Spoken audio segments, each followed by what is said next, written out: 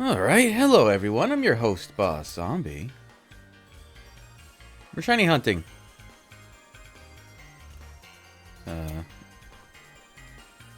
This is... how to describe this? So we all know Legends is coming out, the new one. And we all know it has 3 old starters that, yeah, they're probably going to have some new treatment. Like, a new Divergent Evolution, much like that Hisuian Decidueye over there. Or maybe Megaforms or something else entirely, but... I figured, since I like to collect shinies with marks on them, maybe I'll get a set of the starters. Oh wait, I don't want to make a sandwich yet. I'll get a set of those starters with marks I don't have. Oh, speaking of which, let me check what I do have. I got Upbeat. No wait, this is... What is this one?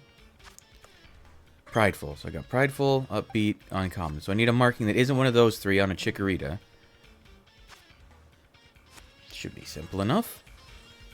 And then I'm going to save that for when Legends comes out. And I'm going to evolve that Chikorita into whatever's new. And if there's no new evolution, well, hey, I'll have a Chikorita with another mark. But I need to thin this outbreak I found.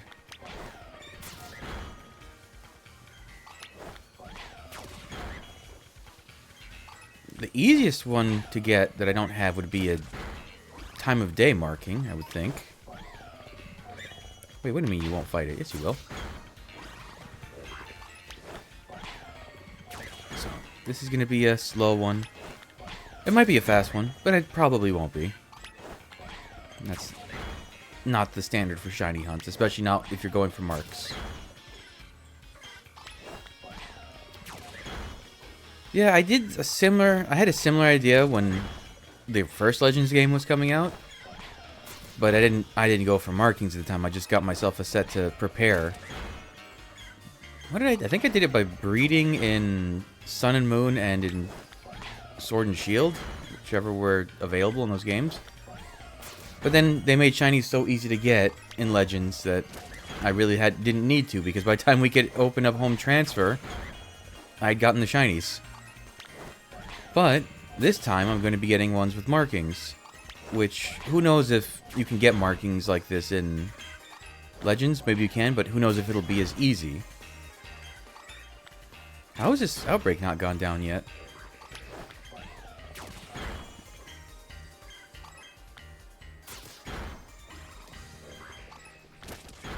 Oh, also, I should check. Oh, there's the first time it goes down. Chikorita, what level are you? You're in the 60s... higher. I better make sure it doesn't know any self-damaging moves.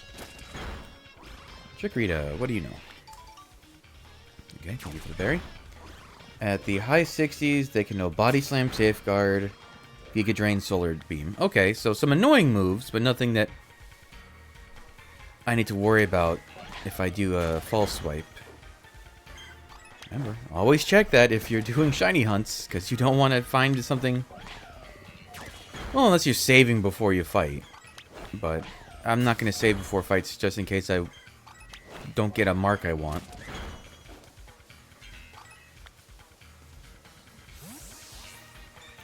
The question is... Should I go for a female and a male Chikorita, since Meganium has 2 forms? I do have a shiny male Meganium, but it was... Why do you not want to fight? I use it on a team, so I don't count that for ones I have on marks. That's just... I save my old teams. So I don't need another shiny male Meganium. It is hard to find a shiny female in the first place, though, so who knows if I'll bother with that.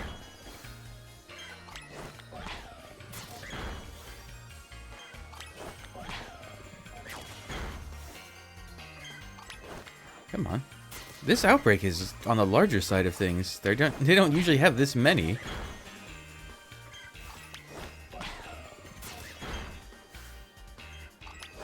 There's a second. Okay.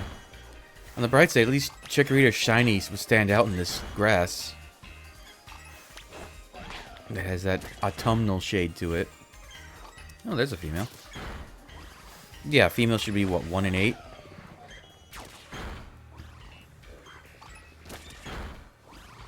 Still the right category, right? I'm still getting the hang of Twitch. The time changed. Does that mean... I wonder if that means my internet goes down at a different time.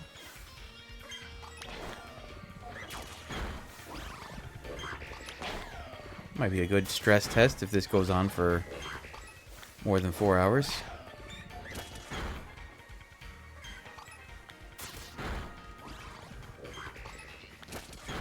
It must be close to the final. Come on, where's the final surge?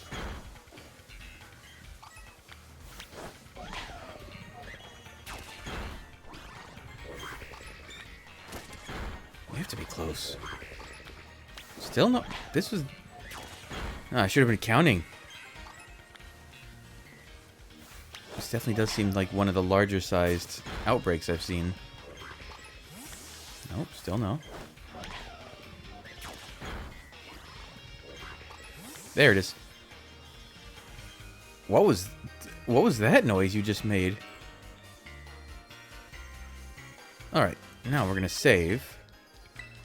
And since this is an outbreak and not just random encounters, I can do something besides encounter power. Do I want large chickeritas or small chickeritas? Because I'm going to go for this one, Totodile, and Tepig. Small chikorita could be cute. Small Meganium? Small not Meganium?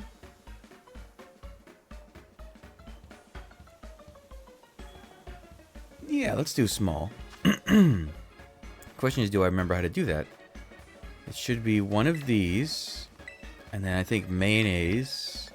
And I think it's too spicy would work.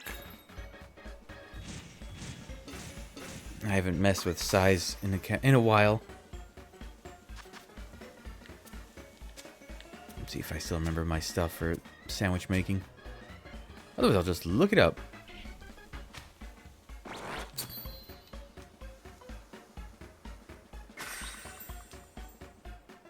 Yeah, because if I use an encounter power here, I'll be getting a lot blossoms and stuff like that anyway, so I don't want that. I want the chickeritas that are already here.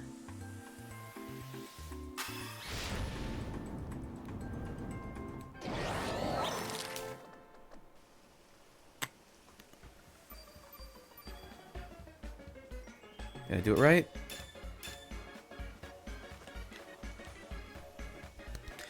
Almost. Why humongo? Is it because I use spicy? Is that why? Is you can't use... I think spicy might lead to humongo. Oh, that's fine. Next sandwich I make, I'll try a different combo. Because mayonnaise, I know, is used for small.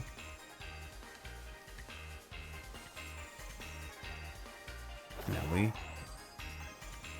just search. So let's see, if I got a time of day now, it would be a nighttime. Or a sleepy mark, or whatever it's called. Otherwise, it'll just be uncommons, which... meh.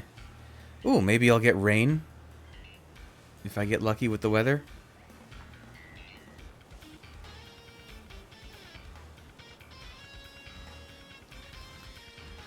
Alright.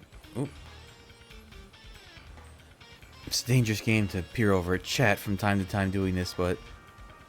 I have to get into that habit.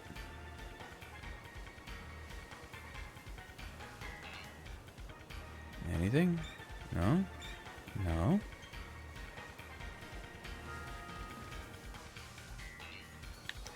This music makes me so nostalgic for black and white. I'm still shocked that they went with a Kalos remake? No. Oh. Hello. How are you?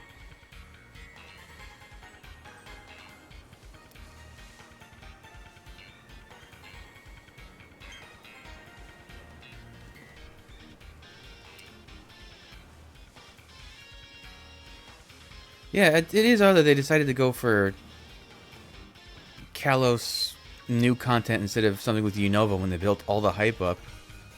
Oh, I'm very good. How are you? Well, I guess I already asked that. What's going on? Let's go with that instead.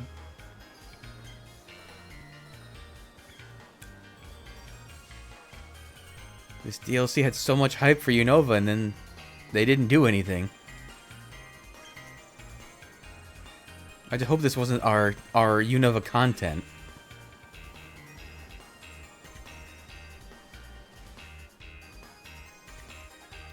Ooh, a Wii U. I have mine somewhere in my closet there. You know, it's a shame. I liked the Wii U. It didn't do very well, but I liked it. I loved it. Honestly, I think my favorite game from the Wii U was Nintendo Land. Unironically.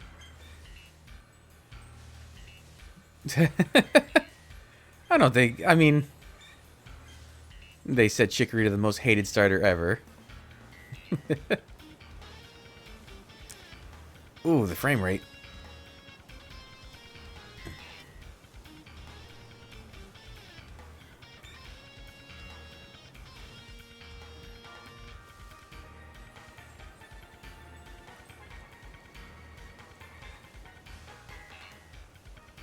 Let's see. Well, now I'm thinking about the Wii U. How much I miss it. Also, my phone is making vibration. No one likes Dino Pair Pokemon. two insane minds, Stu. Your cat likes Chikorita? That's interesting. How do you know that?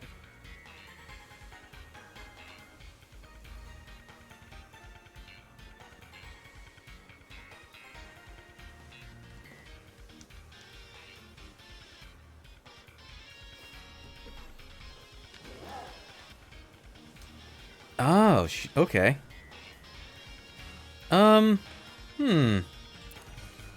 You know,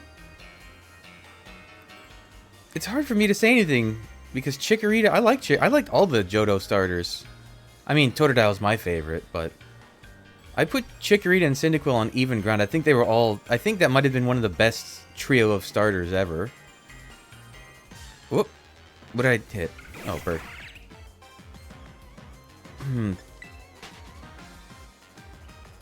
I like them. I like the Generation 4 trio entirely. I'm just going through them in my head. 3. I mean, I like... Listen, there's no Pokemon that I hate. There's Mr. Mime, who I'm not crazy for.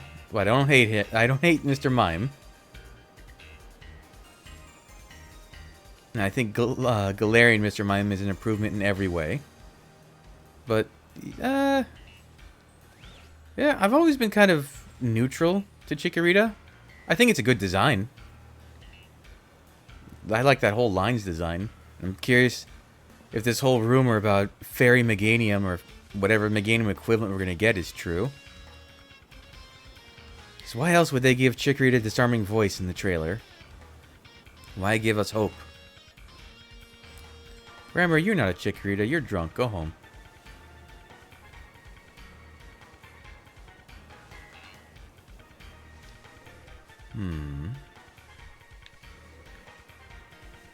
Oops.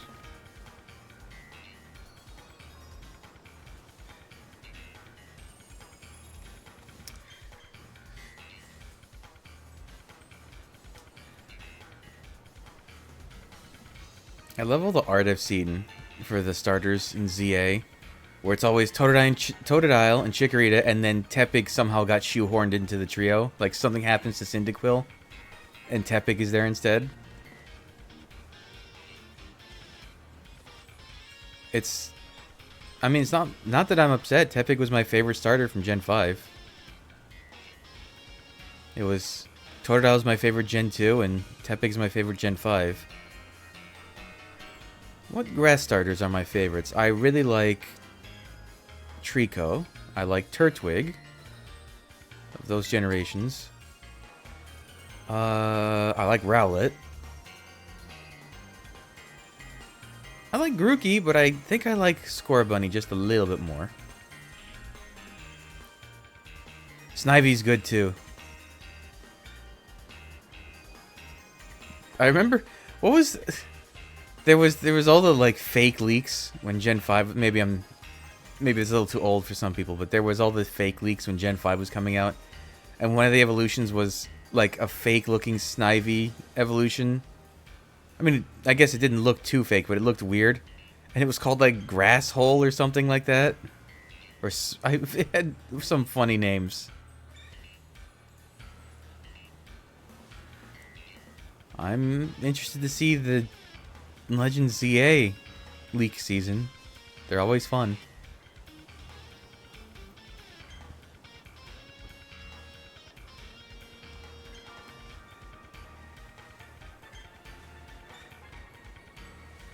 Well, how about this? If you've played all the Generation games, or as many as you have played, what's your favorite starter from each one? I guess I should go first. It would be Charmander for 1. Then it would be Totodile for 2. Trico for 3. Turtwig for 4. Tepig for 5. Froakie for 6. Rowlet for 7. I guess Scorbunny for 8 and Fuecoco for 9. Oh, you're born in 2008. That's, not that long ago. You're a wee baby.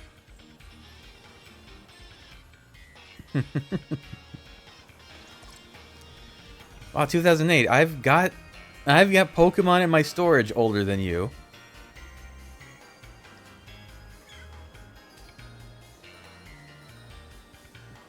But that's how time works.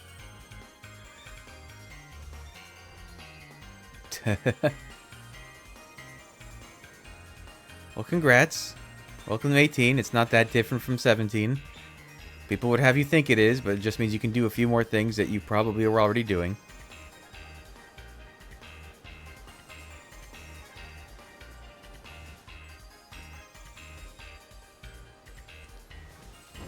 Ooh, Pearl.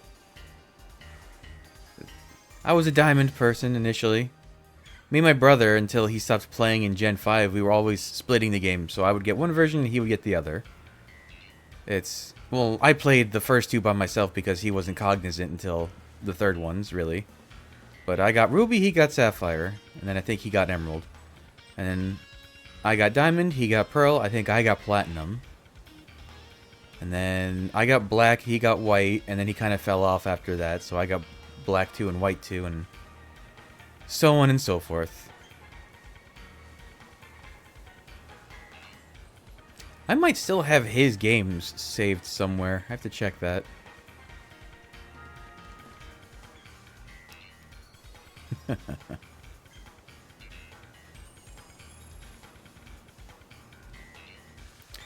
Why is my chat thing not showing correctly? Weird.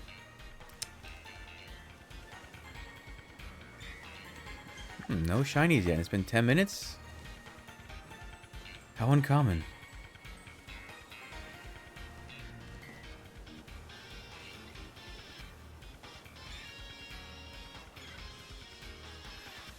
Now the question is, if Pearl was your first game, have you ever gone back and played the older ones? Or at least the remakes? The best versions. Let's go with that. Like, did you play Omega Ruby and Alpha Sapphire? Did you play Fire Red and Leaf? Actually, you know what? You can get away with saying Let's Go. Those are fine remakes.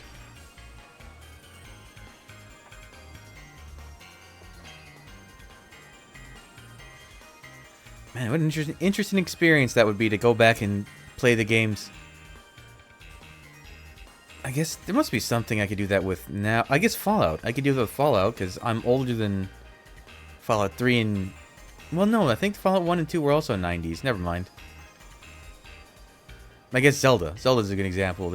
I played the older Zeldas. That's kind of the experience I have.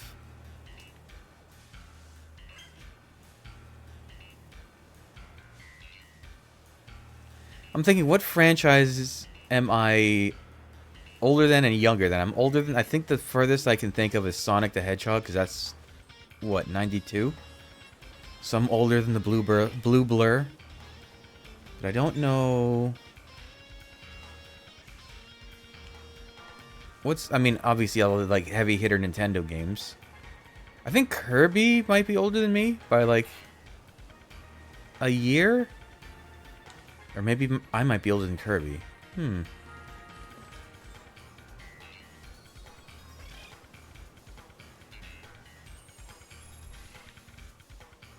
on, where is the brown chickpea dinosaur?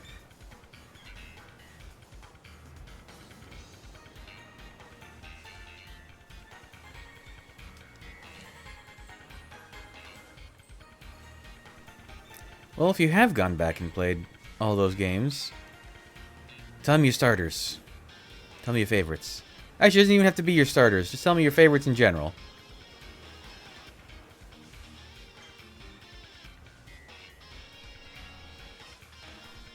Do I know how you can get a Charizard?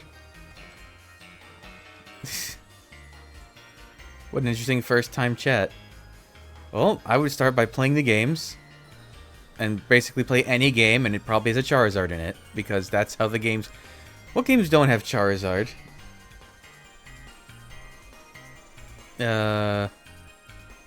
Maybe Legends Arceus, and that's about it? That doesn't have a Charmander in it? In some capacity? Okay, so you have to, in this game, you have to go... Well, you know what? When I'm done with this... How much time do I still have on this sandwich? Oop. It's 17... If you can hold that for 17 minutes, I'll demonstrate exactly how to get a Charmander. Otherwise, I'll give you a brief description now. So, you have to go to the club room in this DLC. The one you can customize and everything. And there's all the little expansions you can get for the domes. And you have to get the one for the canyon, not the canyon, the savanna biome. And that will add Charmander to the list, I think. Is that right? I think it's, yeah, the savanna biome. And then it'll just randomly appear in the biome, rarely, unless you use a sandwich in specific spots, and then you can find it pretty easily. And it'll already be a really high level, so you just level it twice and you'll get a Charmander, or Charizard. Yeah. If you can hold out, I'll show you exactly how. We got a number of viewers here. Hello, everyone. Hello. I guess I should explain what I'm doing, because that title probably doesn't say much. So. Darkrai. I know they gave away a Darkrai in this game. Oh, when was that? Like 2 years ago? There was an event where you could put in a code and you got a Darkrai. But I don't think you can get one now in this... Actually, I don't know that you can get one in any game, because even the Brilliant Diamond and Shining Pearl one was a distribution. How would you get a dark... Oh, wait, I know how. You would have to have Legends. If you have Legends Arceus and you have... Which game do you have to have a save file for? But it'll... Basically, you'll be able to encounter Darkrai in that game. I think that's the only case where you can get a Darkrai at any time. Otherwise, you typically have to wait for promotions. But I might I have to check. I might have some spare Darkrai in my storage boxes. Take a look after. Again, let me just let this sandwich cycle out and we'll take a look. I wouldn't mind giving you one if I have extras. Maybe. We'll see. We'll see. Actually, I might have... Let me check something. I might have on my phone...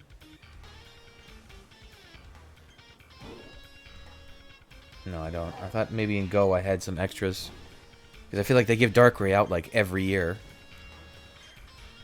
Yeah, we'll check when I get to the... I'll check my spares when I finish this the sandwich power. You know, I've never played Splatoon. I'm not crazy for PvP games, but I have considered Splatoon. It seems like a lot of fun. And the music's really good.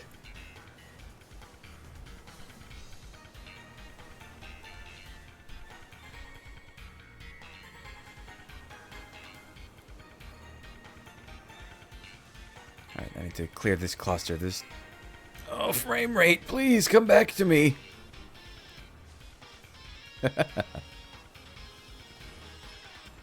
Well, thank you.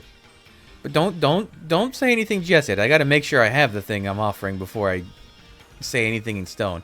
I'm pretty sure I do because Darkray's been given out so many times, but just in case. And I also gotta show you how the Charmander thing works. Wait.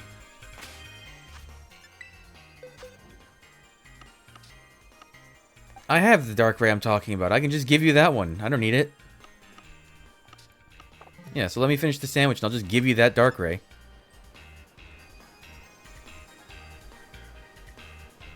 I forgot I still had it in the boxes here.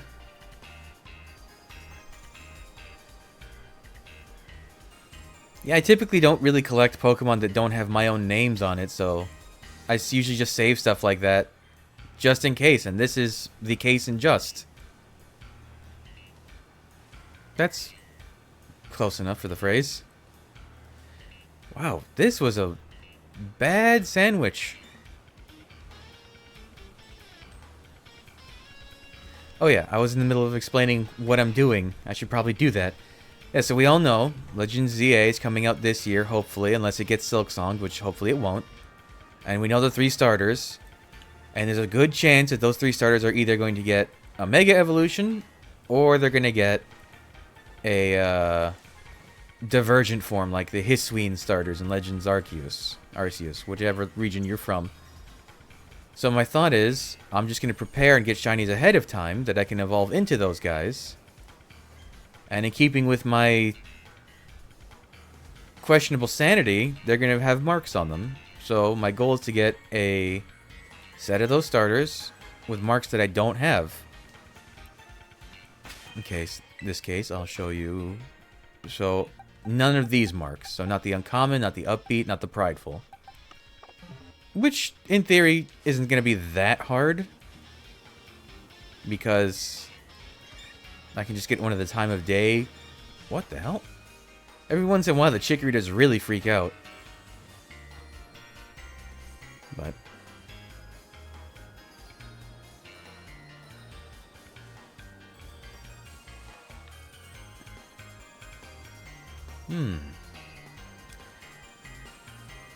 I know Chikorita is better to do an out... I hope that wasn't a shiny just popped off over there. Chikorita is easy to do outbreaks with. I don't know about that, but thank you. I forget if... I think Totodile is also easier to just do an outbreak instead of just encountering, because I think it's a lot of waters. But Tepic, I think I can do just encounter powers.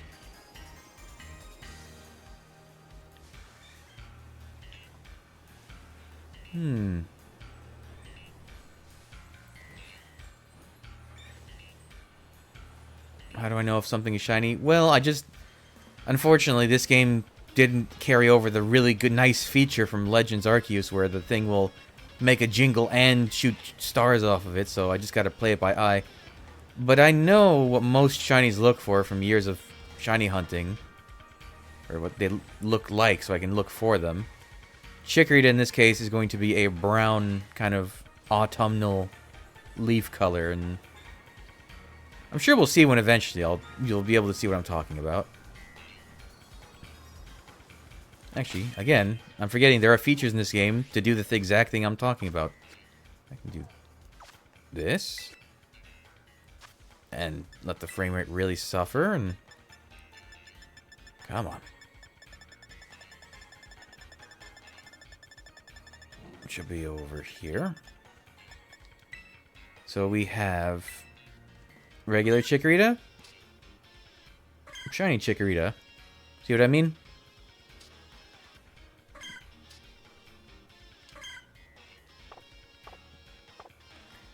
It looks subtle. It looks subtle, but in the actual game, it stands out a little bit more. I wouldn't call it a pea Chikorita. It just looks like an autumn leaf. I mean, it does kind of look like a pea Chikorita, but let's not say that. Of the 3 of them, Totodile might be a little hard because the biggest difference is it's some of the blue, red gets replaced with the darker blue, and the existing blue changes shade a little bit. But even that shouldn't be that bad. There are some really bad shinies. Like, I'm having flashbacks of going for Tandemaus. The amount of shiny Tandemaus I had to go for until I found one that evolved into a 3-family mousehold. Ugh.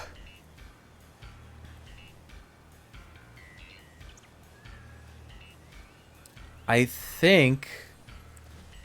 Yeah, I remember because I've spent so many days searching for it. I found two Tandemaus that had the rare mark, which is like the 1 in... What is it? 1 in 1,000 chance of being... I found 2 of them before I found one that turned into a 3-member mousehold. I did not get lucky on either that one or the Dunsparce 3 segment. Those both took hundreds to get. But at least Dunsparce has a very obvious shiny versus Tandemaus is, well, now I'm a slightly different shade of white.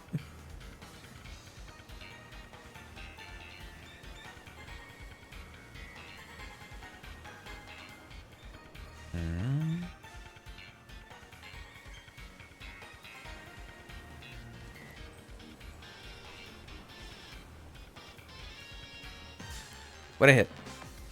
Oh, small cat that's seen too much. Excuse me, Esper.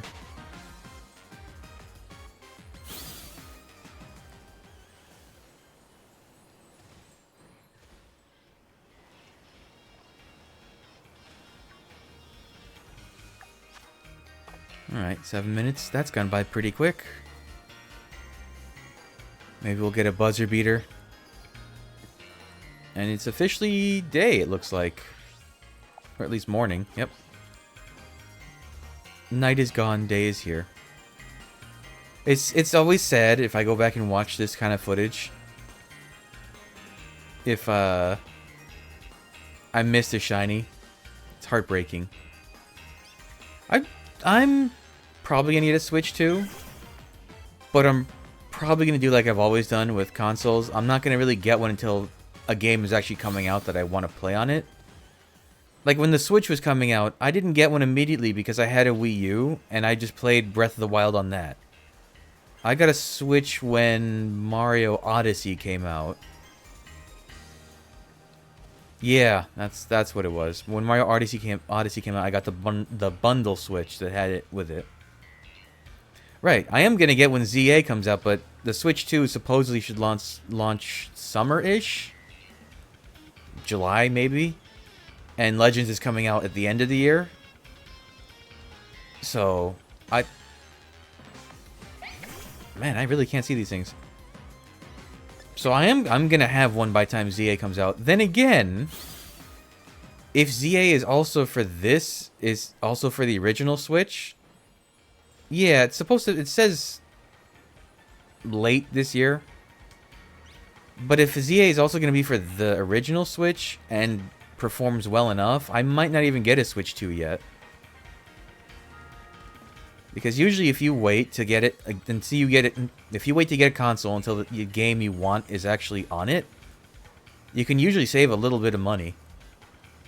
Plus, otherwise, the thing will just be sitting on your counter after you're done with that one game, not doing anything.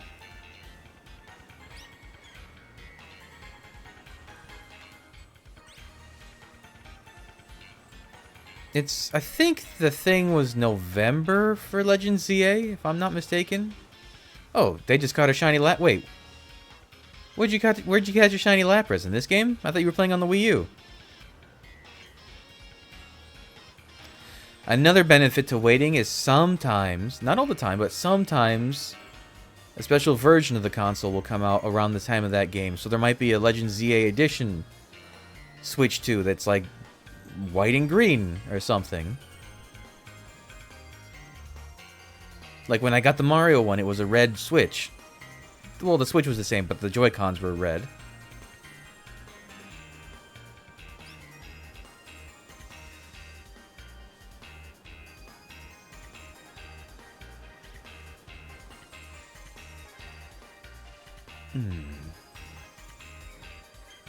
Pardon me, Smeargle.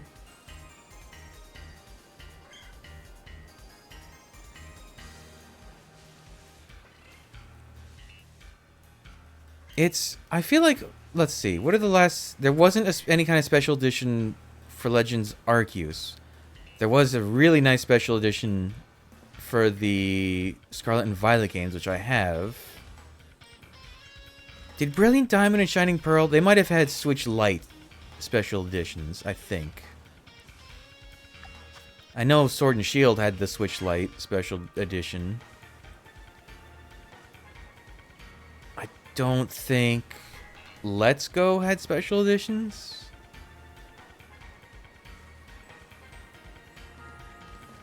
So I guess it's just up in the air, but if they're smart, they'll put out some kind of... Even if it's just a set of Joy-Cons themed after ZA. Because sometimes that's what they do instead of just releasing a whole console. Ooh, that's a hell of a graduation present. That's a pretty good one. Well, don't say it's your last year. It's your last year in high school. You make it sound like you're dying after that.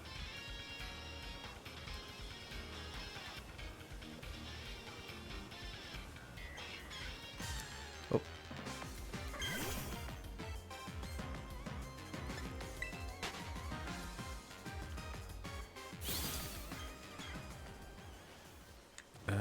Wow, not a single shiny from this one sandwich. Harsh. Because it's probably 3 minutes, yeah.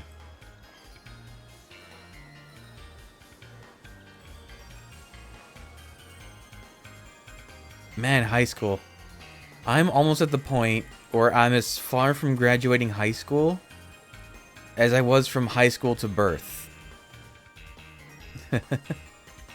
I think, let's see, if my math's right on that. You feel old graduating 2016? Just try graduating in 2008 like me. Then talk to me about I mean, that doesn't really make me feel old. But it's always funny when someone comes in, I feel so old, and they're way younger than me.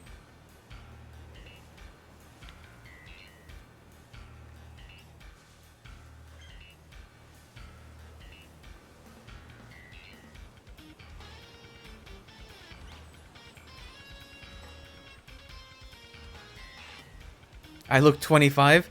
Thank you for your kind lies.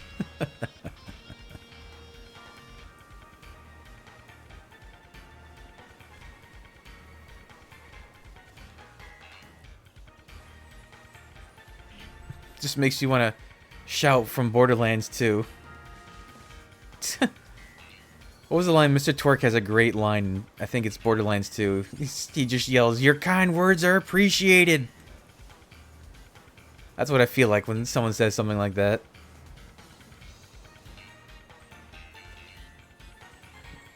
Oh, by the way, everyone in chat, make sure you let me know how the audio is, if the game's too quiet, if I'm too loud, stuff like that.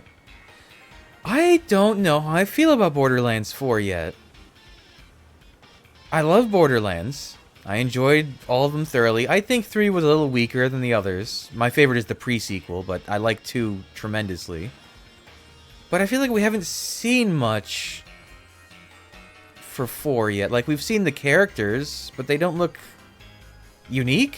They kind of look like generic NPC characters that can do cool things, maybe? But I do like the theory that they're going to be super customizable, like the Tiny Tina Wonderland characters, where like you can just make them look however you want instead of just change out their head and their colors. I mean, listen, I'm going to play it. I'm definitely going to play Borderlands 4 because even I don't think Borderlands 3 was as good as the previous, it was still a very fun game.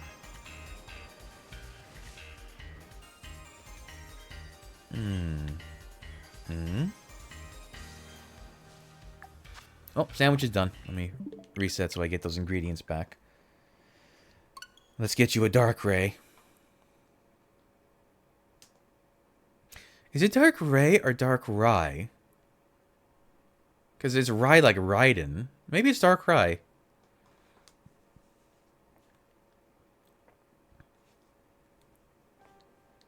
I think I liked Wonderlands a lot. I think Wonderlands I liked way more than 3. Except the DLC for that game sucked. It was so bad. But the main game was fantastic. I loved the multi-class system they had for it. Okay, so let me show you first how the Charizard thing works. So you go... I guess you can go anywhere, as long as you can access the room.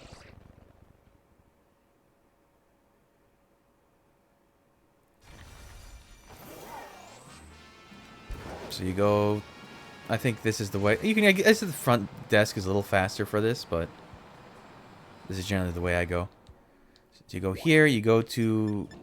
the... Where is it? The League Club room. You have to go here.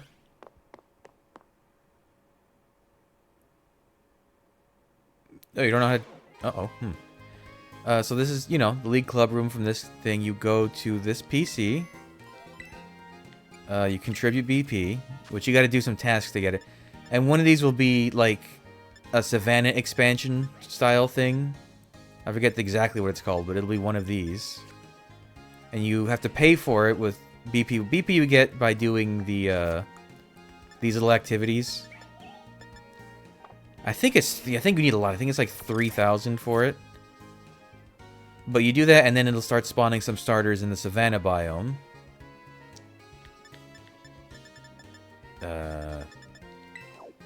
And I think Charizard spawns specifically in the, like, drier area. Kind of like where it's all muddy. Although I think maybe it can spawn anywhere in this biome.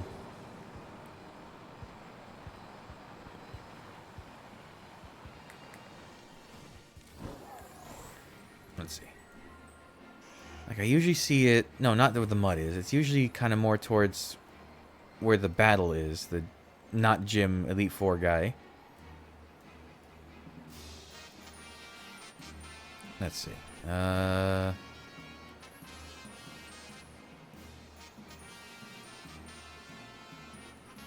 Yeah, like here. This, like, more drier grass savanna style.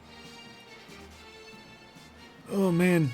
I would love this game if it had frame rate at all. Oh, bad game in Splatoon?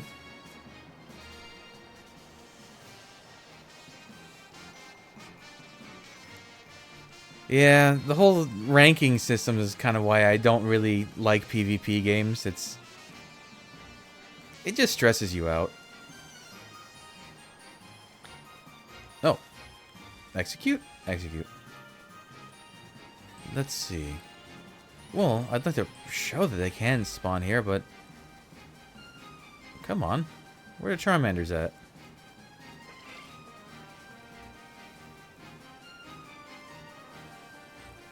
Okay, so this is the right spot because Magby is spawning. Well, you can dress your character however you want in most games these days. If I wanted real character customization, I mean, I could play something like Animal Crossing and still have the cutesy aesthetic.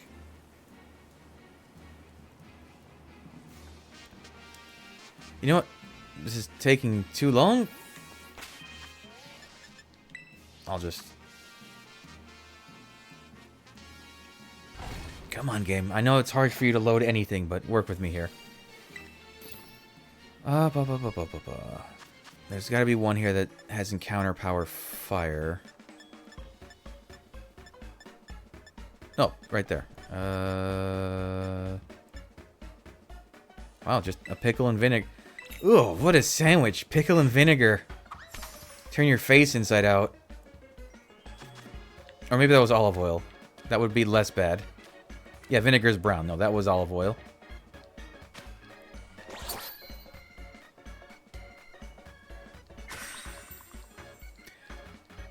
How come there's no lemon ingredient in this game?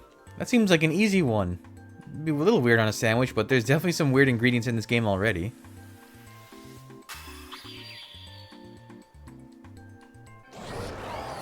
No, I love pickles. Let me make that clear.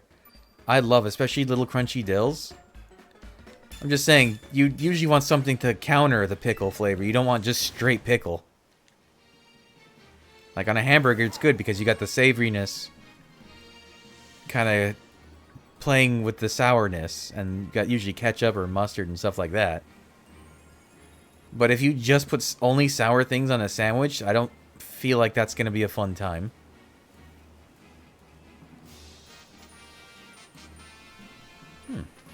Well, there's Fennekin. We got a starter, but not the one I'm talking about. Maybe I am in the wrong spot. Let's see. I know I've seen them just about everywhere in this biome.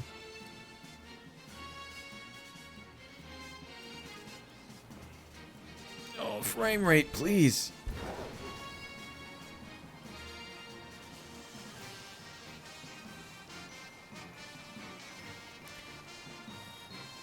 Ah, this music, it's making me so... It's so hard to play... Oh, there's a bunch of Fennekin. It's so hard to play this and not want to play Black and White. Because most of the soundtrack from this DLC is just remixes from Black and White. Well, not most, but the common stuff.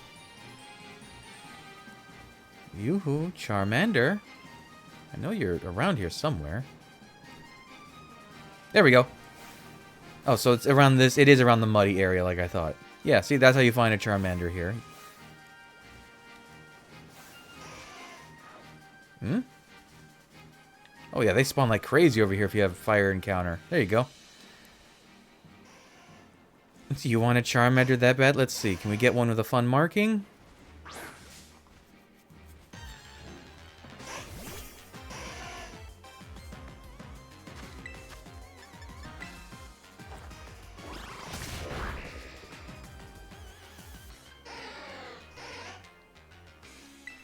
You're coming back to your country. What is your country and where are you now that's not it, I guess?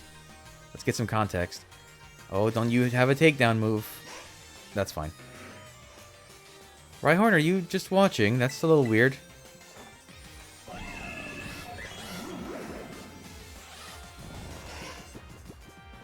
There's actually quite a few guys watching.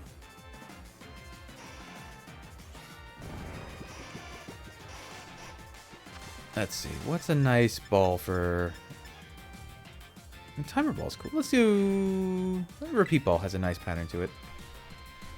You're in Australia and your parents are from South Korea.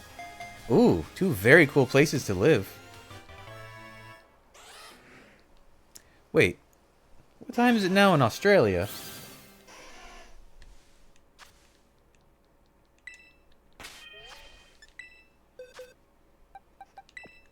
Let's see, what did you get? Oh, an uncommon. But a mark is a mark. Dark Ray. Actually, do I have... There might have been a special Charizard. There was this one. Let me just give you the Charmander. It comes in a nicer ball. Okay, so to trade, first you have to connect to the internet, which you press L on this screen or the Poke Portal. I don't know if you need to have an online subscription to trade, now that I think about it. And I know you definitely need to play together, but I don't know if you needed to trade. So yeah, connect online and then go to link trade on the Poke Portal menu.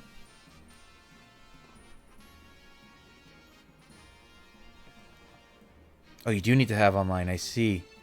That's kind of lame because you're not really interacting with anyone. You're just getting a little bit of data and sending a little bit of data.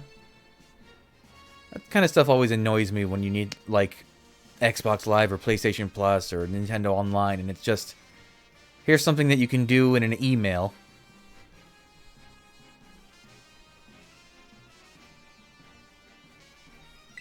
Okay, so when you go to link trade, once you're all set up, you're going to go to set a link code, and then you generally come up with an 8-digit number. Yeah, this pixel goes to you and I deserve 20 bucks. That's how it is. So do a link code and pick one you want and put it in the chat and I'll type it in. Just so I don't accidentally connect with the wrong person.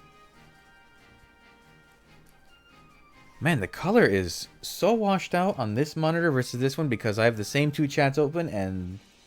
Oh, okay. That's a good number.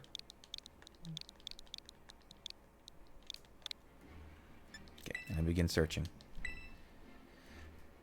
On this monitor, the reds are pinks, and the greens are teals. Unless this one is too bright.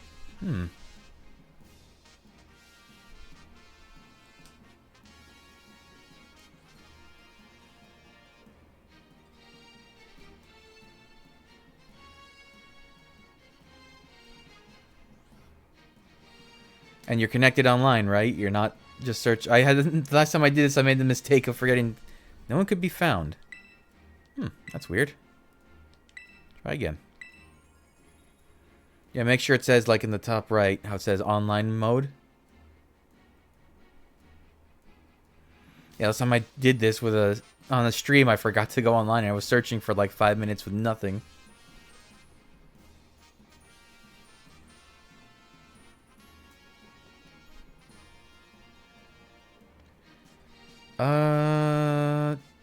You know what? I might have a Turtwig from the egg you get from Jock in the second DLC. No one can be found.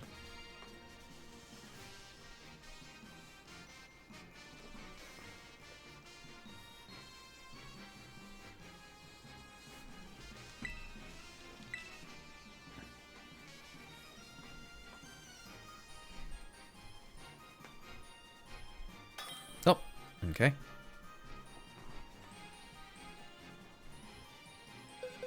Let's see. Are you Ash? Is that you?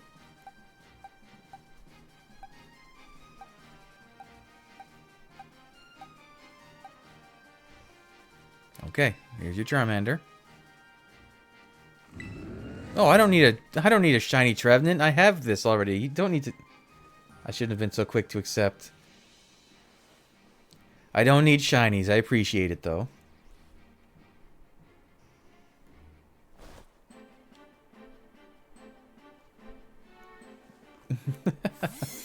Don't worry about it. Whatever you do give me, I'm gonna keep in my special little trade with Ooh, I thought there was a weird visual glitch. Trade box, so.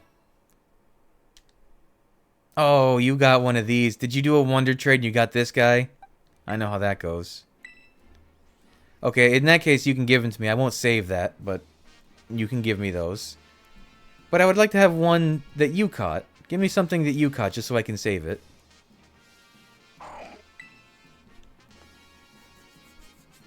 It'll be fun to start a box like that. Yeah, every time I do a batch of wonder trades from like, I got a bunch of shinies from Go.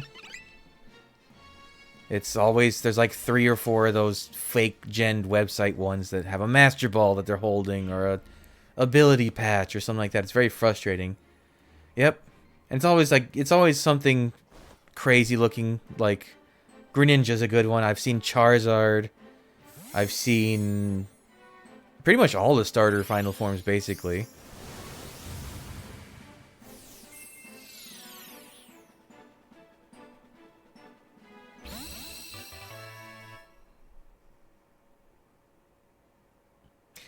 Come to think of it, do I have...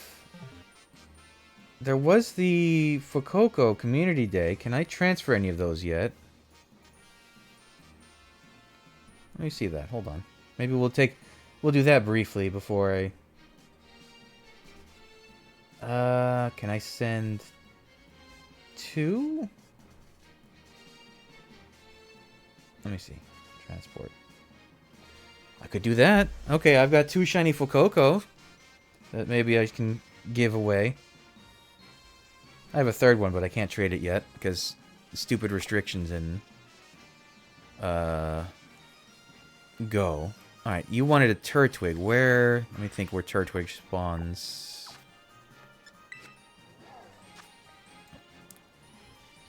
Yeah, the problem is they're not just perfect, they're flawless, which is such an impossible thing to find. It's... I usually just immediately release ones when I get like that. Oop, wrong, that button. This one. Turtwig's Canyon Northwest. Alright, that should be... Yeah, people like... I mean, I think of the 3 starters in this gen, I think Fuecoco's line has the best shinies. Because it's pink, and then fuchsia. So let me catch you a Turtwig, and then I'll open up home and grab those 2. I'm still waiting for... Oh wait, I know how I can find Turtwig very fast. It's the same sandwich I've been using for Chikorita.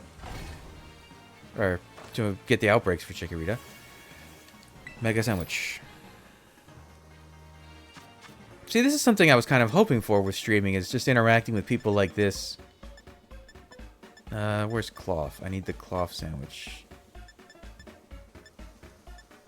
That one should be fine.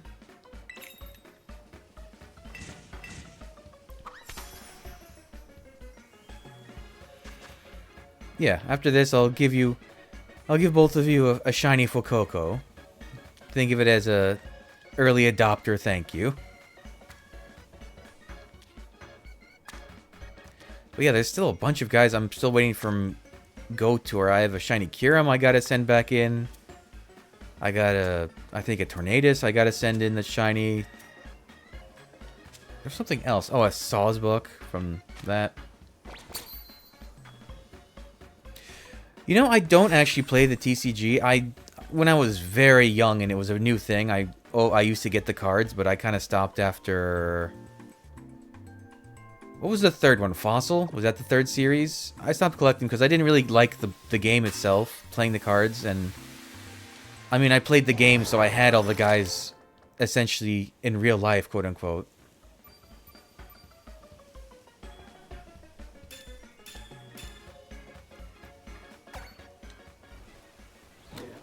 Yeah, that's the thing, is the grind for the BP is a little rough, especially because the upgrades for the starters are so expensive. Well, those aren't grass types. You've lied to me, Sandwich.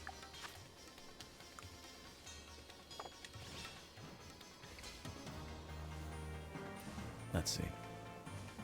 Oh, Turtwig. You know what? Let's do like before. Let's get one with a mark on it. That'll be more fun.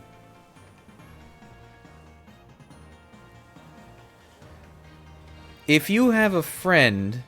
Yeah, this is a strategy I use for getting a lot of points. If you have a friend that also plays this game, what you can do is get one of these going. Get an easy one of these. Like, this is an easy one. Give your Pokemon a wash. Let's open the picnic and wash it. Get your friend to have one of these ready to go, and then start your game, and then join their game. Do this so you get 100 points, and then have them turn their game off. You'll keep the 100 points, but this will reset on their end. So you can do that a couple times in a row to get really easy BP really quickly, and then you do the reverse. You get one like this that can give you a bunch that's easy, and your friend gets it, and you reset your game until they get it. Just make sure you save frequently so you don't lose all that effort.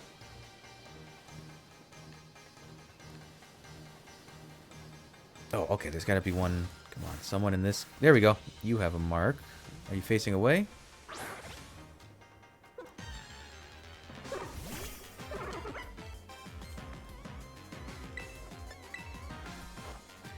A mark is just, it's rarer. That's it. Yeah, maybe I didn't explain that very well, but...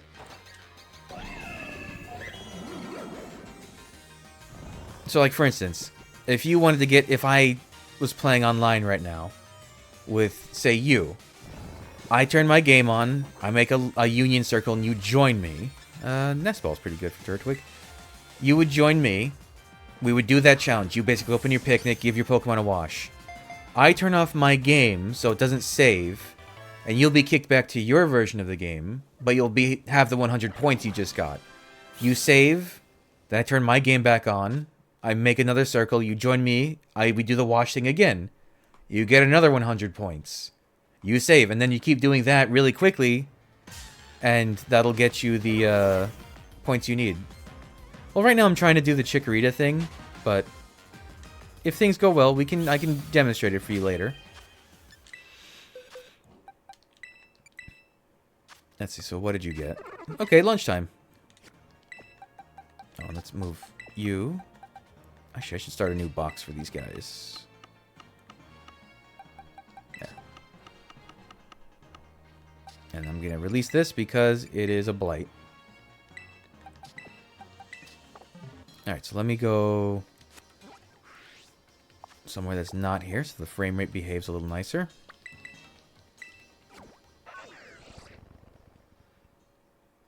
Okay, there was a Mew in this game, but again, it was a limited time thing. And I don't believe it's come back since then.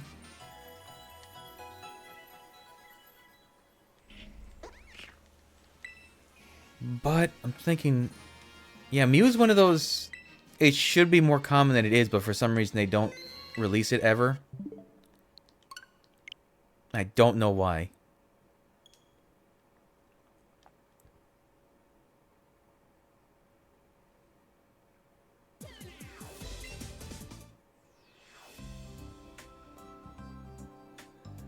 Oh, you don't know Pokemon? Pokemon Home is basically a storage system. You can...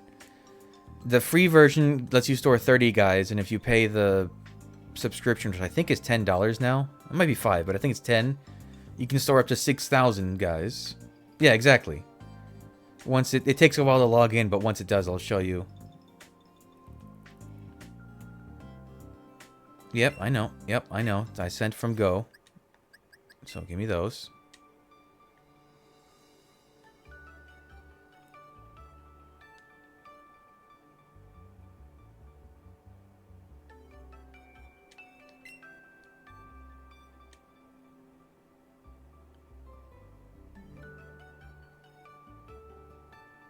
Yeah. And you know what, if you're just catching guys to send between games, 30 is usually plenty. I have plenty of friends that don't use the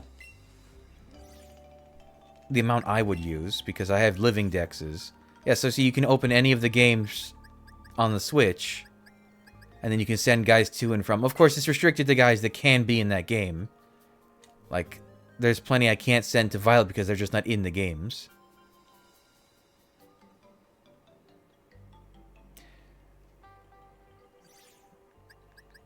Let's see. So, oh, wrong way. It should be here. Yep.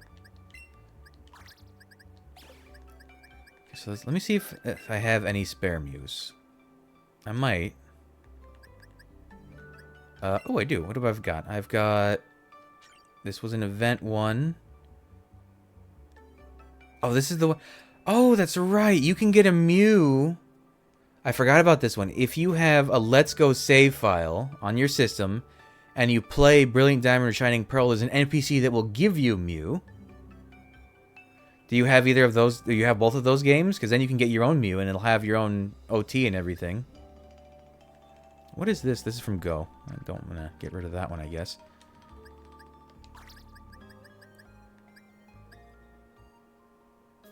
Okay, so, yeah. I'll give you this one, because that was an event one anyways. And it'll be in a Cherish Ball. So yeah, like, I can't send Victini to Violet because it's just not in Violet. I didn't realize Volcanion can go to Violet. That's interesting. I always forget Volcanion is even a thing. I don't have any more extras, right? No. Yeah, I know.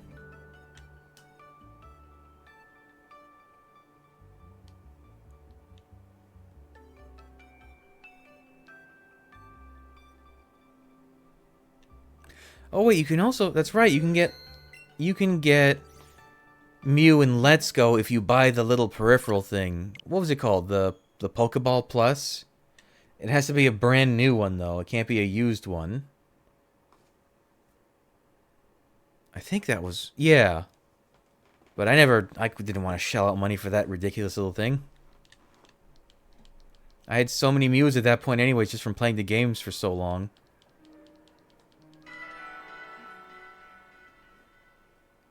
Turtwig's a good one. Yeah, you said you played Pearl first, so that checks out. I feel like I'm leaning too far forward.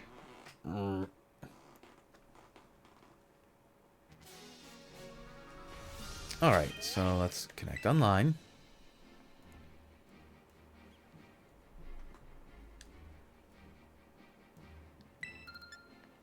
I wish they did more stuff with Perrin. She had such cool quest lines in this game. They could have made a lot more content with her. Oh wait, first let me make sure that everything's hunky-dory with these guys. So, I'm gonna give one of you a Fuecoco and one of you a Fuecoco. Does this thing have a ribbon or something? Oh, it does. From Hoenn, is that when this get? Wow, this is an old one. Oh, wait. Wait, do you have... Oh, no, this is from Omega Ruby and Sapphire. Okay. Not the original Ruby and Sapphire. That would be a very old giveaway. Oh, hold on, hold on. Give me a second. I know you're in a rush to get your turtle.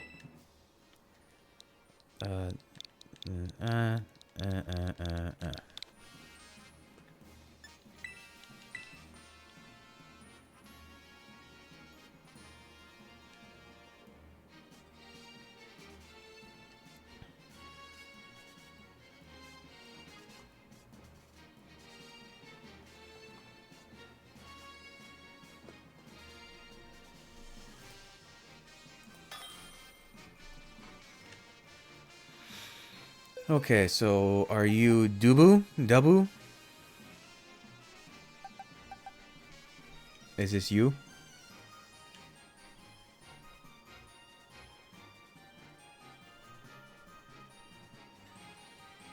Okay, here's your turtle.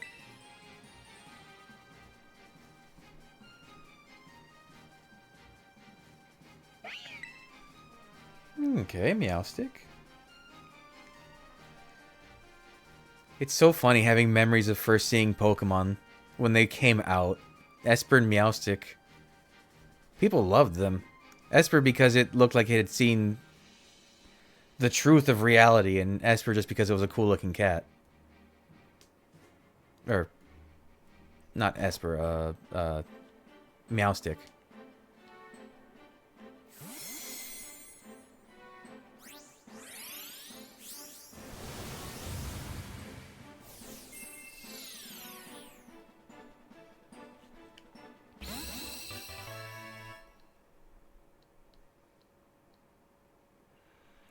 Okay, and then you're going to have a Fuecoco.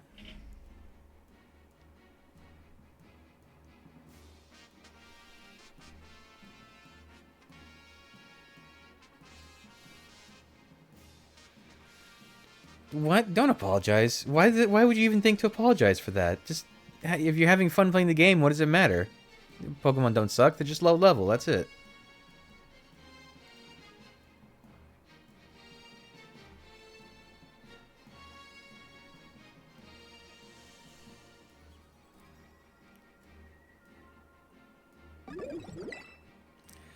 Oh, Ranunculus, the fetus Pokemon. Definitely one of the weirder ones.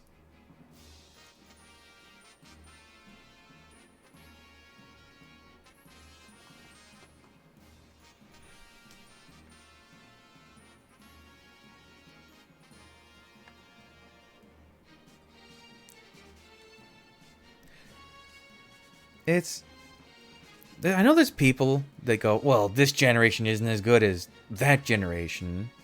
And I definitely have favorites, but I don't think there's ever been a Pokemon game I didn't care for or didn't enjoy. Like, I think my favorite generation will always be Generation 4, between Diamond and Pearl and Platinum and the Gen 2 remakes. I think that was one of the most fun worlds to play around in. But I like all the generations. I do think 6 might have been the weakest one because it felt like not rushed or unfinished. It was just like it could have had more and it didn't.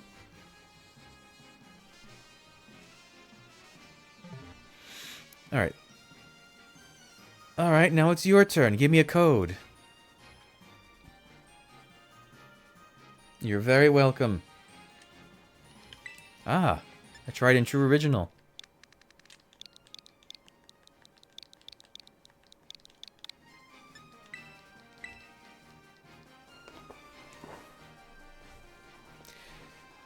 Yeah, so if you have Brilliant Diamond and Shining Pearl, if you have a...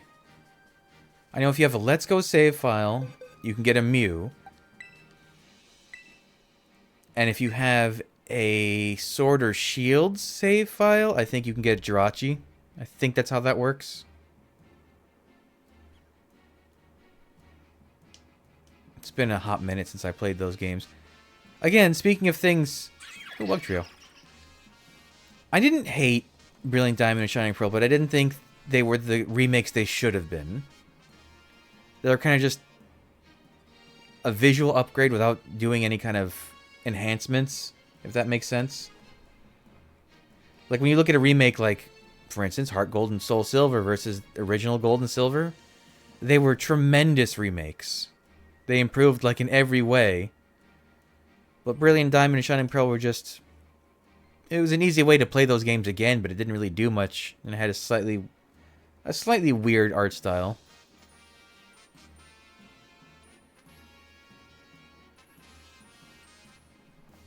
The like shrunk chibi design, I don't think resonated with a lot of people.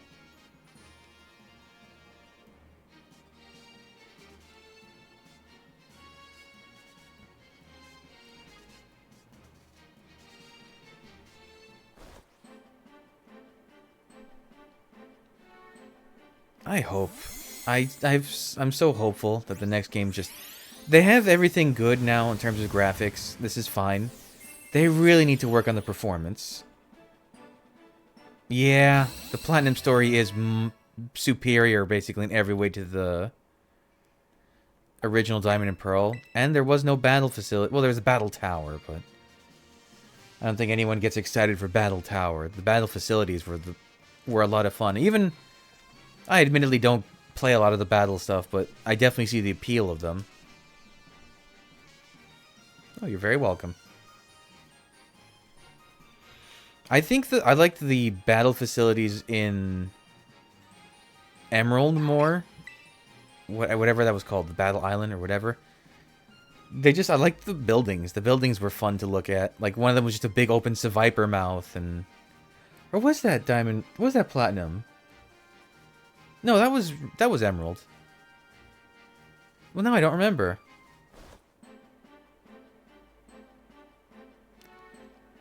Trying to find my first Union Circle friend. I have a closeted Pokemon fandom. Why is it in the closet? Why is your fandom in the closet? Get it out of there.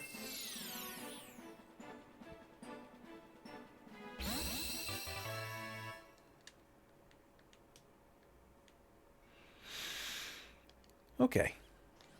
Come on, let me out. Enjoy your pink crocodiles? I guess they're crocodiles. They're not alligators. Okay, now which ones are you guys?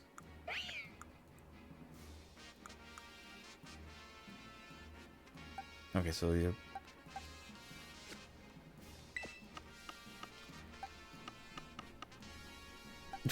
Don't worry about it. Okay, so I've got one from you. I'll keep Rielo's a cool Pokemon. I'll keep that there, and then I like both of them. Let's put Meowstic as number 1.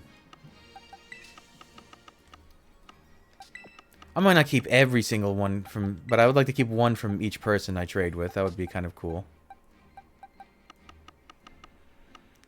And this, I think you must have gotten this in a trade, considering it's a German Wug Trio, so we'll put that in the corner for now until I decide what to do with it.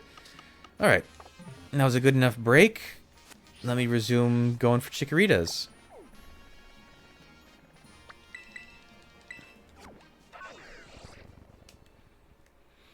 See, that's a kind of good way to break up. I don't know, put it there when my Pokemon cards in high school, now I'm being nostalgic. Oh. I mean... Why be nostalgic when you can be in the present?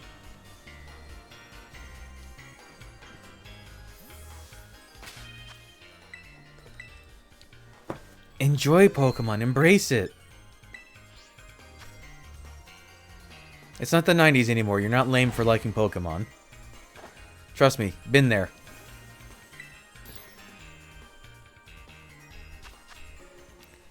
What was my sandwich I made? So I need lettuce... I need mayonnaise. I think if I do a spicy and a sour... It's either sour or bitter. Let's see.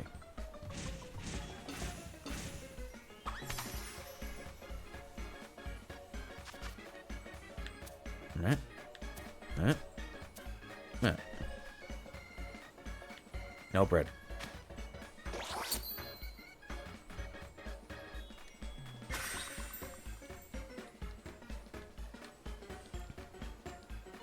There should be options to use wraps instead of bread. For people who don't want something so heavy. I'll probably stream tomorrow. I'll probably, depending on how today's hunt goes, I'll probably be back either hunting this again or going on for the next starter. Alright, go to sleep. Good night, and good evening. Goodbye.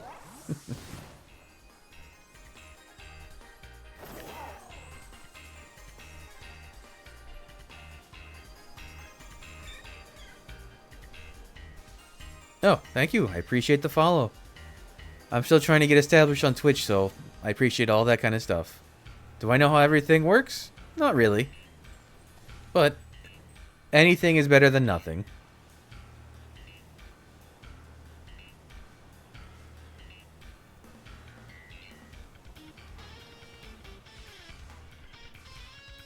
It is a little hard to tell them apart at night. This lighting doesn't do me any favors.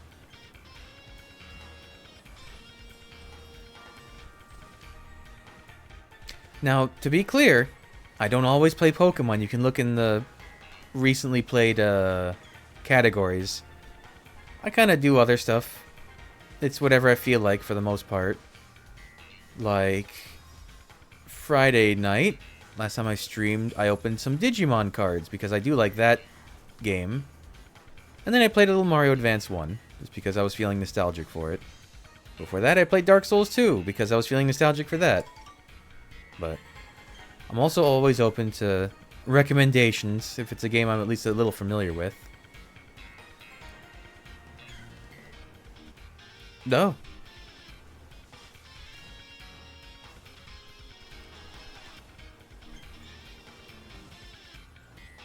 No, I'm not EV training. I'm looking for a shiny Chikorita with a mark on it. Because that's become my obsession in this game in particular, is not just to get shinies, but to get shinies with marks on them. So I'm looking for... I have these guys with marks. I'm looking for a Chikorita that doesn't have one of those marks that I'm going to save for when Legend ZA is out to evolve, presumably, if there's a new final evolution for Chikorita. If not... Oops, sorry, I just gave that a hard tap. If not, I'll have just a spare Chikorita with a mark.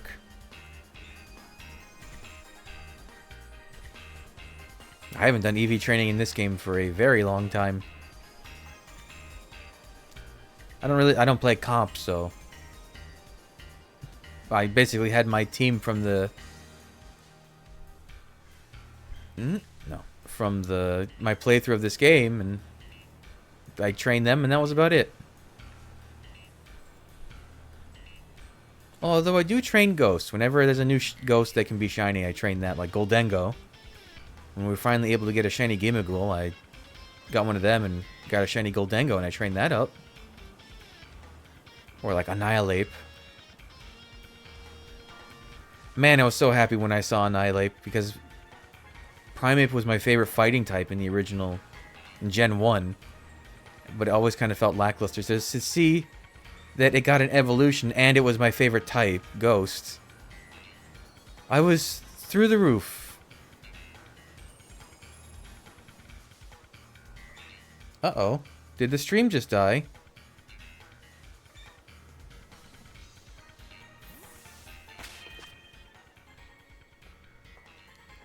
Oh no, don't tell me the stream died.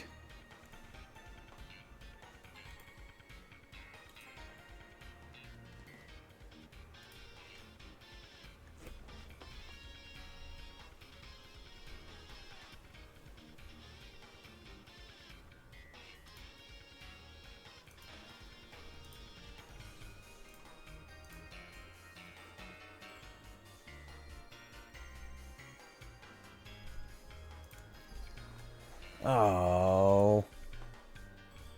Curse be my internet. Why did it die?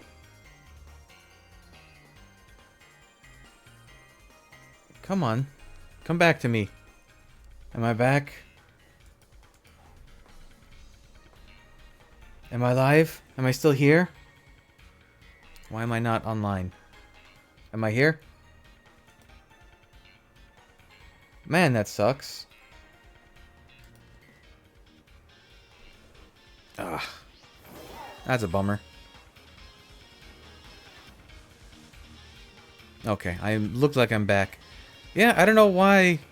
I think I'm just gonna have to start running an Ethernet cable across my house to the one port in this building. Ugh.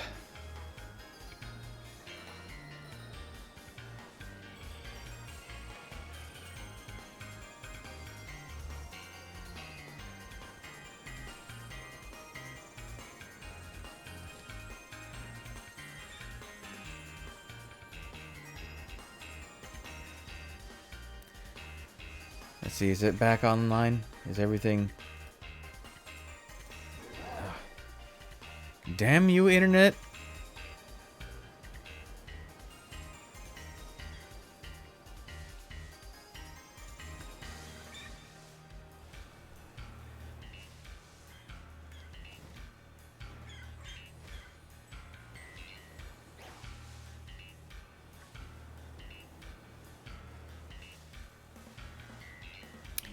Oh, we had such a nice little chat going, too. That's kind of rough that Twitch can't, like, hold out for a minute or two before just canceling the stream. I guess how would it know?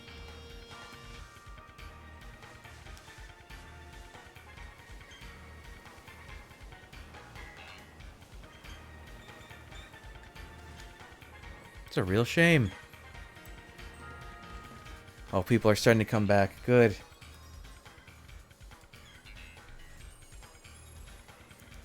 Alright, well, I'm back, it looks like. My internet... I don't know why it does that. I think I am just gonna have to get a wire and run it across the house. Oh, that sucks. Where did it get cut off? I didn't catch it.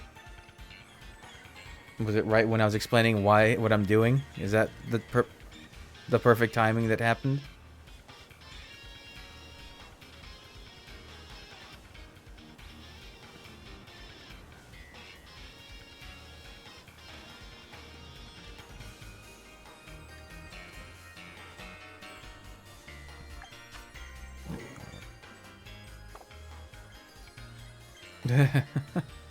Well, I'm still passing the chikorita, so that hasn't changed.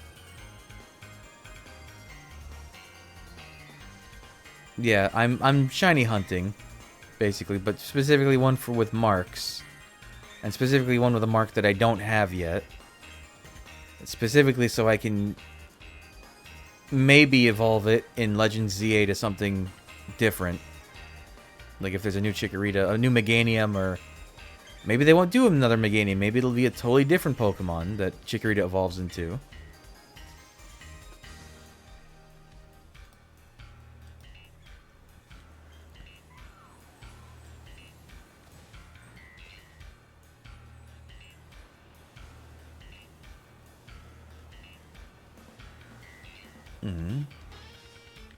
Wow, how have I not seen any shiny Chikorita yet? That's crazy. Not that crazy, but shiny odds are supposed to be a little better than this, typically.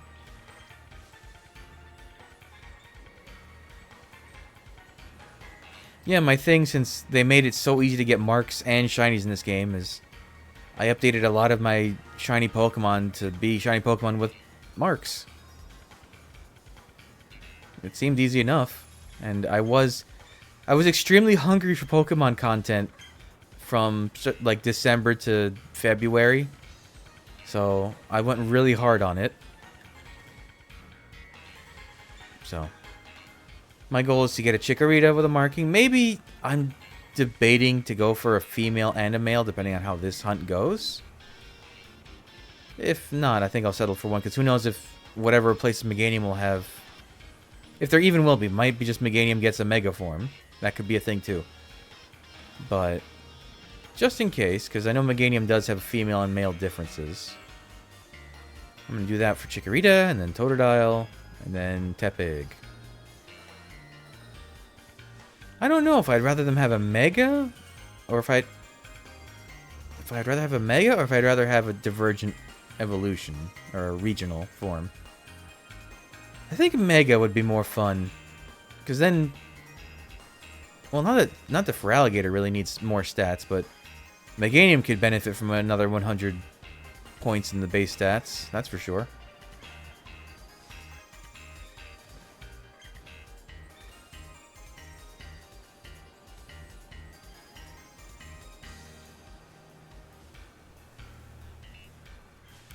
So, we can talk again. You were mentioning that you were afraid to take your Pokemon fandom out of the closet. You played the cards back then. You play any of the games?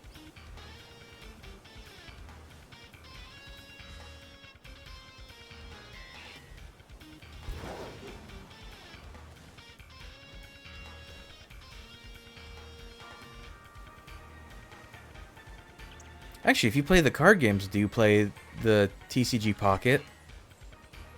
I'm not very familiar with it, but it's very popular.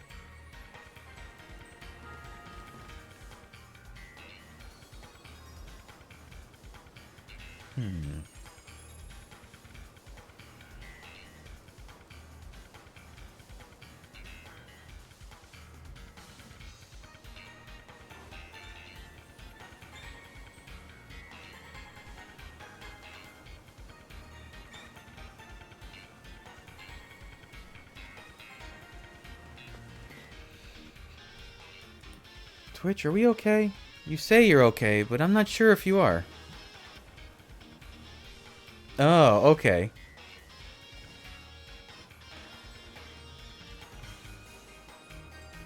Sword and Shield are pretty good.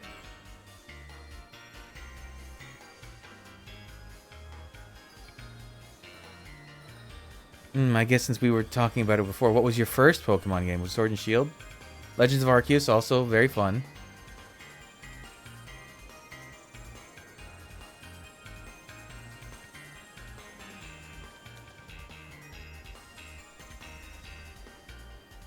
You know what? Maybe I'm just doing this badly. Let me do like this. Get away from the middle of the tree, go back to the middle of the tree.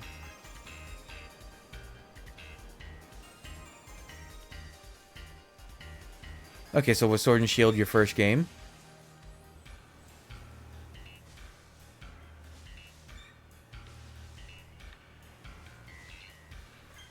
Oh, okay, so you're a classic. You're old school. Crystal back in the day.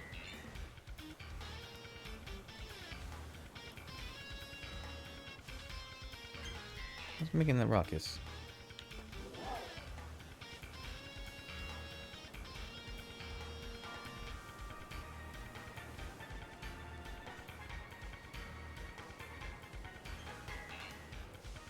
I feel like a lot of people kind of had that break, like after Gen 4 through almost modern.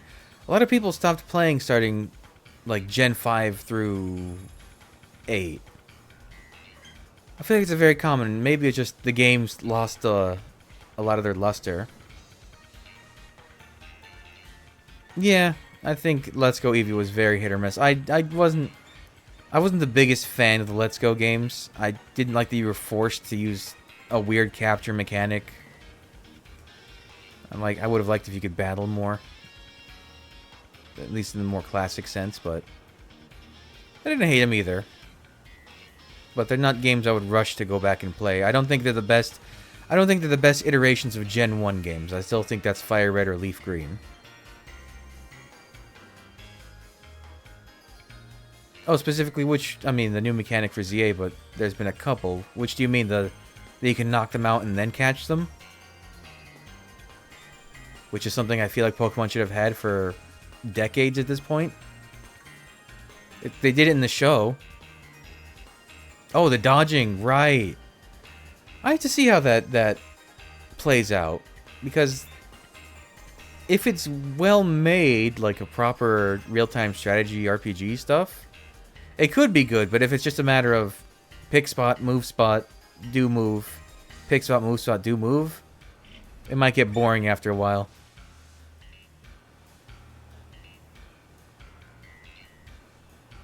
But if it's like a modern Final Fantasy game or Kingdom Hearts, that could be something. And that'd probably get a lot of people on board with the games. If the Switch 2 has a real processor. I mean, it seems like it does from the leaked tech specs, but it's also weird what's going on the inside of that machine. Because it looks like it'll perform well. On paper, there's some interesting concepts, but I don't know.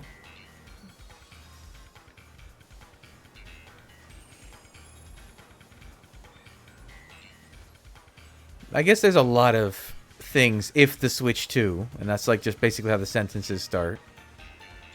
If the Switch 2 works, if the Switch 2 plays well, if the Switch 2 comes out this year. I mean, it's definitely going to come out this year, but who knows when. I don't know what I'm potentially more excited for the Switch 2. I think probably Legends ZA, but I'm also really excited for...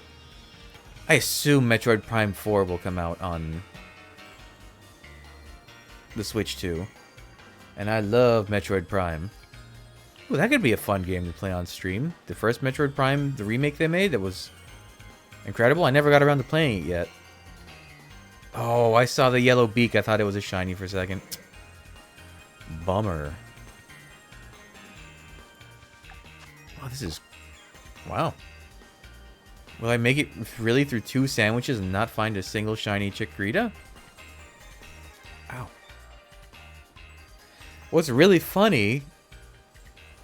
Oh, right, the Mario Kart. I didn't play...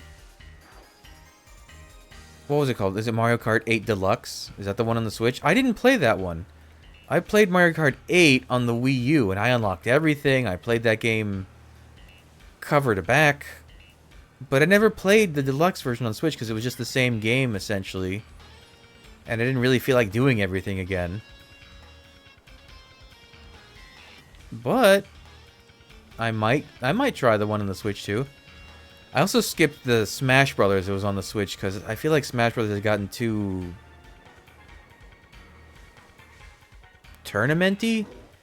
I like Smash Brothers when it was still just a like, come over, hang out, let's sit on the couch and beat each other up. But like, it was so... I don't know. I don't even know how to put it to words, but it just felt overdone. Like, the fun was sucked out of it when people started really making it all about tournament level stuff and that kind of thing. Yeah, the competitive...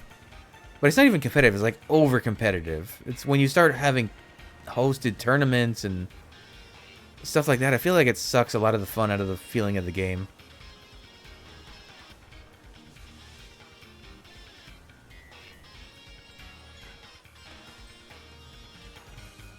Ooh, you know what could be a fun thing if these streams start kind of picking up? Would be to play like Mario Kart or Mario Party with chat. That could be very fun. Assuming there's no one who's like a crazy sweaty tryhard that ruins the fun, but you wouldn't be able to tell online. Oh my god, I got something in my eye. It always happens when I'm recording.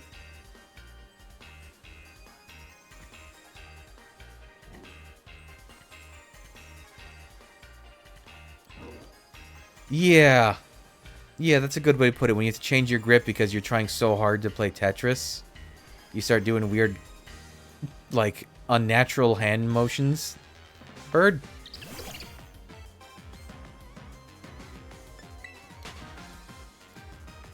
I think the last Smash Bros. I played was the 3DS one, which I liked, and then I tried the Wii U one, and I didn't like that for some reason, even though they were almost the same game. It was weird. I don't know how to explain, but it felt like the gameplay felt weird, like wrong and off, and I do like Smash Brothers. I was a big fan of the original on the Nintendo 64. Sometimes I think simple is better for games like that. Like, there weren't any crazy moves, no ultimate smashes, no nothing. It was just, here's a few buttons, beat each other up. Here's some fun levels, beat each other up. When I play Smash Bros., I play with all the items on, I play with all the shenanigans on. I don't like when it's just, here's 2 characters, here's Final Destination. Let's just dodge for 10 minutes and not have any fun.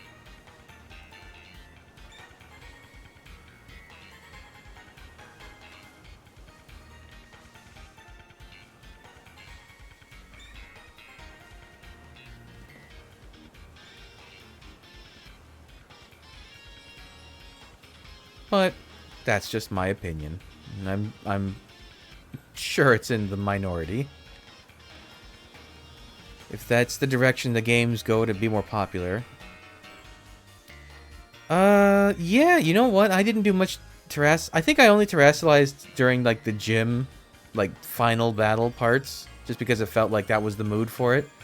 Yeah, but otherwise I didn't really do it in the middle of just exploring or anything like that. And obviously during raids, because it would be very difficult to beat raids without terrestrializing. I guess maybe it's maybe it's terrestrializing? Because it's Terra, like terabyte.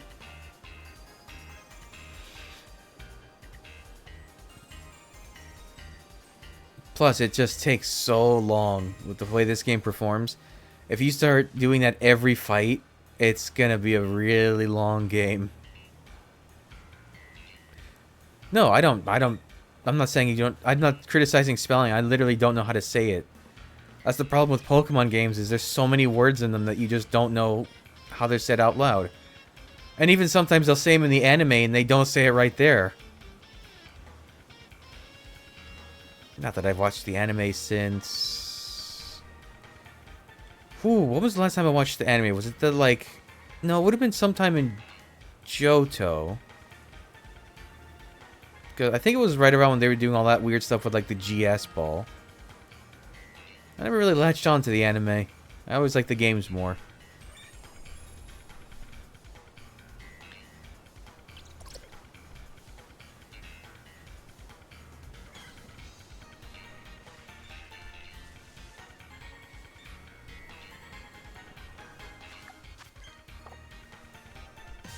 What?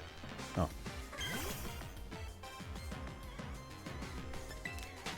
Excuse me. I didn't mean to be here.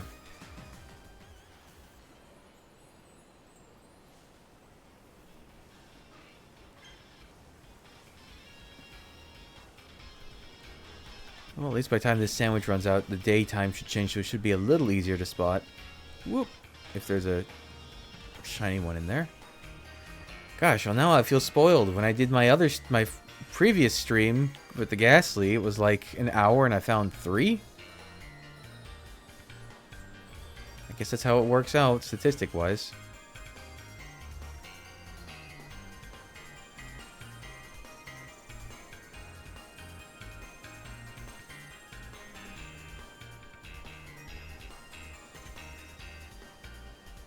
That keeps happening where I like zone out and I start listening to the music and it's like black and white music. Gimme! Why didn't we get remakes? I'm happy we're getting Legends ZA, but I really wanted remakes of Black and White or sequels. Give us Black and White 3. Give us games where you get the true form of Kyurem in them.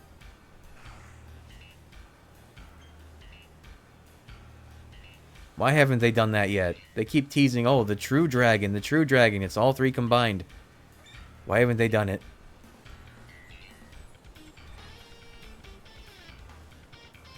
Oh, the movies were really good. I didn't watch all of them, but I watched... Okay, I watched number 1, number 2... Because the first one was Mewtwo, the second one was Lugia, the third one was Entei and the Unknown. Was the fourth one the one with Lucario and Mew? I watched that one. Or was it the one with Deoxys and Rayquaza? I watched both of those. I saw the one with the Latios. Oh, Celebi, right. I saw that one. I saw the one with the Latios and Latias. Yeah.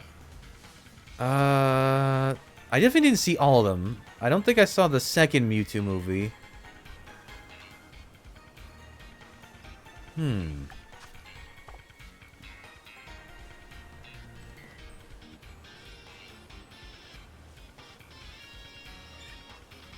I do remember liking the Lucario one just because the Regis were in it, and I think the Regis are really cool. And they made really funny sounds.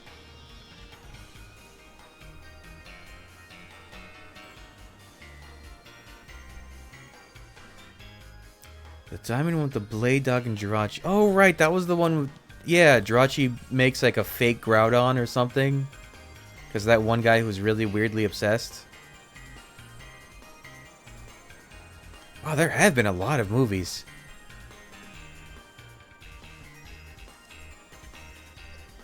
Hmm? Hmm? No, you're still green.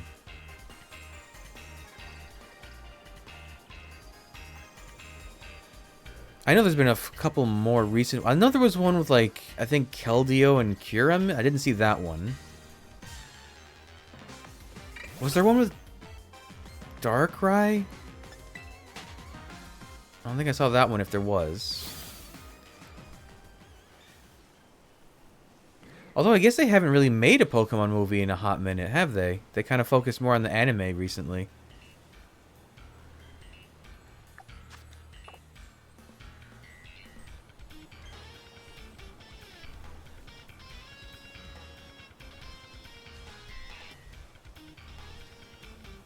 It's because what? It's Horizons. Is that the latest Pokemon?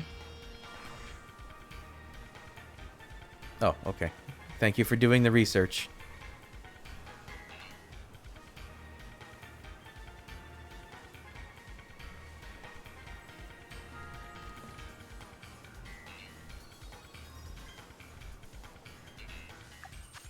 Yeah, there has to be like 12 to 15 Pokemon movies total, probably. Maybe more. I feel like there was a point in time where they were coming out like almost every year.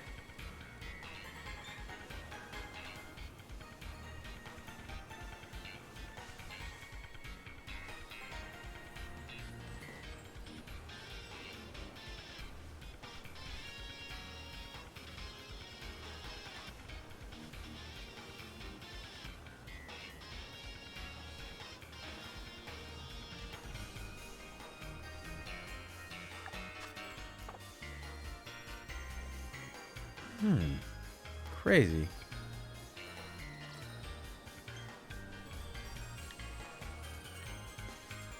Gosh, I have to wonder how many I've missed. Okay, the last one in 2020. Oh, right, with Zarude Sandstorm. I forgot about that one too, or Dada Zarude.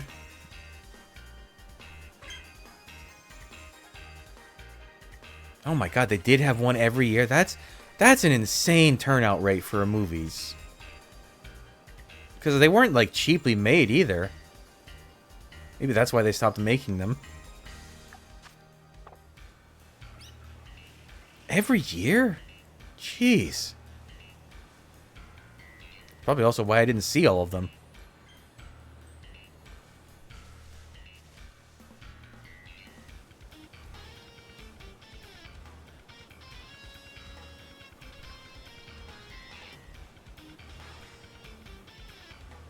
That means 10 movies in a decade. That's crazy. There are franchises that don't even have 10 movies total. I mean, think of how long it took Fast and Furious to get to 10 movies. And Pokemon did it in 10 years?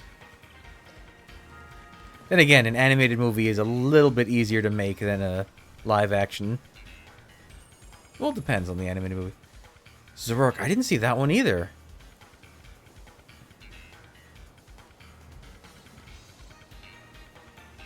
I didn't even know there was a Zoroark movie.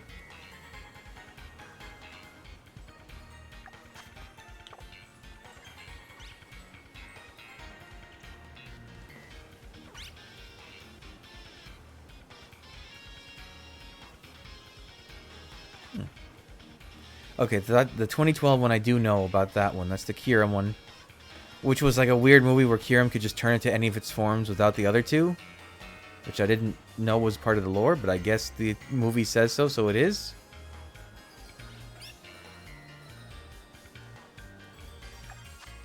Oh, that movie was more focused on Keldeo, I think. It was about like Keldeo's rite of passage. Ooh, if they made a movie now, I wonder if it would be about Petulant. I would watch that. I like Petulant. That might be my favorite mythical at this point.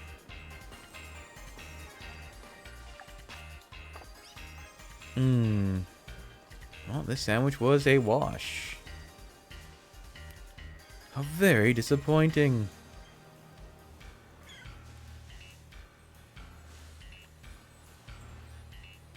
Well, let's reset.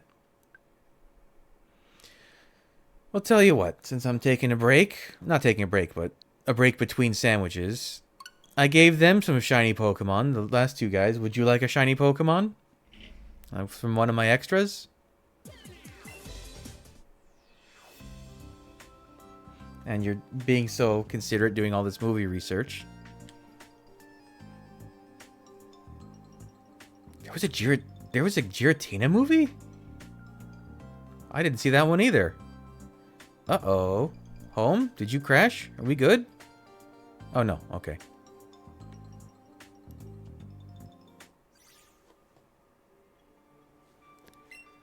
Let's see. Let's go to my spares.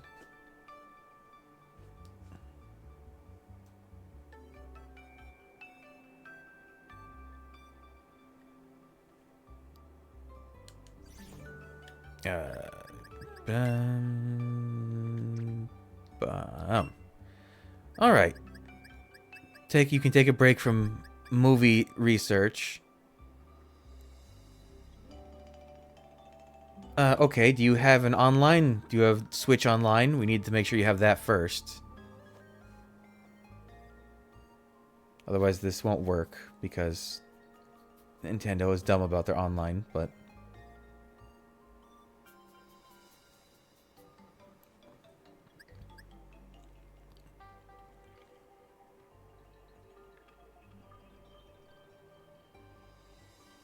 Okay. Yeah. I didn't say you were poor or a child. It's just some people have a Switch and don't think it's worth to get online. Alright, so first, you got that, so I'll take a quick scrolling through and you tell me if there's any shinies that you want. Or pick a shiny, I should say. And try to pick one that can go to Scarlet or Violet. Or if you can go to Sword or Shield, that would work too. But...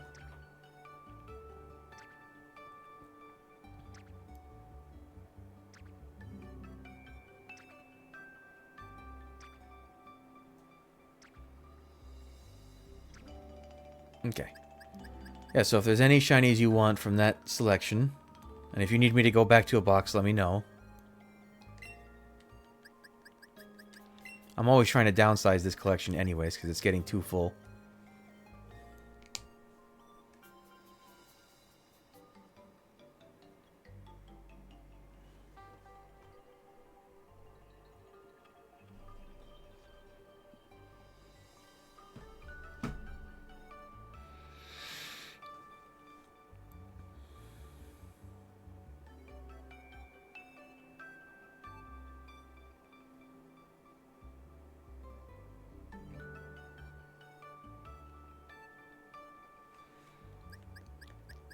Let's see. We got Charmander there. And I think there was a Bagon. Let me see. Yes, I got Bagon, I got Salamence, and I have, I think, a Roaring Moon. Where'd I... Yeah. That's kind of Salamence adjacent.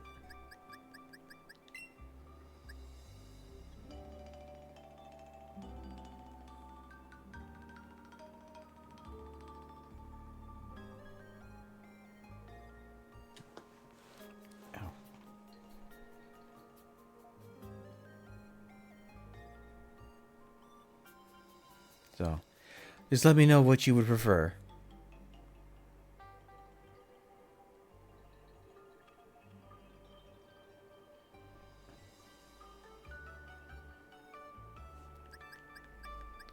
You want... Okay, so you want a Bagon to train?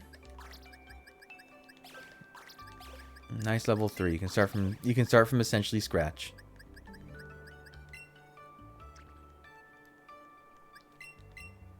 Yeah, I know.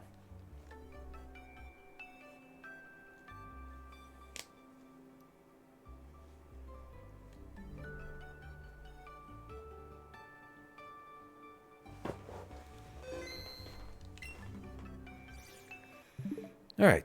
So now we gotta go back to Violet, or whichever of the two. You said you have Violet. That's your first shiny? Well, it's not a bad shiny to have first. Salamence is a solid Pokemon.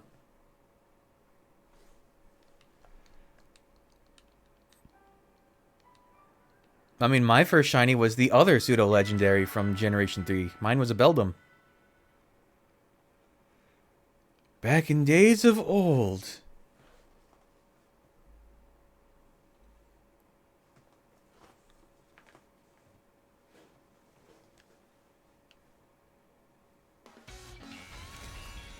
Where am I? Oh, I'm here. Okay, so if you want to do online, you first got to open a menu and then hit L to connect to the internet. And then wait to be harassed by the online news. Oh, it didn't happen this time. Then you go to Poke Portal, you go to Link Trade, and you go to Set Link Code. You're gonna come up with the code and then tell me what you came up with, and then I'll start searching with that code.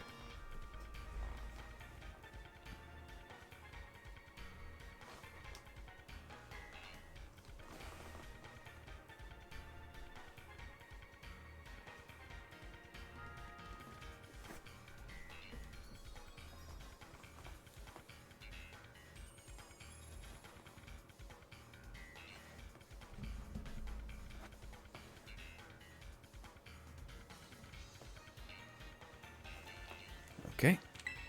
So 1, 4, that. Nope, that. And start searching.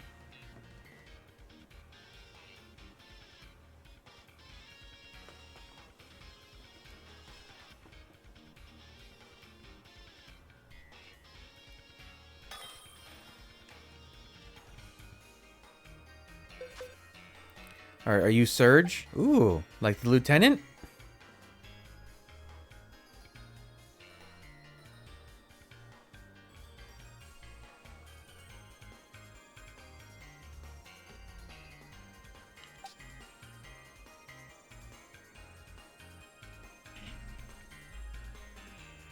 Okay.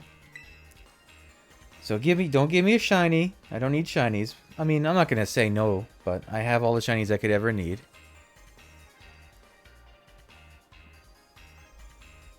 Just give me something that you feel represents you, because I want to save trades I make on stream.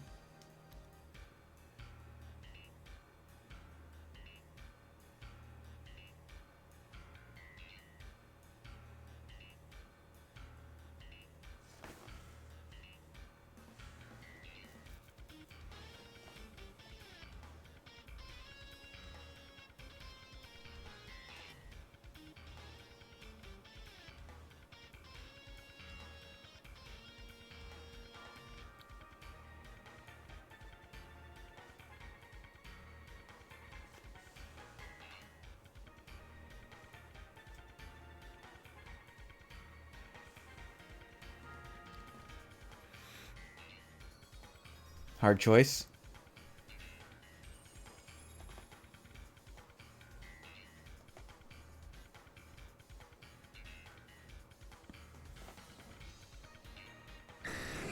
All right.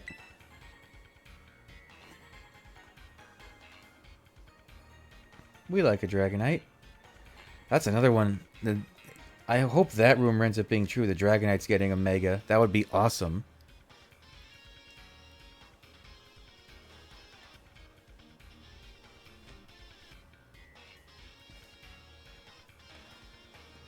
It's the two rumored ones I'm hopeful for are Dragonite and Flygon. They both really need Megas.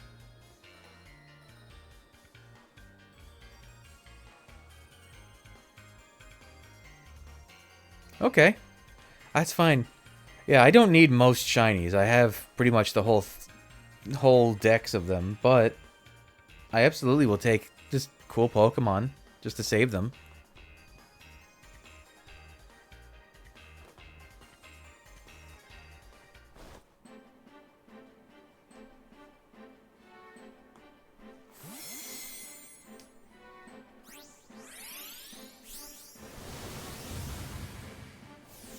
Big doofy dragon.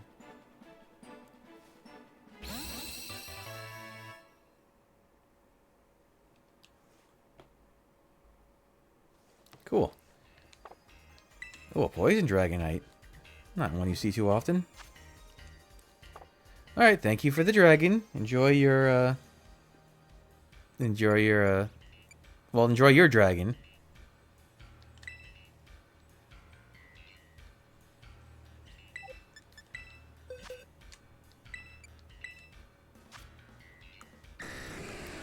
Oh, it's lonely. How sad. Alright, I'm gonna put that in my newly established box of chat. I like that concept.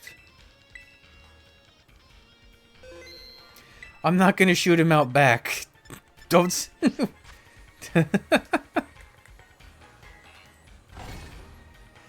I'm going to save him forever. Or until I lose my Switch, which I don't hope ever happens.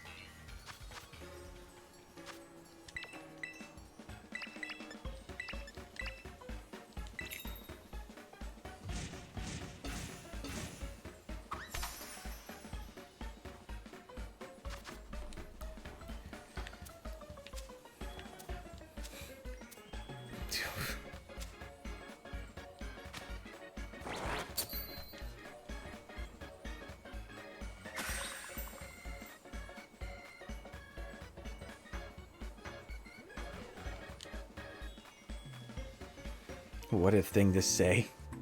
You can shoot him out back if you'd like. No, no. I think that would be a very fun thing, is to save a box of guys I traded for from chat and just reminisce on it later on. What? Did I forget to put the mayonnaise? I might have forgotten to put the mayonnaise. I don't want that. Try again. I was so distracted by a wild comment.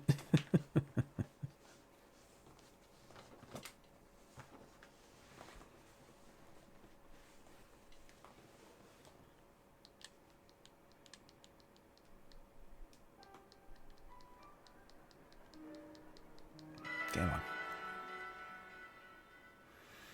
I would like to get one, even if it's not what I'm looking for, just some shiny chikorita today to show for the time. I might have to do some off stream. Well, maybe I shouldn't. Maybe I'll just do all on stream until I get one. Unless it takes like a week of streaming, and then in which case maybe I won't do that.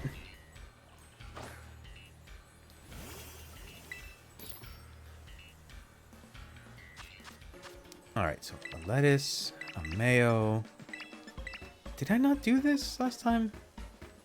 Oh, that's what I did wrong. It's not supposed to be bitter, it's supposed to be sour. That's right. Or maybe I didn't put the mayo. Hmm.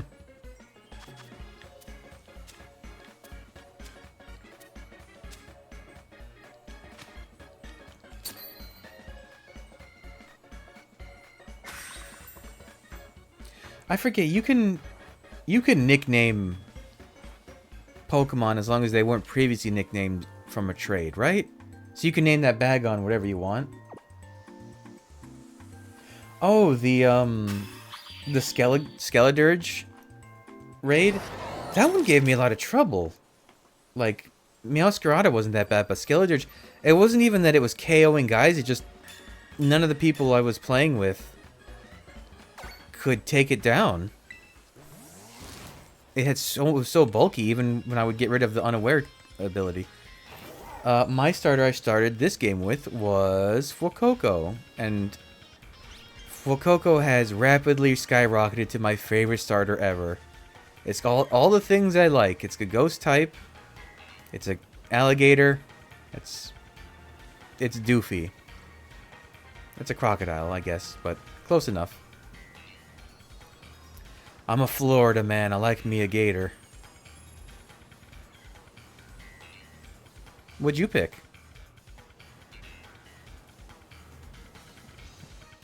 Yeah, that was my second. When I did my second playthrough, when I played through Scarlet, I went with... why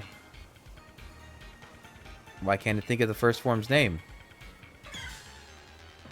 Oh my god, I can't think of the cat's name.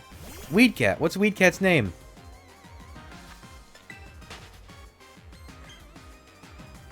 Oh my god, that's really bothering me. I can't think of its name.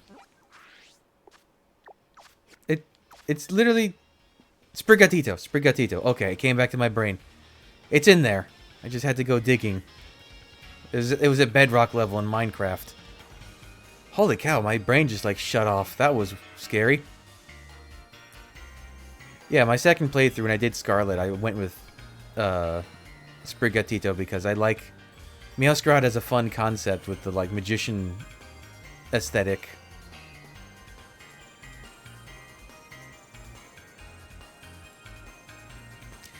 Kind of a unimpressive shiny though, if I'm totally honest.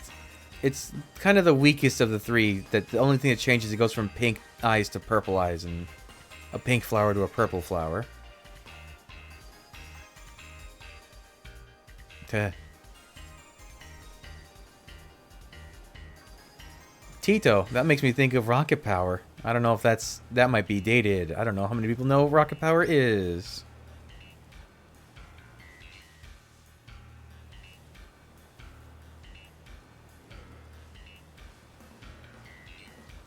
Tito and the Ancient Hawaiians.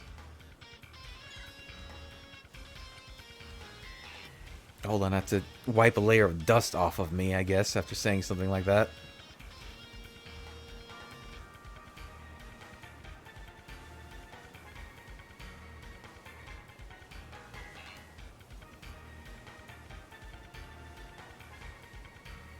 It was a good show. I'm not embarrassed to say I liked that show when I was young.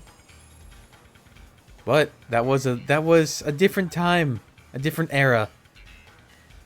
All those old Nickelodeon and Cartoon Network shows. What a time to be alive. Just think, I existed before Ed, Edd and Eddy. And then I watched it.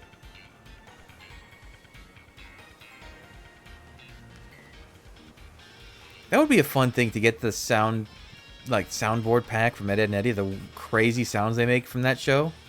That'd be really fun to mess with, but I've never been able to find it. I found adjacent, like, approximation ones, but never quite that one.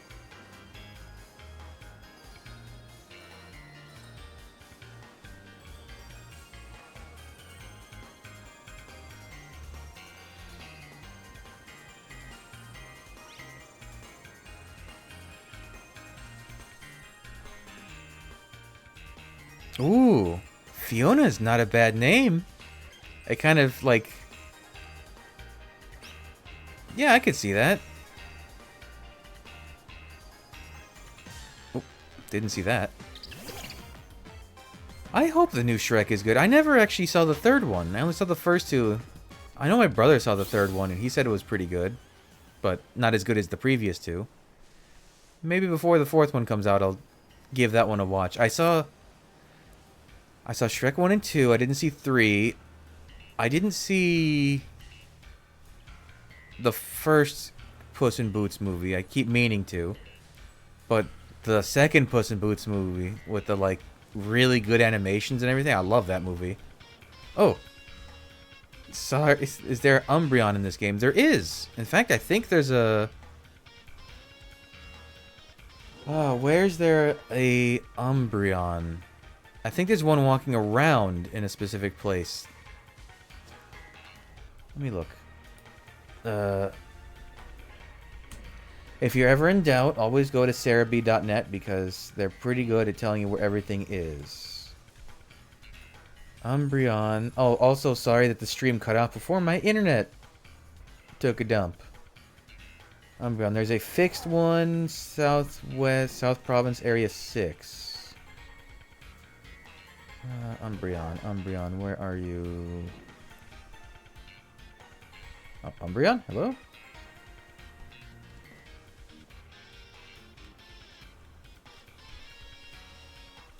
Oh, that's odd. Why did it tell me there was one here? But then not tell me where? It might also only appear at nighttime, so you may need to mess with your clock or wait until the time... Oh, see, Game 8 might have. Game8.co. They're also pretty good. I use them all the time. So it says...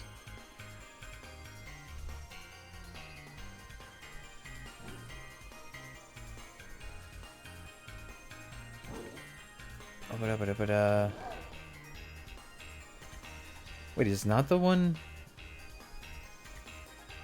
I know there's one walking around with a fixed location and a specific Terra type. I've seen it. I just don't remember where.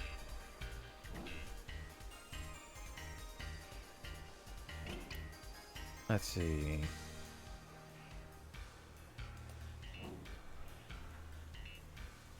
A fixed location. Okay, so yeah. If you go to Cerebii, Serebii.net. It's like Celebi, but not spelled. So if you go to Alfornata, and then you go into the cave system that's over here, go through the cave, and you should see... Let's see, according to this map... Well, I just saw it, too. Yeah, about here-ish, inside the cave system, you'll see like one of those pillars of light with a Terra Pokemon. There should be an Umbreon there. I don't know if it needs to be night, because Umbreon usually comes out at night. But it's a fixed spawn, so it should always be there. I know every one of the evolutions has a fixed spawn somewhere in the game. I know this. I know where the Sylveon is, because I used to pass it so many times. That one's up near the lighthouse in the north coast.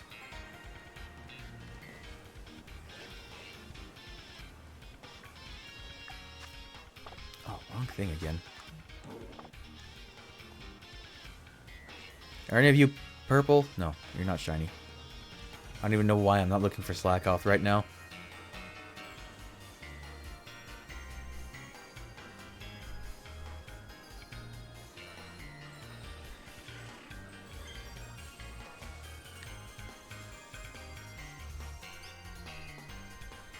Okay, you're very welcome. Feel free to return whenever you want. I don't, like I said, I don't always do streaming Pokemon. I do plenty of other stuff, but I do it often enough, I think. I should.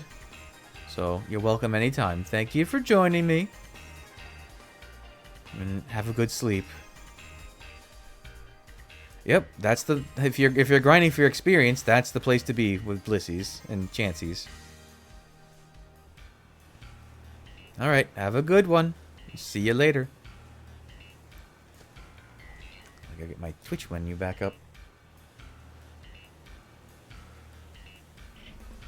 It looks like we're slowly getting some folks back in from when the stream dropped before. I'm so annoyed that happened, but it seems like I fixed it, maybe? Whoops, whoops, whoops, whoops, whoops.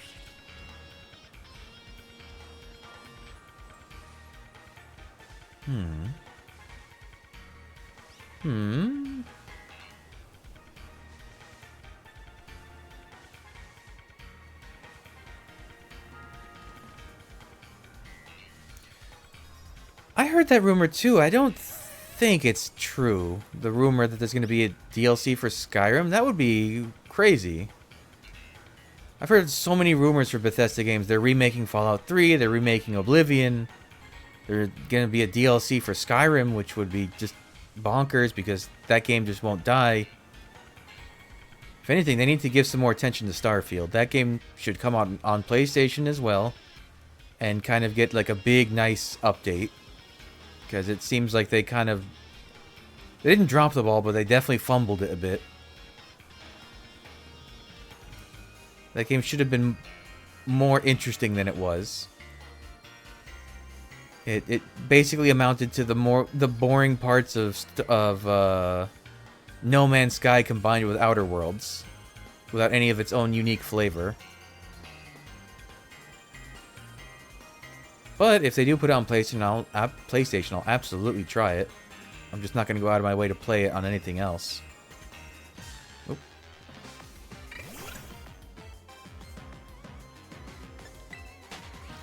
I wonder what they would even think of... I know they do Creation Club stuff all the time, and that's almost like DLC for Skyrim, but I wonder if they did make a DLC, what would they even focus on? There's plenty of material to work with.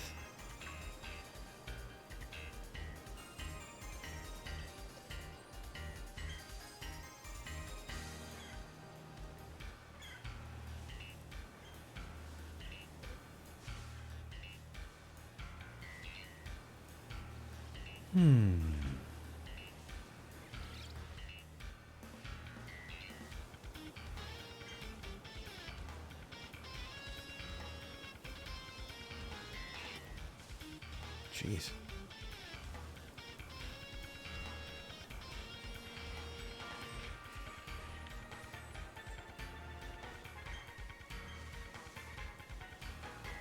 See, it's when hunts take this long for a shiny, you start doubting yourself. Am I doing something wrong? Did I put in the wrong thing? But no, I know I did it right. It's just I'm being unlucky.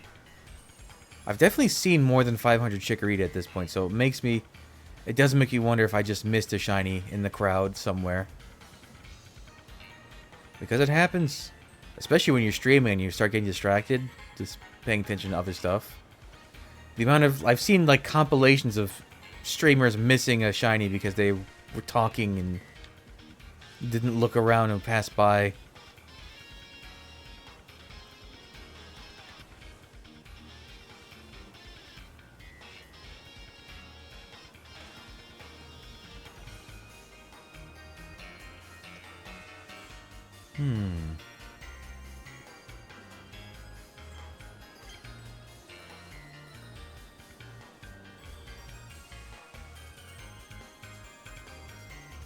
Come on.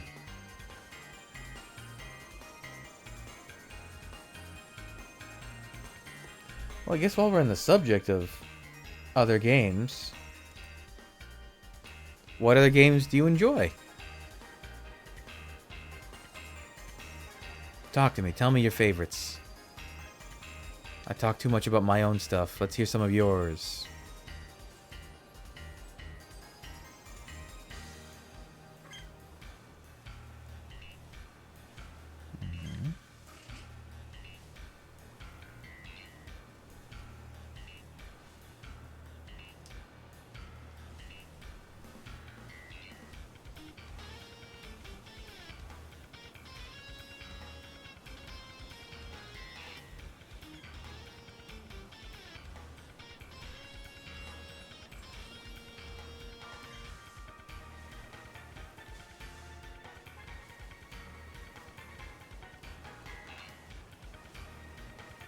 Wait, I'm still recording. Okay, yes, stream is still live. Internet, you keep it together.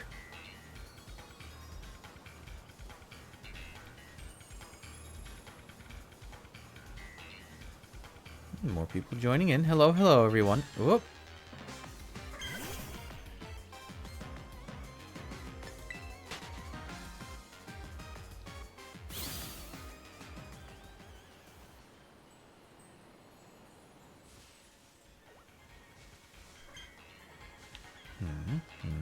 No. Come on, show me a Chikorita with a brown leaf.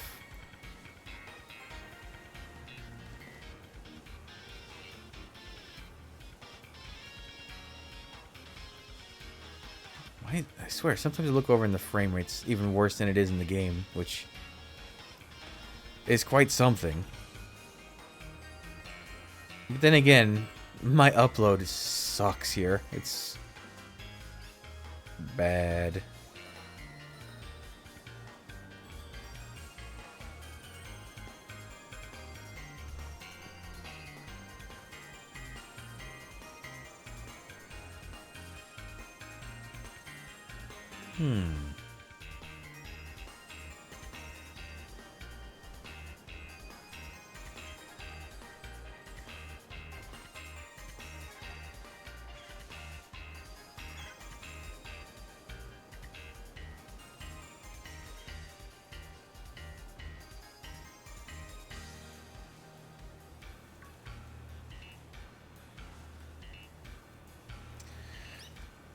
Tum-ti-tum. Sometimes if I shiny hunt this long, I'd like multitask. I'll play another Pokemon game that I'm shiny hunting in and kind of like just jump between the two, but I don't need any other shinies at the moment. I did that back when I was going for a shiny Arceus in Brilliant Diamond. That's fine. That's fine. Listen, you don't have to be glued to your screen. If anything, I don't want you to be.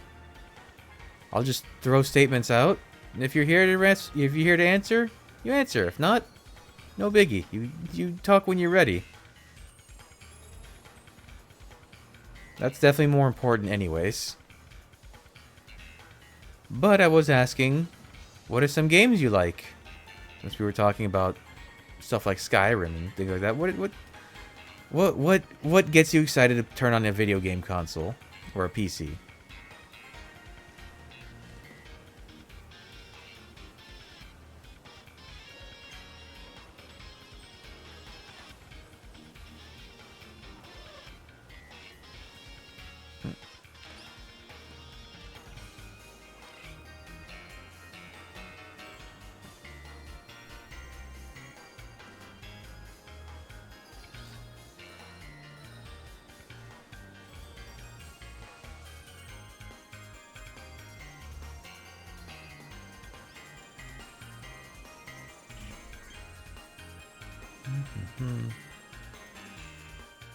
Wow, I have not had bad luck like this in so long. I don't think in the entirety I was doing this in the last 2 or 3 months when I was hunting for marks that I didn't have a shiny spawn this long. Which really makes me think I've definitely missed it somewhere.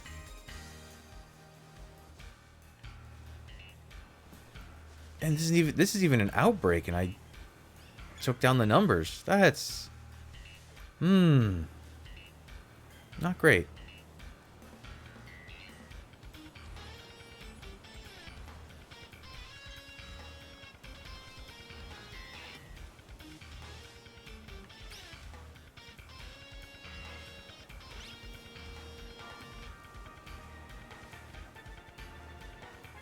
Oh, I saw yellow, and for a second I thought, no, it's just a deerling.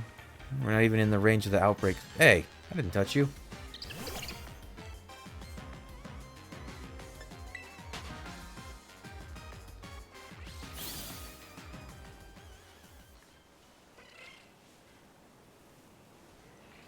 Oh, the sun's starting to go down. Maybe I get lucky and get something with a dusk mark. That would be cool. Man, now I'm hoping I don't... A favorite one in the Pokemon series. And the whole series, huh? Ooh, that's a lot of games to pick from. I mean, it would probably be one of the Gen 4 games. I love that series. It's a hard call between Platinum or Heart Gold. I'd probably lean a little more towards Platinum because I really like that world to walk around in. But it's close. I think I'll lean Platinum. What about you?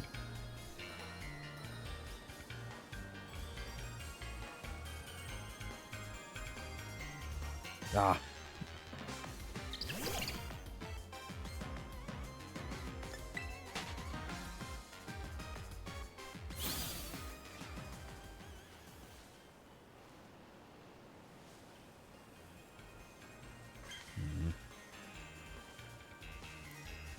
Well, this might actually be the easiest time of day to spot a shiny. Oh, I would love to get one with the dusk mark. That's the rarest time of day because it's only for 1 hour in game.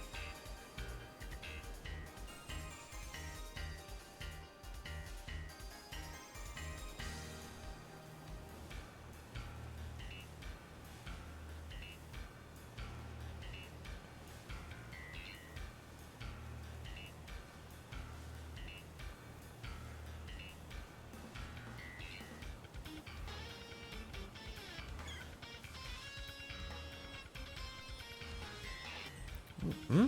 Hmm? Hmm? No.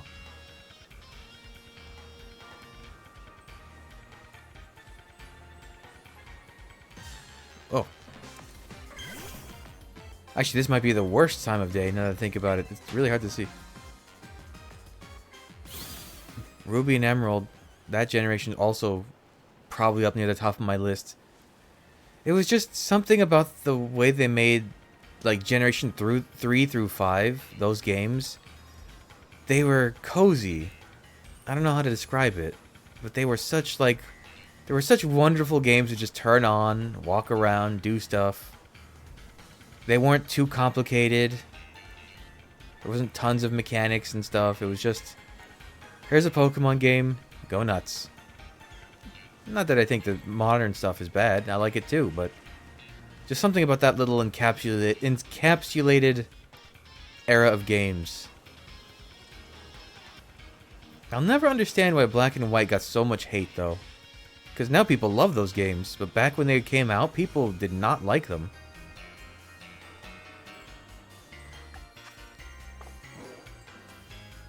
Yeah, the diving mechanic. Yeah, yeah. That when I played Pokemon... No, new Pokemon Snap, and there was a segment where you go under the sea, that was really cool. That definitely gave me the same kind of vibes.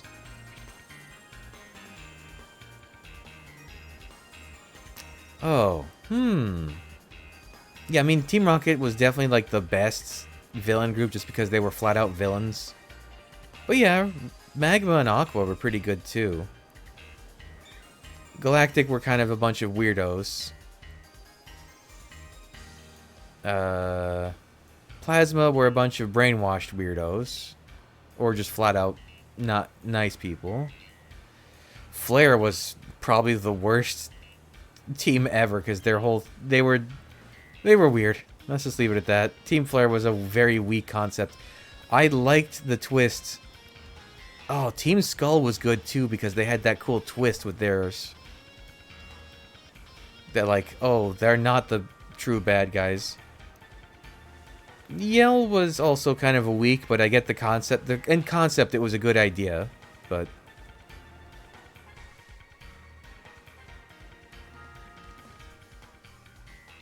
I don't know why. It was just I don't know why people didn't like Black and White. I mean, I wasn't drooling over them, that's for sure, but they were fun and the worlds were cool, and a lot of the new decks they added was really cool stuff.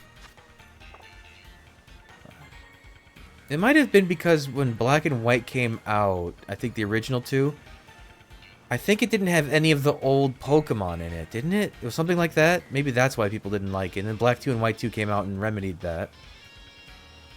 But I would definitely recommend if you have some means to play them to do those games. They're very fun. They have one of the stronger narratives as far as Pokemon games go. Although I think, honestly, Scarlet and Violet have the best story that Pokemon games have ever had. Do they perform as well as they should? Probably not, but the story is delicious.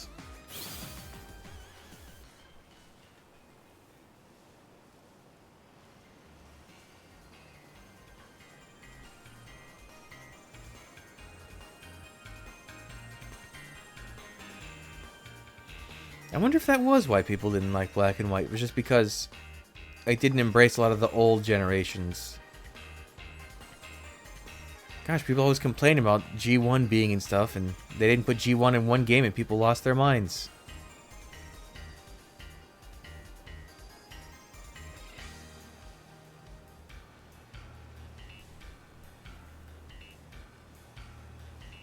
Maybe. I mean, it's probably... Ooh, my voice. Oh. I think it was just a bunch of things working against it at the time. Like, maybe Pokemon wasn't as popular at the time. It had, like, died down. And people who were interested in it didn't quite like what those games were doing. It was probably a bunch of stuff. But it does go to show that those games are good because now people love those games. It had such a 180 on opinion.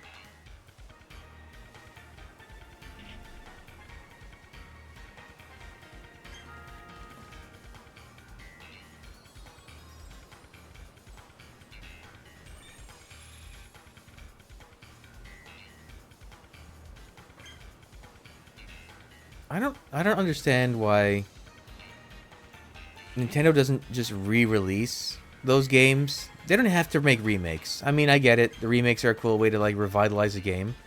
But we're at a point where the old games that would get remakes are solid enough on their own. They could literally just do like a Pokemon collection of like all the ports for like 3DS and back, like Generation 7 through 1. As a Switch release, and I'm sure it would do well. It doesn't even have to be changed. As long as it has like some compatibility with home, I think it would do very well. They don't really have to do remakes anymore. If they make games like the Legends games instead, that are like the same region but with a new twist, I think that would do better than a remake. Because you don't have to try to recapture the nostalgia. You can just make new stuff.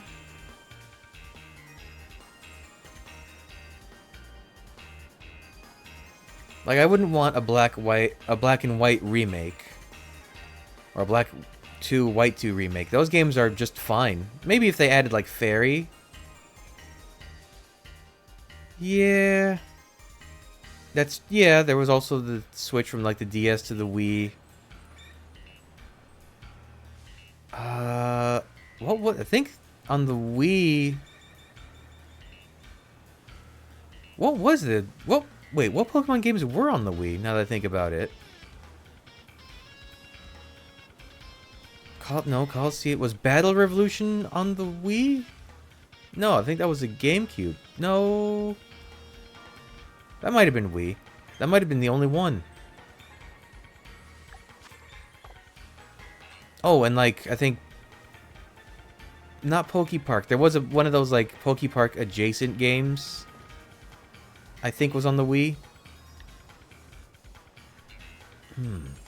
Oh, you know what they should do as far as re-releases go? Let's get Hey You Pikachu on the Virtual Console on the Wii, on the Switch. I'm sure that game is something people would love to go back and play and get frustrated at. The Switch? No, the Switch doesn't have a microphone. Poke Park 2 was a 2011. Was that one on the Switch? Is that the one I'm thinking of?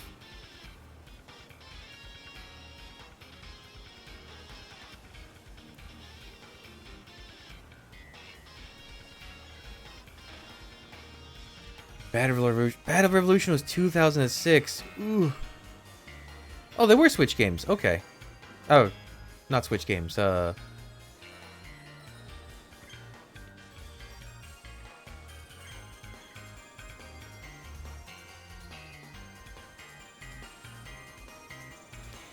it was Battle Revolution. Ugh. That one makes me feel old because I remember how much I played that game. I tried to get... What was it? You could get like the shiny versions of the costumes of the leaders. I think I got one. I think it might have been the Groudon one.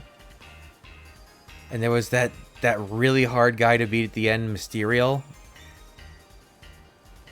Those were kind of fun. They were... Pokemon Rumble. I completely forgot about Pokemon Rumble. That was a weird one. Was that the one you could go and buy like little figurines? They were like pre-amiibos? I think they were.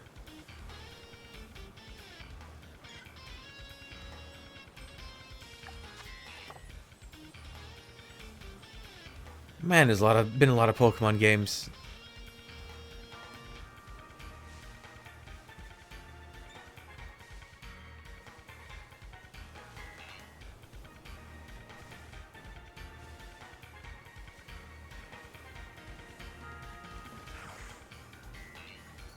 I'm interested to see what that...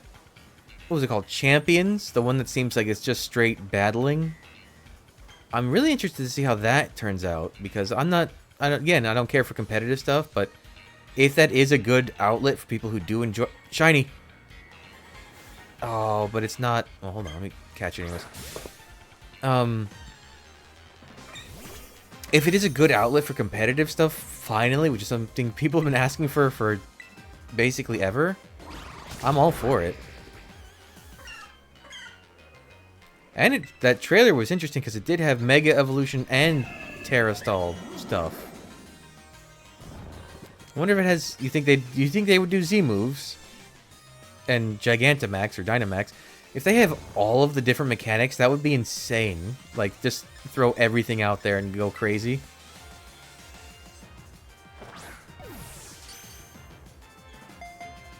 Okay, well, I got one shiny Chikorita. It doesn't have a mark, but it might be tiny. And if it's not... Oh yeah, it's definitely coming out after ZA. There's no question in my mind.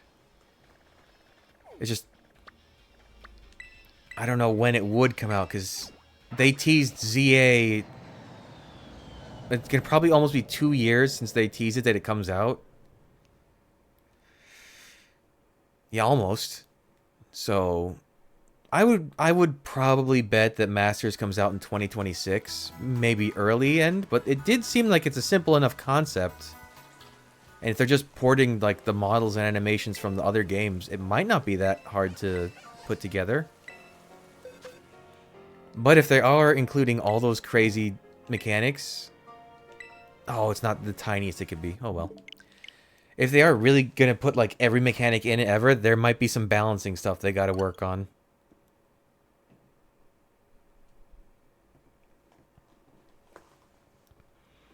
That's gonna be such a confusing meta if you have all the options open to you. But maybe that's exactly what the games need. Just less predictability.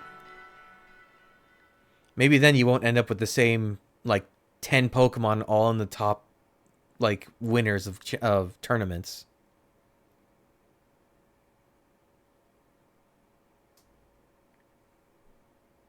Yeah, it could be good. Again, everything rides on if Nintendo does it right, which it's Nintendo, so it's almost a 50-50. They don't put out bad stuff, but sometimes they put out stuff that's just eh. Like, I was hopeful for that Princess Peach game to be really, really good, and it was just okay. It was What If Kirby, but more boring.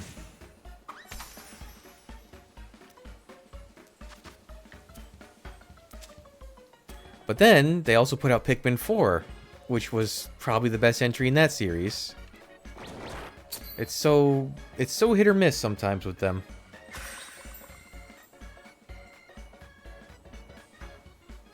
Yeah, they could try to do... I mean, there's definitely ways they can do things to expedite that game's release. But it does look like they're just taking all the stuff that already exists and putting it into a new game. Like, it looked like it had the same models, maybe with higher texture resolutions, from, like, this game and Sword and Shield. So I imagine they're going to carry over a lot of the animations, too.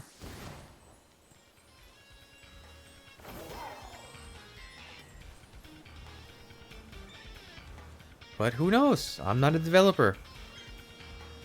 I don't know how much work goes into that kind of stuff. I don't know how long it takes to do that. I'm just one man with an opinion.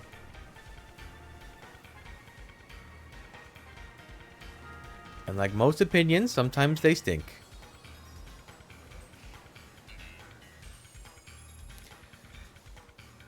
Terrapagos, I feel like could have been more interesting, but the way they like introduce it, it's like, oh, here it is. Okay, you caught it. Okay. And then there's that one little interaction with the, if you take it to the crystal pool, that's cool. But, like, basically, Terrapagos walked so Peturunt could run. Peturunt was, like, so vastly more interesting. Even it had less mechanics than Terrapagos.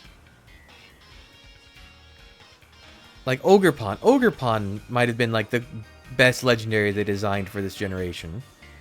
The backstory for it, its design, how it works, and mechanics. God, yeah. Kieran was another interesting arc. A lot of people really love Kieran's arc. I think it was a little... not boring, but, like, unimaginative. But Ogerpon was so good. Like, the whole story, and then the tie-in with Peturunt coming out. Like, all this teasers and sneak peeks and, like, hints towards it. I remember when people first...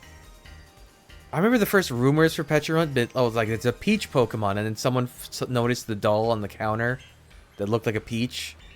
And it turns out, oh, that was Peturunt, it wasn't a doll. That was cool. But, see, I don't feel like we stole Ogerpon from Kieran. It was never Kieran's to begin with. He just had this weird, like, almost parasocial idea in his head of, oh, I have to be with Ogerpon. It's me. Like, it was that weird thing where some people, like, envision themselves having a relationship with a person, even if the person's never interacted with them. I didn't feel the least bit bad about catching Ogerpon. Because Kieran was being really weird about it.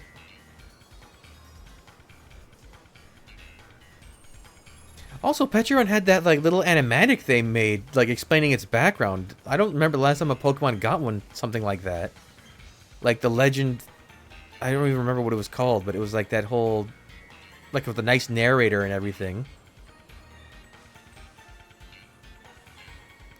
Yeah, Kieran's character was odd.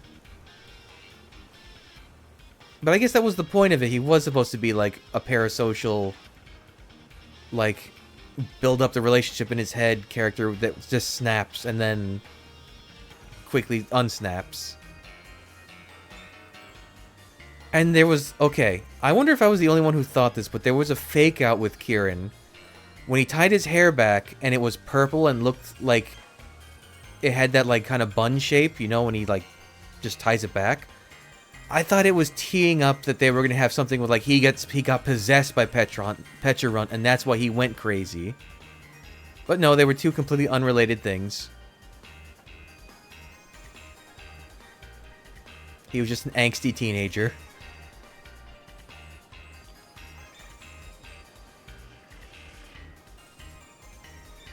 If anything, I liked Carmine's arc a lot more than Kieran. How she like is hostile to outsiders and then slowly warms up to you, but she's still kind of mean. I thought she was way more interesting than Kieran.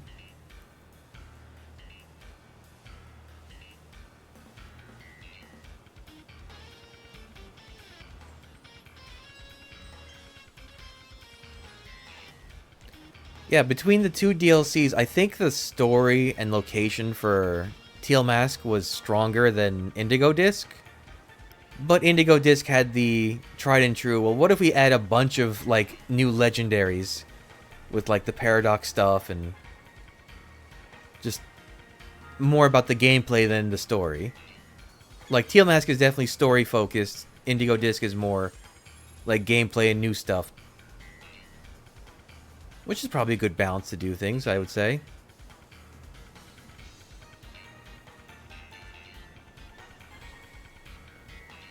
Yeah, soccer player Kieran. That's a good way to put him.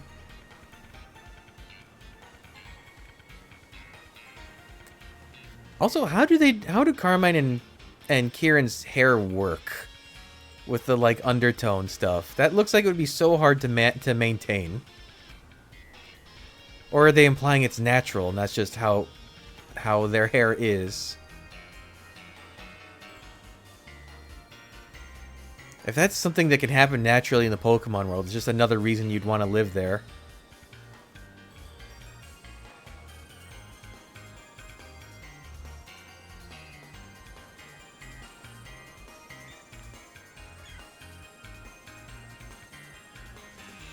I will say, okay, there is one thing I didn't quite like.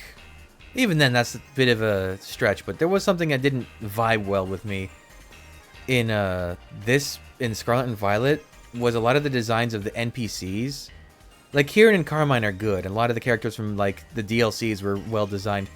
But a lot of the base game, like especially some of the gym leaders, they have the weird like VTuber Impossible Anatomy designs to them.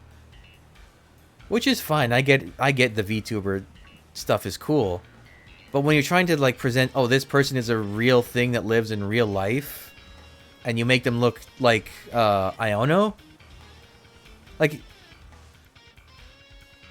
oh my god, really? Is this thing working? Okay, it's back. Is it back?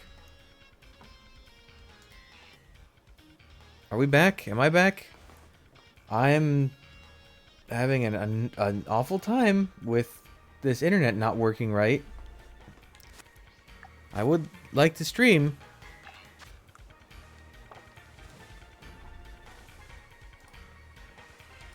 Oh, okay, you're still here. That's good. Again, I don't know where I just got cut off because my internet just went away. I have to look. Maybe I have like a 30-foot Ethernet cord somewhere. I think I'm really tempted to just run that across the house. Because this is bad.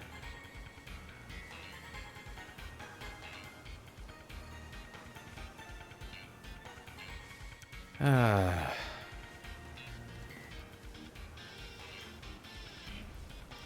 I am online, right? OBS? Right? Yes? Twitch? Yes? Okay.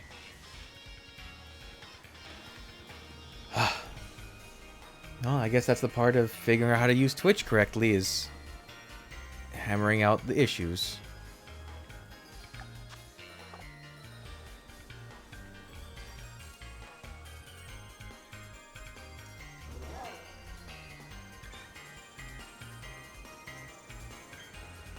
Now I gotta wait for everything to work again. Oh well. Back to looking for dinosaurs. Or, yeah, they're dinosaurs.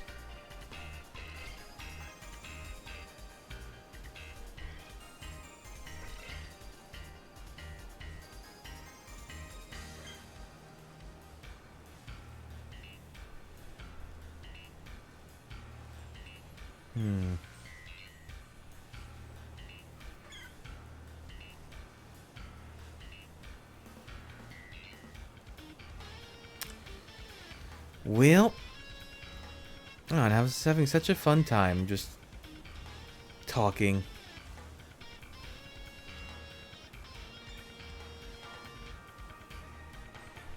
Well, good thing I record this separately as a backup, so not everything is lost.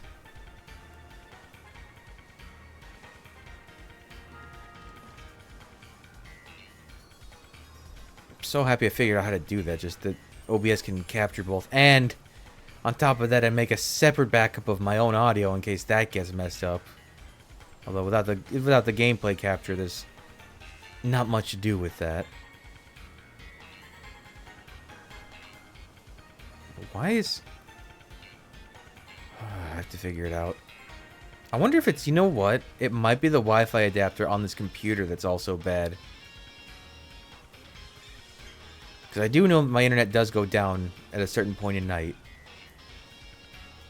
But why is it cutting in and out constantly on this computer?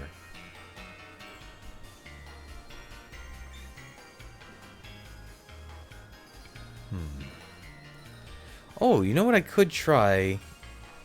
Maybe those, what are they called? Like Ethernet over power things? Don't those kind of work? Maybe it would be more reliable than my Wi-Fi stuff. Because this Wi-Fi is strong, but it seems like it's choppy.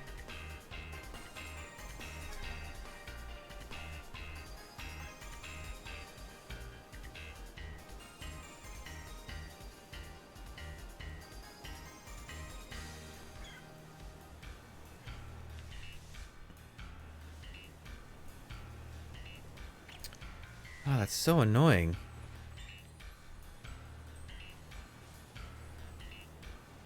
No, it's not annoying. It's frustrating. That's the word for it. I'm not used to having problems relying on the internet because I usually just record offline. But now that I'm actually trying this, seems there are more problems than I anticipated. But isn't that how it always goes?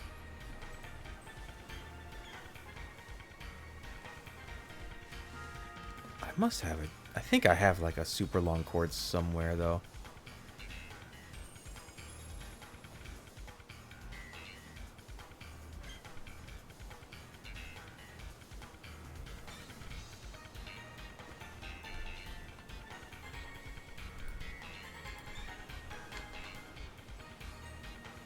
Well, I can see there's a few people in chat, but you seem to all be anonymous or not registered. But if you do want to make an account, you know, take the time to do that for whatever reason, chat, you're more than welcome to.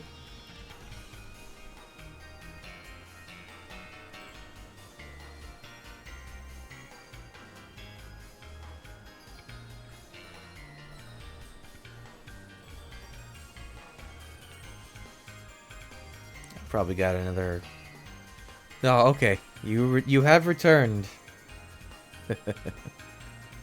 Yeah, sorry about that. I'm gonna have to figure something out because clearly something is not right here. And It kind of sucks to have to keep doing a new stream to get it working.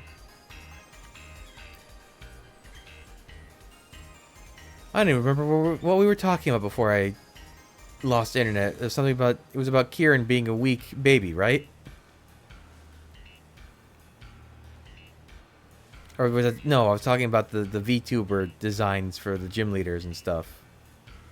Although really not even a lot of them have weird like VTuber designs. I like a lot of them, like the, what was the one with the bug, the first gym leader, the bug theme. I like her design. She's cool.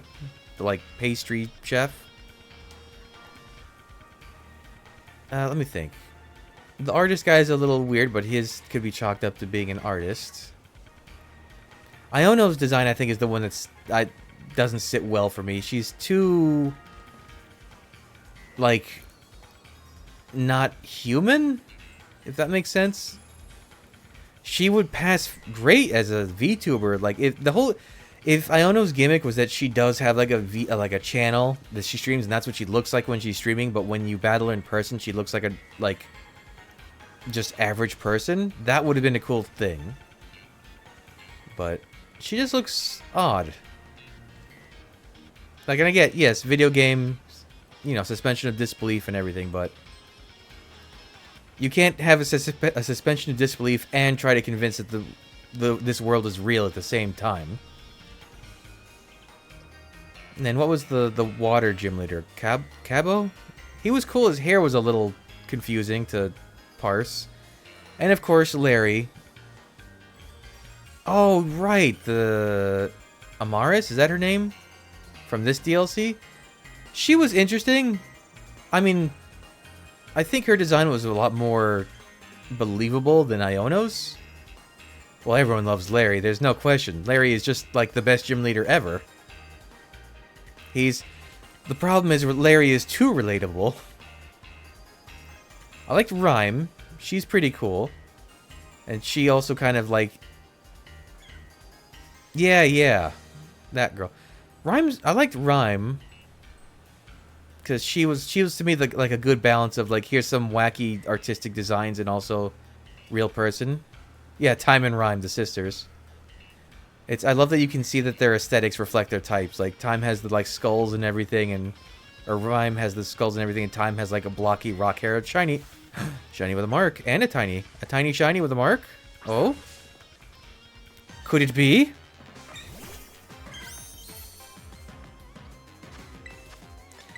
Wait, I've skipped someone. Rhyme is the 7th gym leader. Who's the 6th? 1, 2... No, 1, 2, 3, 4, 5. Who am I missing? Because Rhyme is 7 and Grusha is 8. Grusha, I like. Grusha has a great design. Oh, right. She's kind of in the same category as Iona for me. It's like she's too VTuber-y. Like, there's definitely parts of her design that are really cool, but just a little too much. I think the Elite Four are all pretty good. Poppy's a little odd, not because of her design, but because she's like a fully cognizant, like, 4-year-old. But I find that fine. I actually like a lot. I mean, I think a lot of the Elite Four are really cool. Hassel's really good. Oh, it's an uncommon. I think I already have that one. Yeah. Alright, well, we'll hold on to it and see. Maybe it's if it's a tiny one, maybe I keep that, but otherwise... I mean, statistically, that's the most common of the marks, which is weird because they call it the uncommon mark. God, every time there's like a pause in dialogue in chat, I have to like, am I still online? Did it go down? No, it's still there.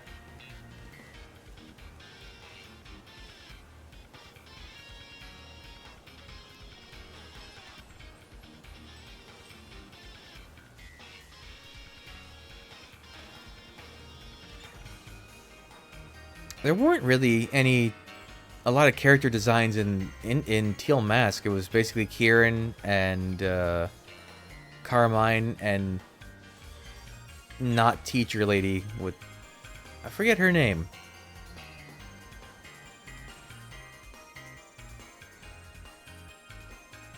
Yeah, I'm in the Indigo Disc. If you look on the map, I'm in the top right in the coastal area.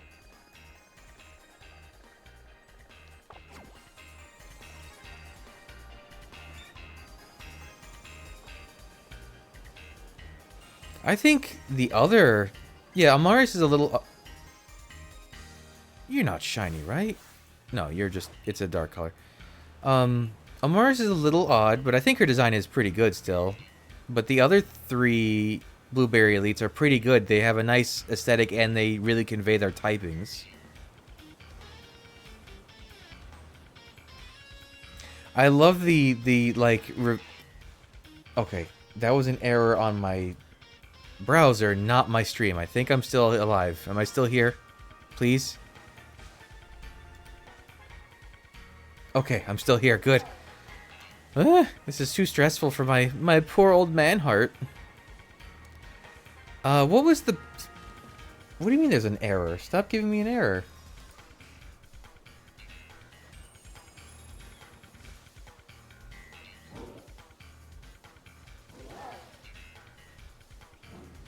Oh no. It did go down. Okay. Am I back? I did it. I had two, looked like 20-foot cables and a coupler. And I ran them across my entire house to the one point where I get internet into the house. So it better be good now. Or... I don't know. I'll jump out a window. But I only live on the first story, so it wouldn't be that bad. The last would hurt.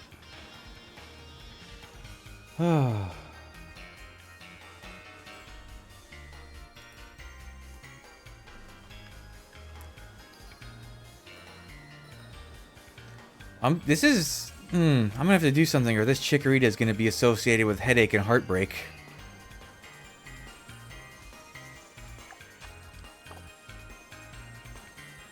Man, that cable was...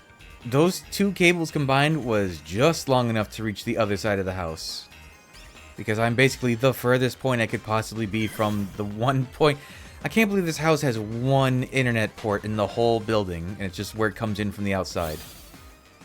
I don't know what the designer was thinking. It's a modern house, too. I think it's only like 2 years old. Absolutely bonkers. Well, you know what? If that cable does reach, I should... I should look into getting a proper hub and running... Connecting it to my PlayStation and my Switch.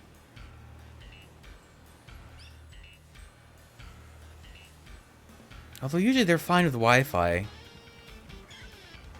I guess if I ever do any kind of streaming with other people, say Mario Party, where... My goodness, if you don't have a wired connection, that game is not great. That would be a good thing. Actually, I have a... Man, I save everything in these drawers. I have a hub somewhere.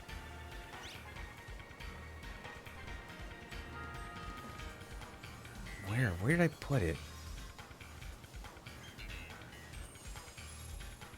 This is going to be so yucky to look at the stream tonight. It's going to be like an hour and a half. Like, probably 20 minutes.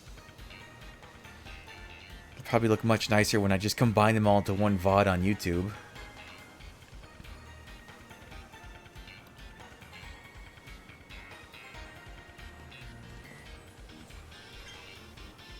And at this point, I don't blame anyone for not coming back, because it must be so frustrating to be a viewer.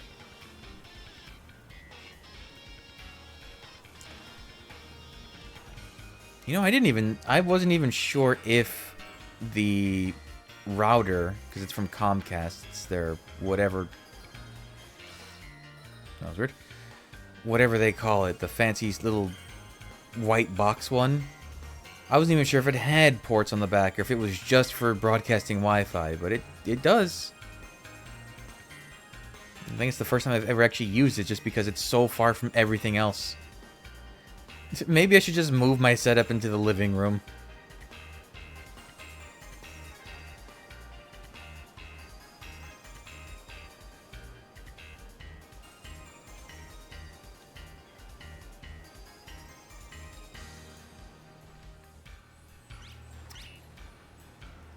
Well, maybe all my frustration will be rewarded. And I'll get the chicory that I need. I don't need it. You know what? That's the wrong word. I don't need any shiny. That's the whole point, is their aesthetic. I would like a shiny, but I shouldn't say need. Words have meaning and weight. Nobody needs a shiny.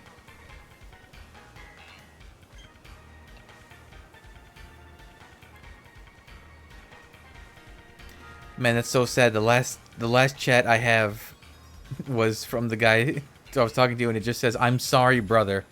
And I was in the moment I was like, "Oh, I wonder why they said that." And of course, then I looked down and hey, look, the internet's gone. You know, I should do a speed test because I only get 20 upload on Wi-Fi. I wonder if it's any better. Oh, that might not matter because you can only do a cap of what, 6 megabits? Is that what it is on Twitch? Otherwise, people have problems viewing your stream.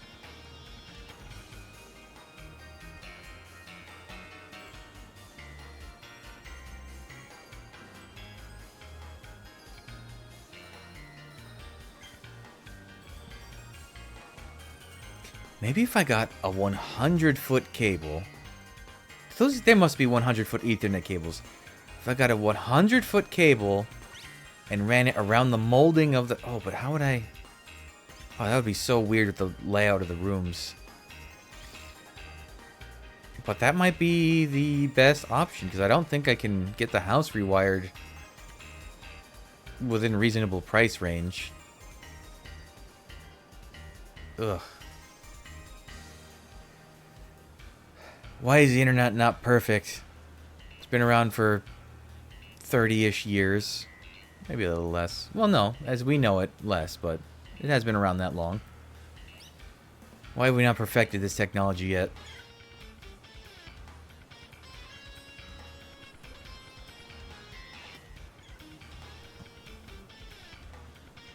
I mean, worst comes to worst, every time I go to stream, I run the cable across the house. That's... No one else is going to trip over it, so it's fine. I just need to remember to unplug it when I'm done, or I'll trip over it in the middle of the... Well, by the time I'm done streaming, it might be the day, so I might see it, but... Still.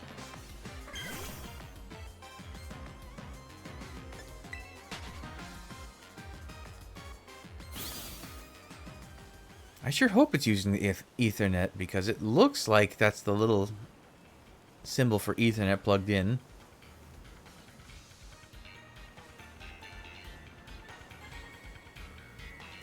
And if it still cuts out if it still cuts out at this point, then it's definitely something with Comcast and not with me.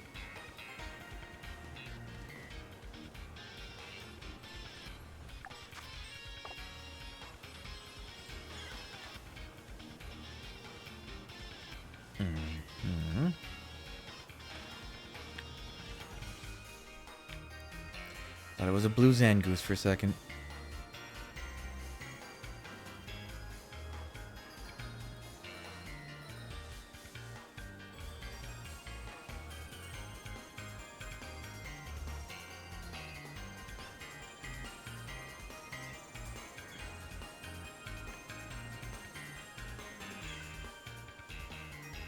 Yeah, I guess that is something I should get sorted out now anyways.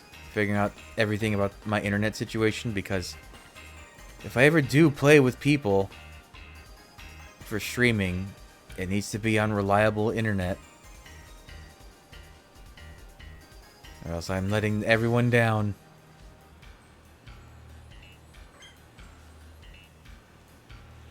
I guess that's why it's good I save things. I never thought I would use those two 20-foot Ethernet. I might have a third one, actually, somewhere. I don't even remember where I got all these long Ethernet cables from. I've just somehow stockpiled them over the years.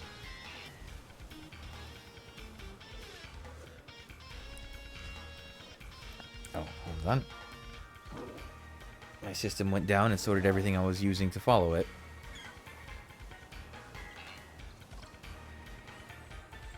Hmm? No.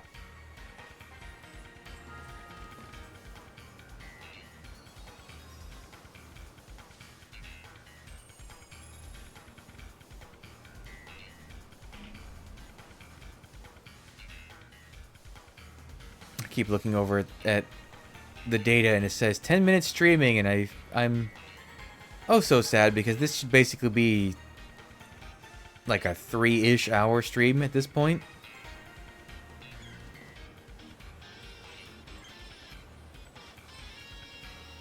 I think I'm gonna try to go for just now that I'm very curious, but if I'm on Ethernet and it comes to that maintenance window again, although that was at 4 o'clock before the time change, is that at 5 o'clock now? Let me just keep going. I'm gonna keep streaming until I'm either exhausted or my internet dies again, in which case I will be exhausted. No, it's absolutely me. And I think I fixed it because I found 2 20-foot Ethernet cables and a coupling to put them together, and I've now run them across my house. If the internet dies again, I'm... yeah, I was on Wi-Fi, but I've never had issues like this before, but I've also never streamed before this past week or so. So I'm quickly realizing that my Wi-Fi adapter on my computer just wasn't cutting it. It works fine, but it's clearly not stable enough. But now I'm plugged in. Now, distance be damned. This is gonna work or it's not.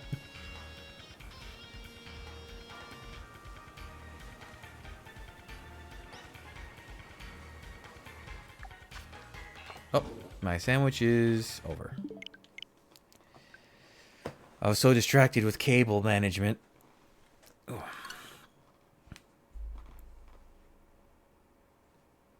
I still would love to know where I even had those cables from. What else is in this little box I pulled out? And I have an audio mixer? Where did I get that from? Oh no, never mind, that's not a mixer, that's a input combiner. Oh, I have another couple. Wow, I could make... You know what? I could probably couple enough cables in here to make a, like, 100-foot cable if I need to.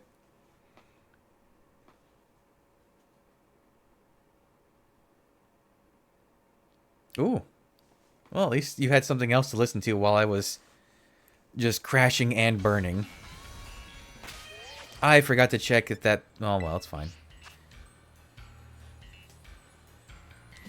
I was going to check if that was a minimum-sized chikorita.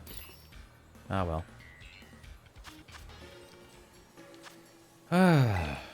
Okay, I'm just gonna go off the assumption that it's good now, and I'm not gonna crash out. And if something does go wrong at this point, it's probably the maintenance window they do at like 4 o'clock. Yeah, that's okay. Oh, so I guess not everyone can see that, but they're asking in chat if there's a place to sell big mushrooms or if that's a lie. There was. In older games, there were people that would buy specific rare items for higher values. But they don't do that anymore, and they just never adjusted the dialogue for it. And it's kind of weird and lazy that they didn't do that. Like the relic, it's like the relic stuff from Black and White. There was a guy who would buy relic stuff for crazy high prices, and they just got rid of those kind of NPCs.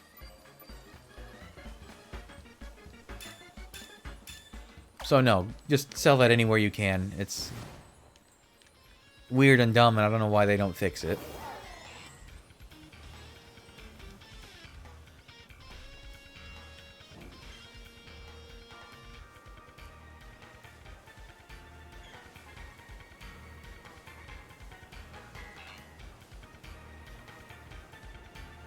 Yeah, I'm probably going to try to stream for at least another hour or so. Maybe more. Depends. Let's see how things go.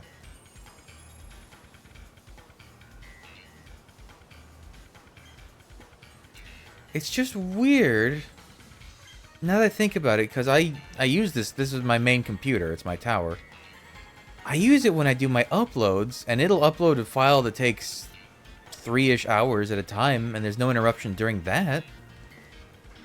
But that's earlier in the day, so maybe at nighttime there's just a weird service spottiness?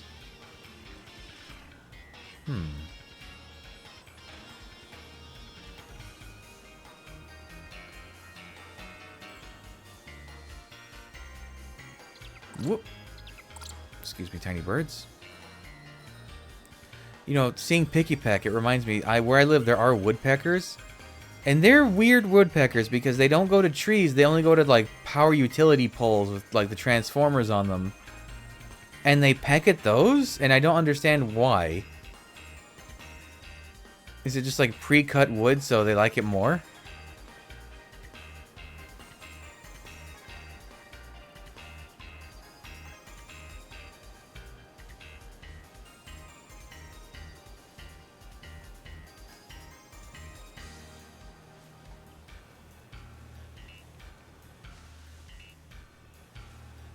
You know, that's speaking of and Pick-a-Peck, that's what a weird line of evolution that series is. It goes from woodpecker to like trumpet bird. Yeah, I know that they do that, but wouldn't a tree be better? I don't get it. Like, are they not... I guess they're not repelled by man-made things. But I see them and I'm like, I hope you don't peck a line and get electrocuted, you weird bird.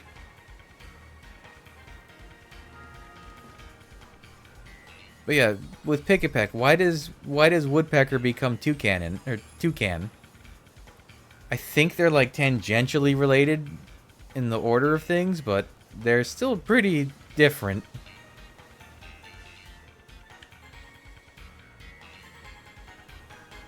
They could have just had 2 different lines. That would have been cool. A woodpecker line and a toucan line. Hmm?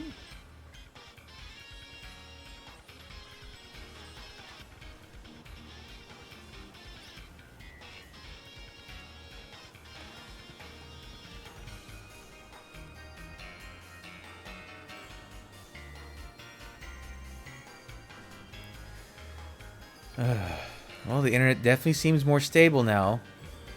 And thank goodness I don't believe in jinxes, or that would have been a bad thing to say. But, yeah, I guess that's going to be my strategy, is run the equivalent of 40-foot cable of Ethernet to reach the port. Is it easy to rewire a house? I don't think it is, that you can't just, like, open it... Oh, you're not even tiny? Yeah, no thanks. I'll pass. Actually, you know what? Hold still. Let me catch you just in case. If I do catch one I need, I can give you away. The new Gen 9 dog. Which one?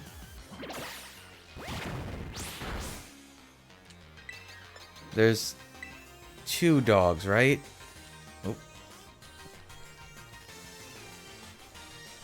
Uh-oh. Hey, you should take a nap. Thank you.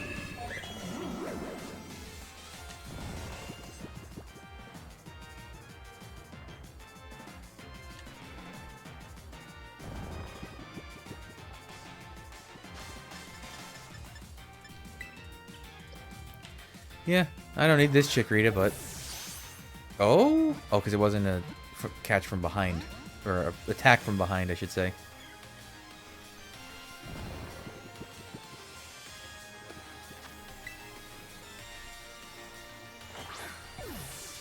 There we go.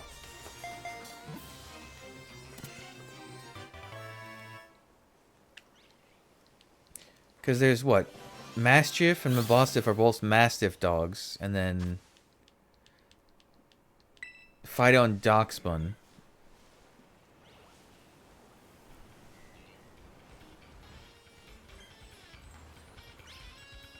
Well, I mean, they're different. They're unrelated lines, the 2 of them. There just happens to be two different dogs, but one is literally a dog that's dough that becomes bread, and the other one's a big, scary mastiff. Mastiff, not mastiff.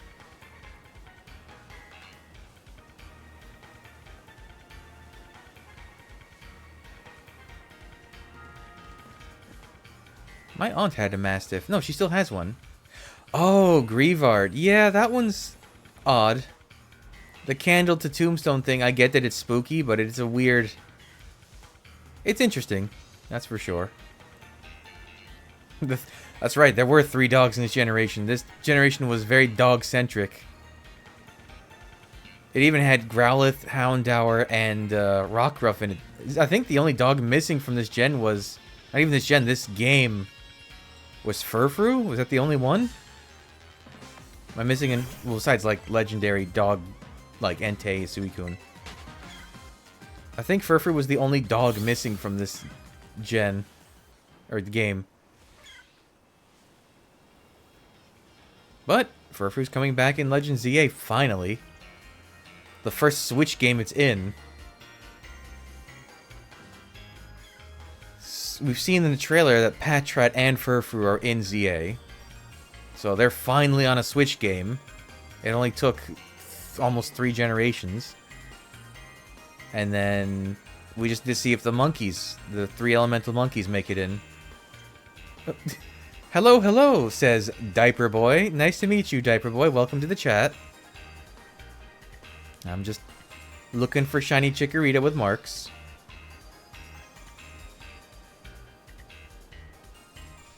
Does it bother me there's going to be 2 gen? Not really.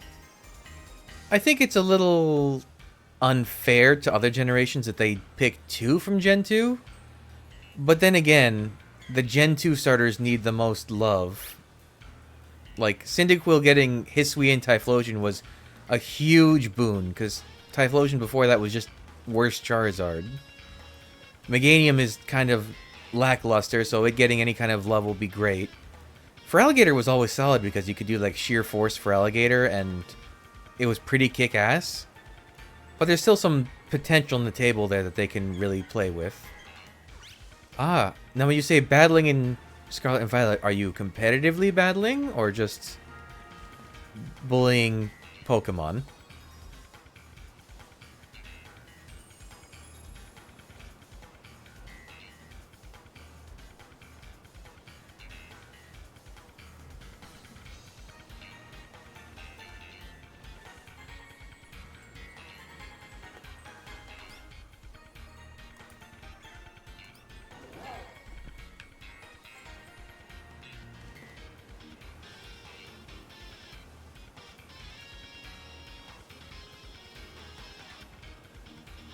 I'm still live, right? Everything's fine? Okay. It says still going.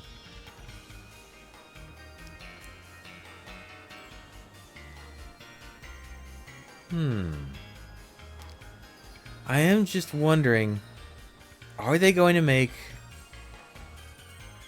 regional versions of Feraligatr and Meganium? Like, the same way they did with Legends Arceus? Are they going to give them Mega Evolutions?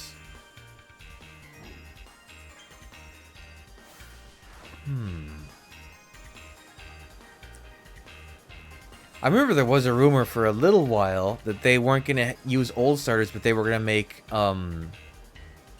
convergent starters, like starters that resemble old starters but are new, like the same with like Wiglet and Toad School, which could have been an interesting concept, but I don't think it would have been warranted for that game. Yep, birds.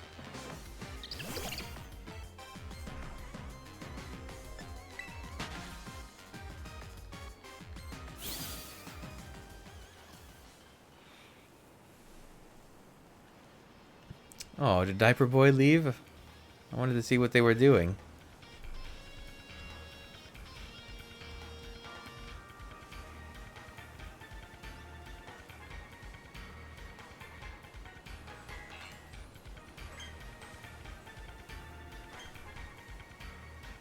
Ah.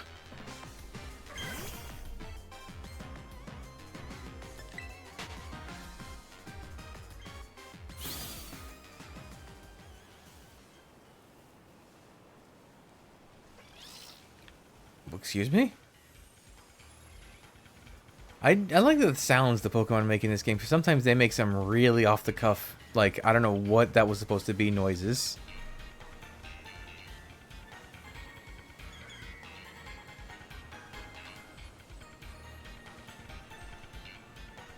Although sometimes then you get a Chikorita that sounds like it's having a stroke.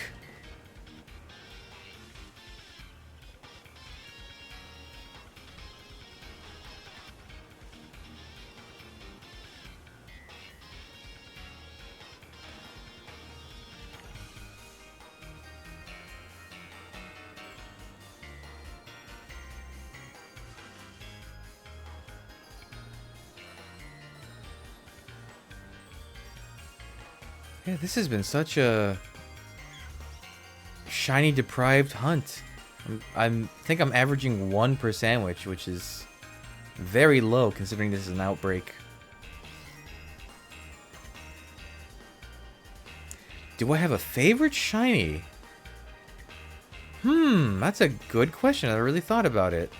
There's a lot of good ones. I might be biased because it was my first shiny, but I really like the Beldum line. I think that's a very solid... The change from blue to silver and silver to gold. I think it's a very well-designed shiny.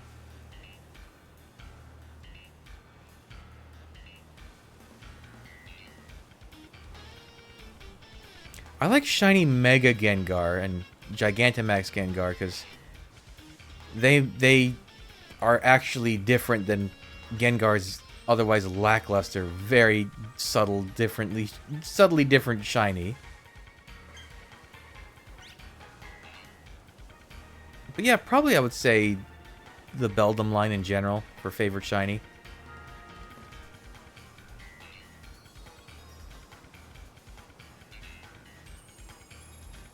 Although I also like ones that are just like crazy different, like bright neon colors compared to like a normal. I'm trying to think of an example of a shiny that like is so wildly different as a.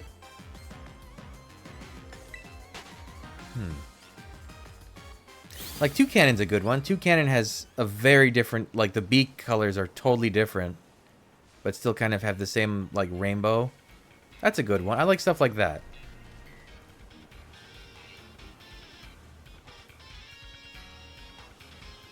I mean, there's always the tried and true black or white shinies like Charizard or Incineroar and stuff like that. I don't think you can go wrong with that style, but I like things that are a little more creative.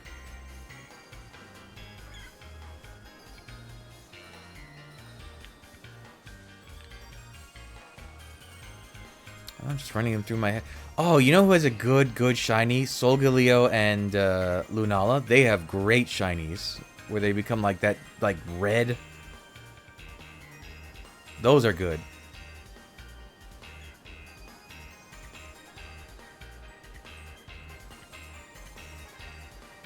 And then, I guess as a semi-related thing, Necrozma's like combined forms shiny look pretty good too.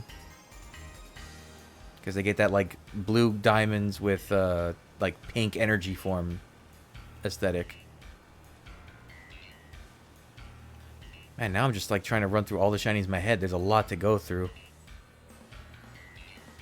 I feel like you don't see a lot of crazy ones until maybe Gen 5.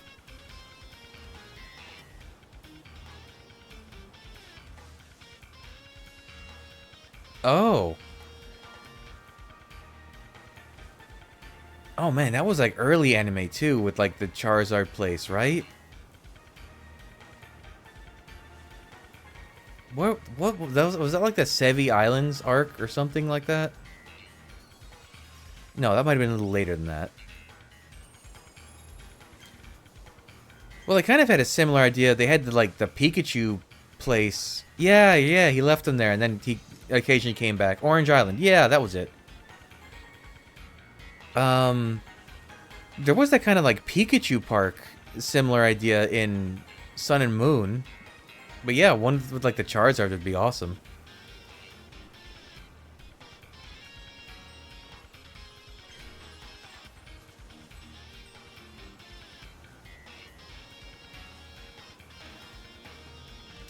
really, they just need more places where you can see Pokemon just like...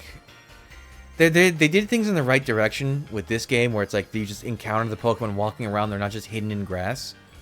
But there need to be more places where you see Pokemon just like interacting with themselves, with each other, with people, and not just like in a strict, you're gonna go fight them and catch them sense. That's something that the series would do very... I guess we're gonna see a lot of that with Legends ZA, hopefully, with like the whole city being full of Pokemon thing. There's potential there for that. I'm still so interested if that game is going to be strictly in Kalos City. And if it is, how big is Kalos City going to... Not Kalos, Lumios. How big is Lumios going to be if it's all in the city? Because Lumios was big in X and Y, but it wasn't that big. How much has the city expanded?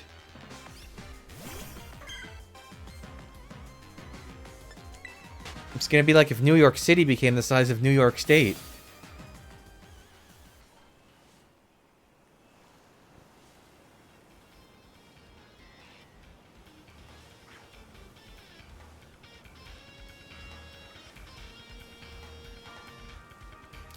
Man, I'm so happy I had that Ethernet coupling.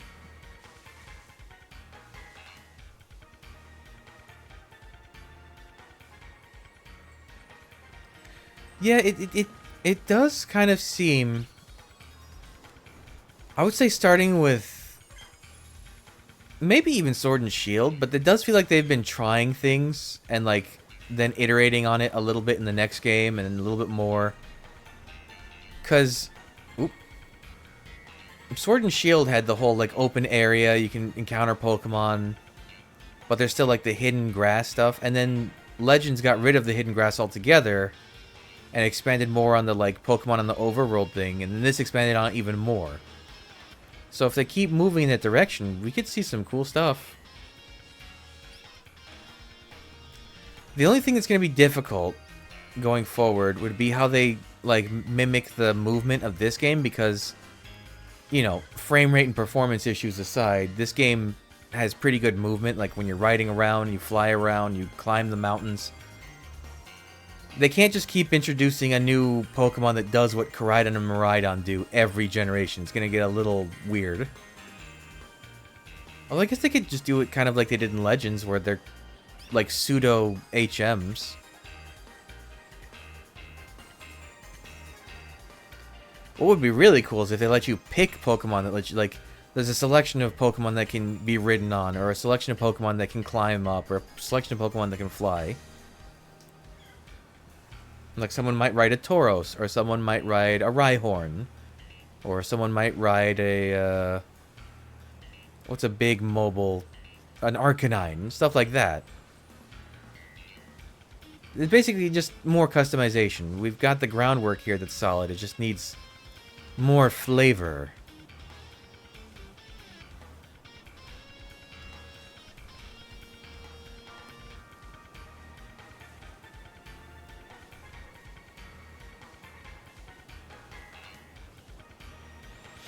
Alright, sun's going down. Can we get a... Come on, show me a Dusk Chikorita. Probably not.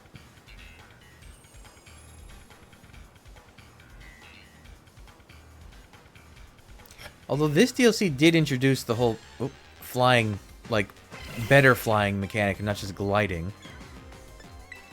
Which I think is something the main game should have just had from the start, but maybe they didn't even think about it. Yeah, we can get ET flying bikes, that's true. Honestly, that might not be a bad idea. They could try to do something with, like, the Rotom bike thing they had in Sword and Shield. But, like, it's just like an all-terrain vehicle, but more all-terrainy. That could work, or it could be very silly. Because that bike was... It could do water as well as land. If you stick like a jet engine on the back of it, I don't see why it couldn't be a flying bike too.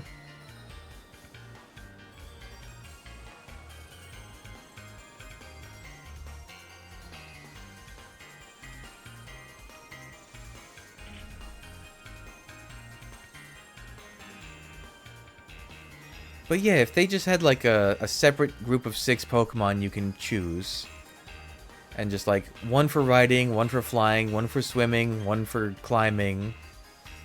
I don't know what the other 2 would be for. Maybe not. Maybe you don't need 6. Maybe 4 would be enough. But that would be a cool idea. And you just like pick, like, you want your surfing Pokemon, use a Gyarados or a Vaporeon or a Lapras or a Dondozo or stuff like that. Basically, you have a healthy selection to pick from.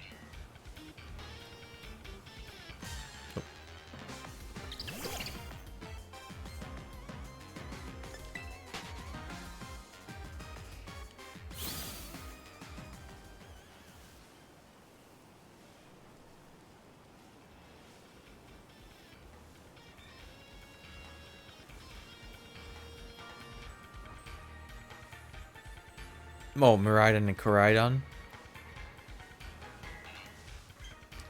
Yeah, they aren't... I kind of like that, though, that they aren't, like, super special.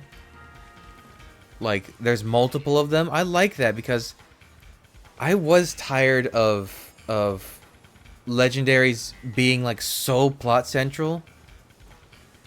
Like, I kind of miss the days of, like, Lugia and Ho-Oh, where you go out of your way to do, like, basically a side quest and you can encounter the legendary.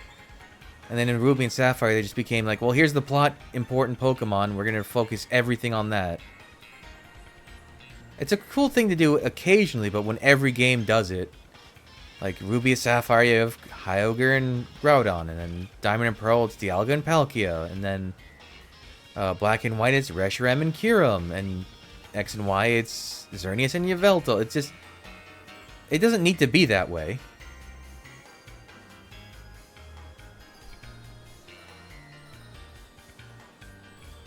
I like the idea that the significance of Koraidon and Miraidon in the story is basically their bond with you versus they're what the penultimate bad guy is like trying to get to ruin the world.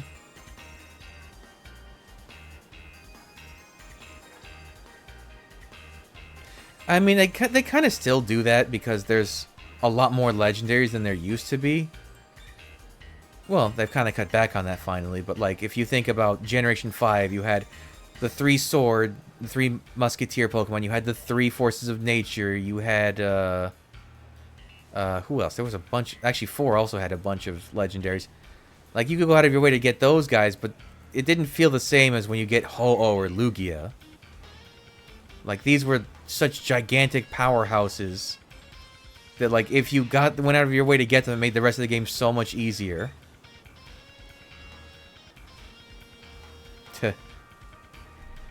Yeah, you know what? You're right. Terrapagos was kind of that same idea that, like, oh, it's a plot central.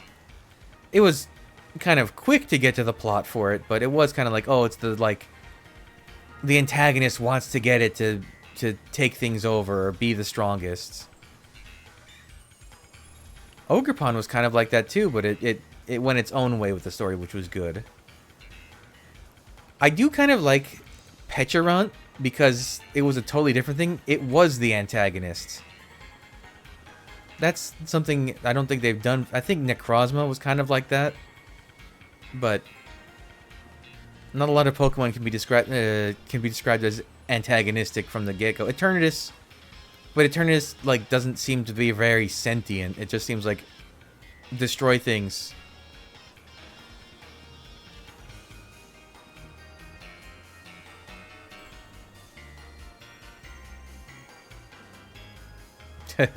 A good steal your girl story arc. Yeah, kind of.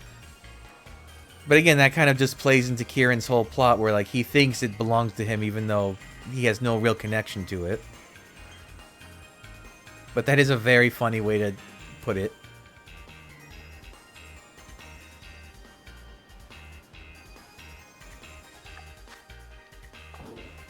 Another sandwich. And one shiny to show for it. What a shame.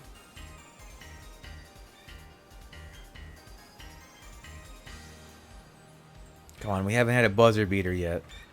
That's always a fun one. You got a minute or two left and the shiny pops up. I'll never understand Boy, they didn't keep the jingle and shine effect that Legends Arceus had for overworld shinies. That was such a good idea, and they didn't do it again. And it was so incredibly helpful for people who, like, weren't paying attention. Like, oh, that means there's something near me. Or, like, for Pokemon with very subtle shinies. I don't know why they didn't do it. It doesn't seem like it's hard to carry over that effect.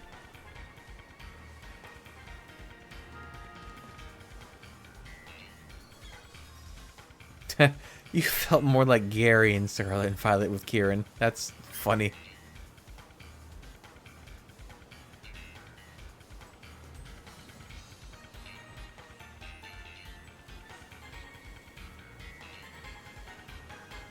See, there is one thing. A character like Kieran, I would love to see in a later game. Like, you know, sometimes a character will come back in a later generation. Like Jasmine. Jasmine shows up in Generation 4. And kind of has a little bit of dialogue with, I think with Cynthia. Yeah? Is that right? But, like, I like stuff like that. If they do something with Kieran where, like, they show how he's matured and grown up. And he's, like, in Generation, I don't know, 12. Like, it's adult Kieran, and he's, like, a very put together, very well, like, organized character. And he's, like, super nice and helpful. That would be a great end to his, like, character arc.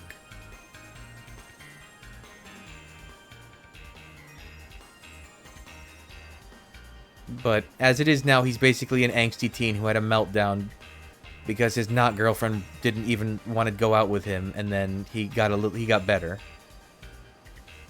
Which, I don't know. I can't relate to that, I think.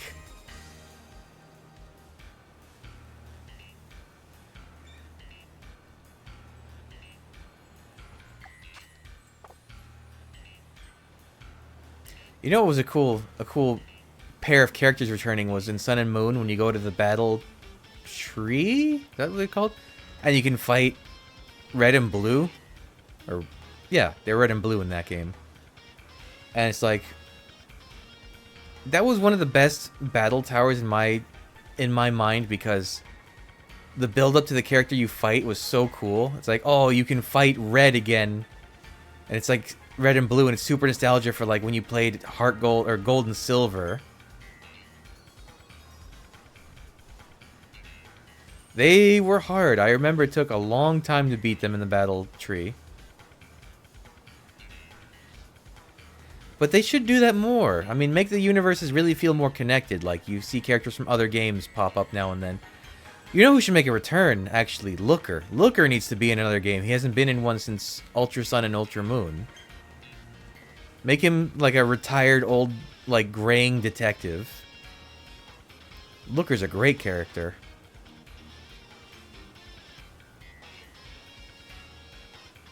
Actually, if we are going back to Kalos for Legends ZA, we might see Looker, because he had a big role in that.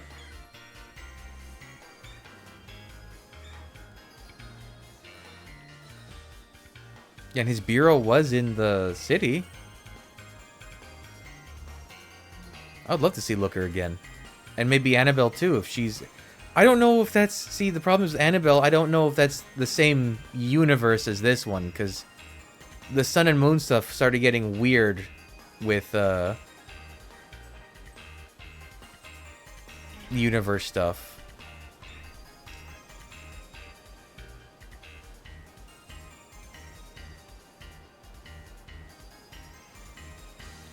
Yeah, they could do time travel, but I feel like they've done it a lot, and it's... I mean, it's hard to top. The best moment of time travel in the games was when you do it in Heart Gold and Soul Silver and you see Silver talking to Giovanni. That was such a cool moment. But I guess they could do it again if they do it right. But how many time travel Pokemon can they make? They have Dialga, they have Celebi. They had Terrapagos kind of has a time travel adjacent power in this game with the Crystal Lake. Oh. So same character but different period of... Yeah, they could do something with that maybe. Actually, you know what would be a good way to do it is kind of with oh my god, what's his name? The twin from The battle subway. Emmett, right? It was Emmett that was in Legends Arceus? It wasn't Inigo, it was Emmett. How Emmett was in that game despite it being like a totally different setting, and it was explained by like time travel nonsense. Oh, my sandwich ran up. They could do something like that, and it would be pretty cool. Although I kind of wanted more payoff for that. I wanted him to go back to his time and go back to his brother, because they were twins. They were so close to each other.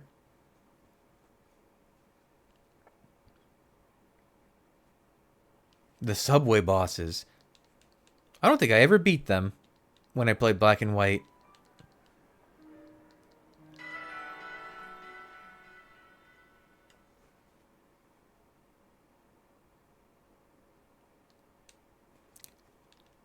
I kind of hope that going forward they do like the battle tower from Sword and Shield, or at least some version of it, where you lose your streak but it saves your progress, so you can still battle the head of the tower, but you won't have maybe a 30 streak with a ton of BP to get from it.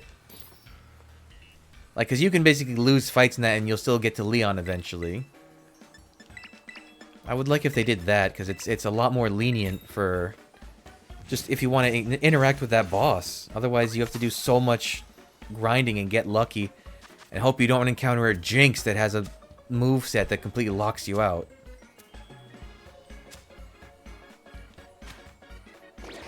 Alright, this will probably be my last sandwich.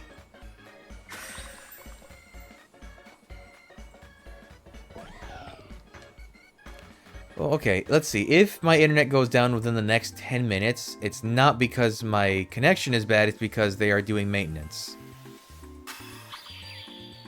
But hopefully not.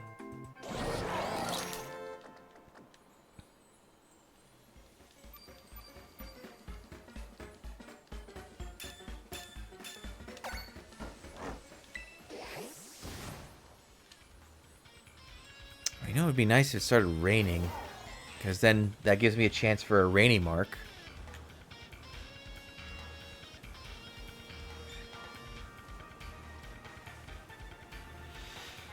So I've seen 3 shiny chickoritas in all the sandwiches. No, 4? 3. And only one of those had a mark, and it was a mark I already had.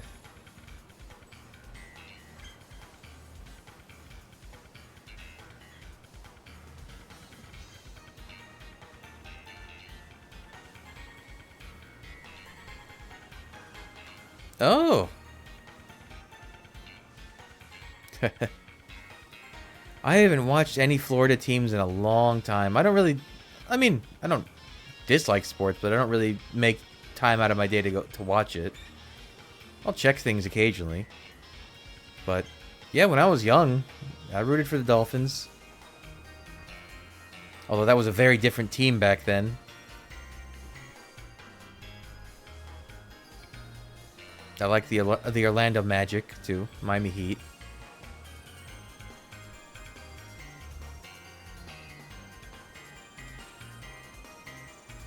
I guess all those teams have changed a lot since I was little and watched them a lot.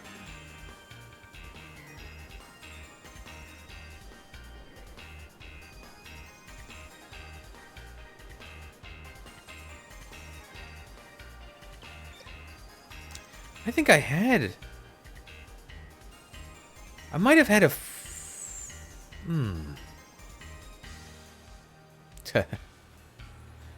I think I had somewhere... I don't even remember where. It was either a football or like a novelty helmet signed by Marino. I don't know whatever happened to that.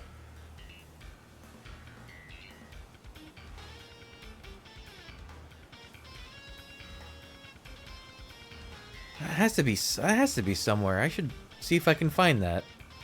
I think it was one of those little, like, miniature novelty helmets.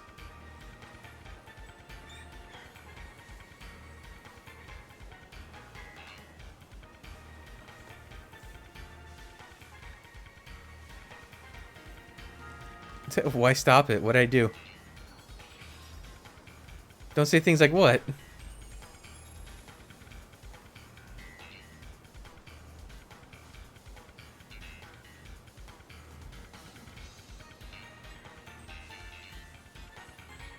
What did I say? Did I say something bad? Am I gonna have to... Am I gonna have to remove this from...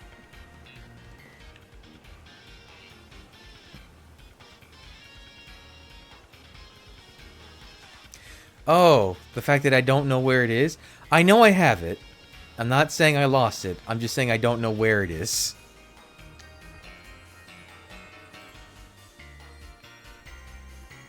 Yeah, it probably is worth good money, but I don't like to sell stuff like that. I just like... I don't know. I like having tchotchkes around. I have to check where I put... I know where it is. It's at my uncle's. I know where it is. Okay, I know exactly where it is because I remember I gave it to him to put on his display. Okay, so it's still around. Oh, I have to ask him about it. I haven't been to his house in a long time.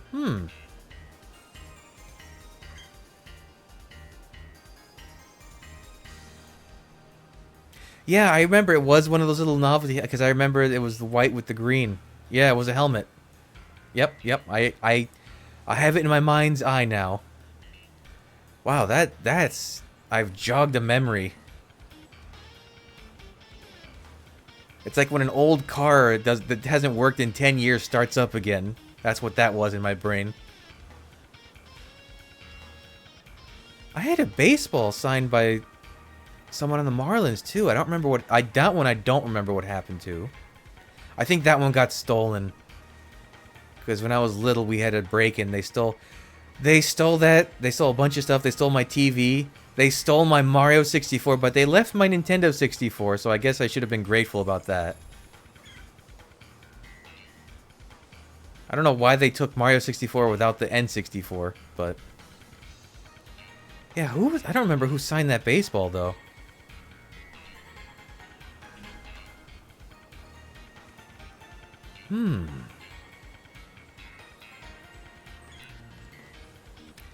And it speaks something to say they stole my TV because this was the late 90s, probably. Actually, it might have been closer to the mid 90s. No, because it was after N64 was out. But those TVs were huge. Yeah. Oh, I had in high school someone stole my DS out of my backpack with I think it was Platinum I had on there. I was pretty upset. And I had to... My parents were always good to me, but they told me not to bring my DS to school. And of course, I was a high schooler, so naturally I didn't listen. So, while they felt bad for me, they did basically tell me I had to save up and get my own again. And I did it. I've always appreciated the lessons my parents have taught me.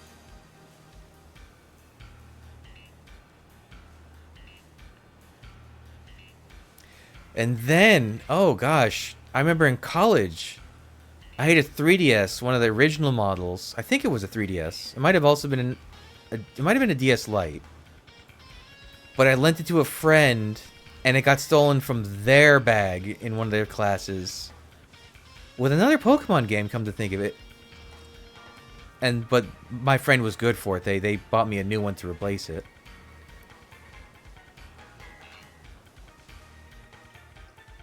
Oh.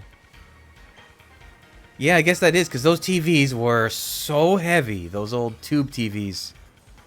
Yeah, a sheet would have been the way to... I never thought about that.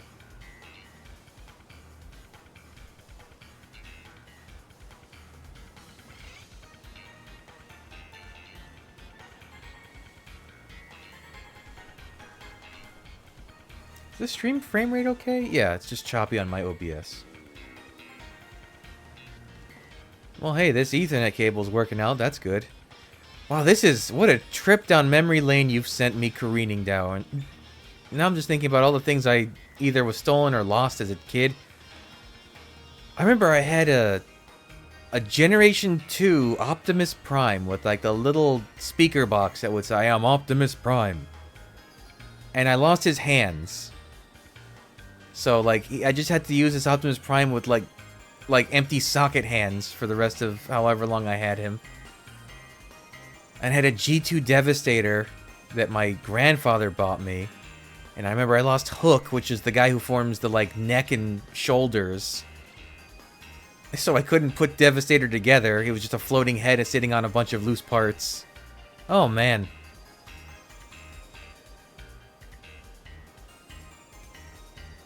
God, that stuff is, like... That's crazy to think that was 30 years ago. That's the kind of thing that makes me feel old, but... I'm not bothered by feeling old.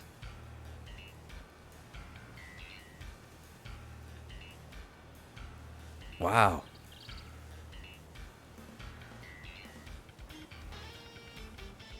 Oh, shiny. Well, you're not marked, but you are tiny.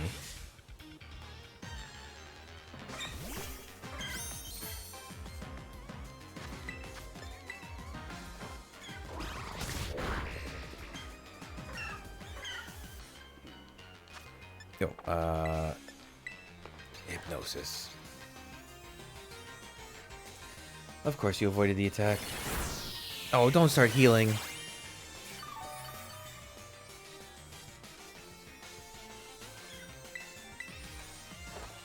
I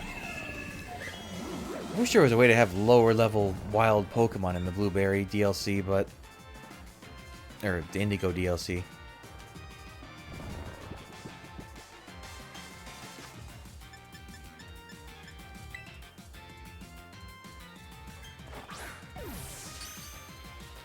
Lords of the Realm 2.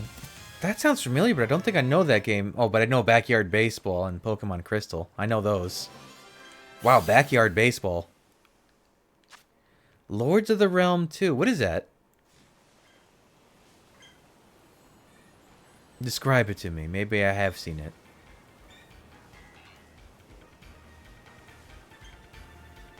My first game was probably Sonic the Hedgehog on Sega Genesis, I think. Yeah. Because my father got me a Sega Genesis. It was my parents got me a Sega Genesis. I think it came with like a... They bought a dishwasher and it came as a bonus. So they got me that. It came with Sonic, and I think they got me Thomas the Tank Engine and Streets of Rage 2.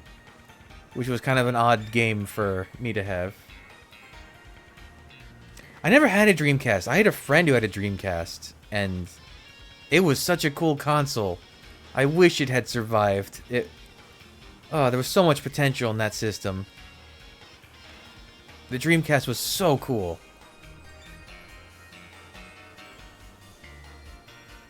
I remember I would go to it. We would go to his house after school and look at Sonic Adventure and what else? He had Knights, I think, and that... What, Space Channel 5? Is that what it was called? He also had that weird... There was like a weird Sonic not Mario Party game, wasn't there? I think that was on the Dreamcast.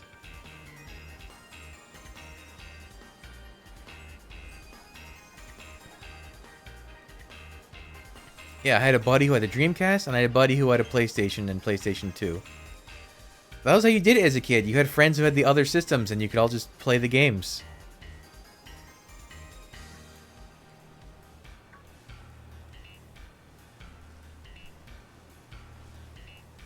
Well, we've passed the 4 o'clock threshold, so... Maybe I should have done this Ethernet cable thing a long time ago. And by a long time ago, I mean a week and change ago.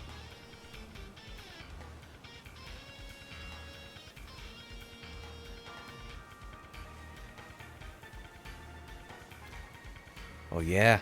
I mean, Sonic stuff was the flagship for Dreamcast. It's just a shame it bombed. What was the problem with Dreamcast was that, like, there was no copy protection on the discs, right? You could just copy the disc and just burn it to a new disc and... No, there was something else besides that.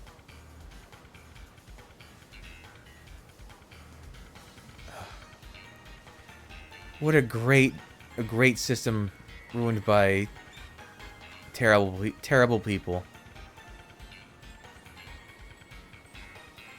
But I guess someone's ship had to sink for the industry to kind of standardize that kind of stuff.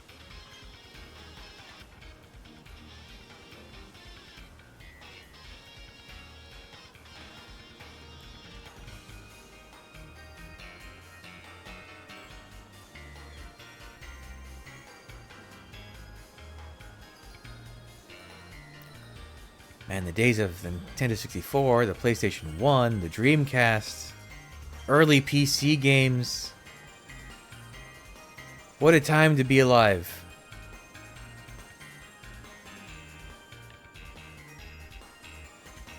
Although I have to think my favorite period of games was the GameCube, PlayStation 2 era.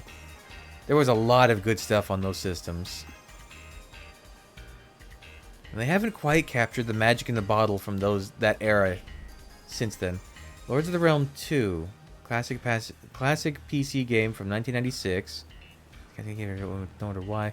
Set in medieval times, the game combines strategy, combat, and resource management.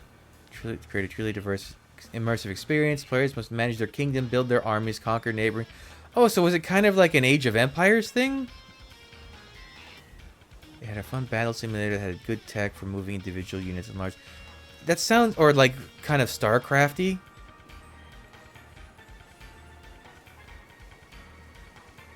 I remember those games, those types of games were huge in late 90s, early 2000s. Like Age of Empires, Empire Earth, that kind of stuff. That's what Lords of the Realm was, like a more medieval specific take on that.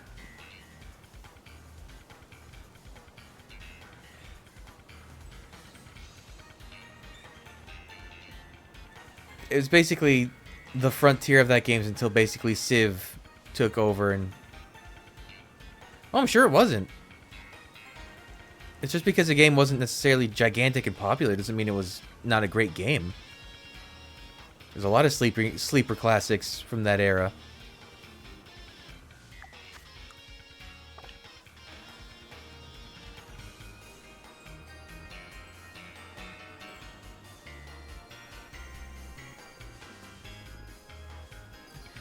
I mean, I think pretty much anyone who likes that style game is a Civ person. It's... Although I heard the new... Ooh, what happened to me? I had a Porky Pig moment. I heard the latest Civ isn't that good. Is that true? I haven't played it. I think the last Civ I played was 4? Very briefly.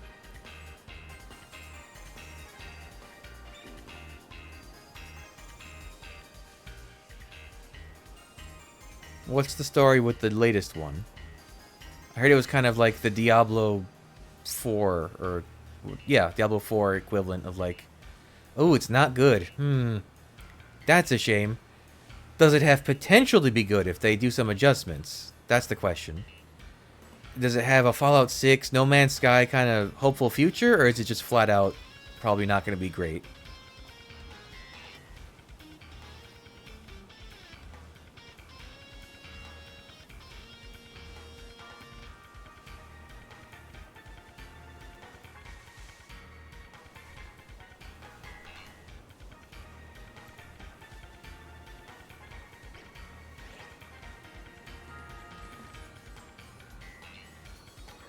I don't understand how they do that. How they make a game worse than the previous game. Like, it seems like it would be so. The big issue of the game is they force you to change what nation you are no matter what, if you want to or not. Backwards because they make you the same person entire time for thousands of years. Huh. That is kind of weird. But like, why couldn't they have just done what they did the previous game, add more stuff, fine-tune some stuff, and say, here you go. Mankind... Oh, is that what you think? Mankind, they tried to imitate mankind?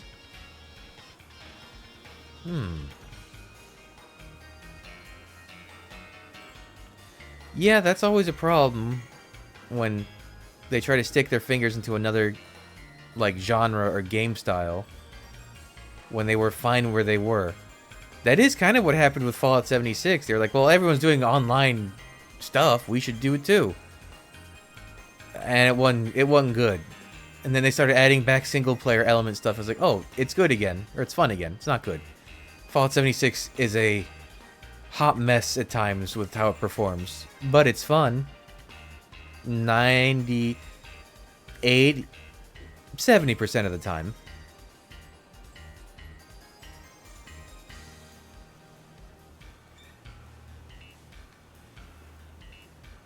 Actually, the update for that should be coming out weekish? No, a little bit more. No, yeah, like a weekish. That should be interesting.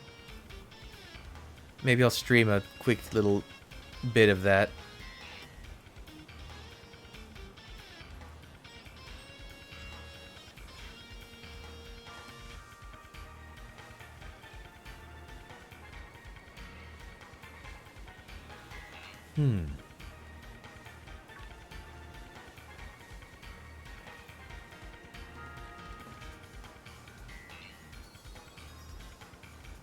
Oh, wait, didn't the Death Stranding 2 trailer come out today? I haven't watched it yet. I want to see that. Imagine you're a leader of Spain, but you're not allowed to be Spain until the middle of the game. And your options of choice at the beginning, Greece or Egypt. Oh, so you really have to just, like, follow, like, linear civilization development? That sounds boring. Because that means you're very limited in the beginning. Oh, yucky. So wait, if you go farther back enough, do you just, like, start in Babylon?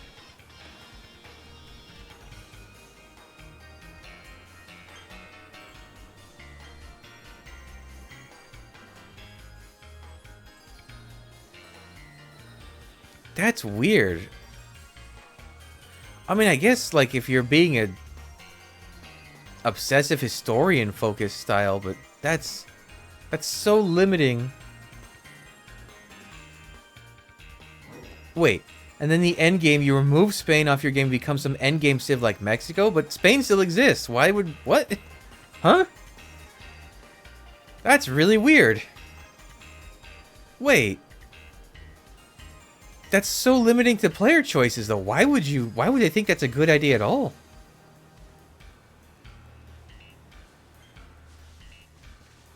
That's so strange. What?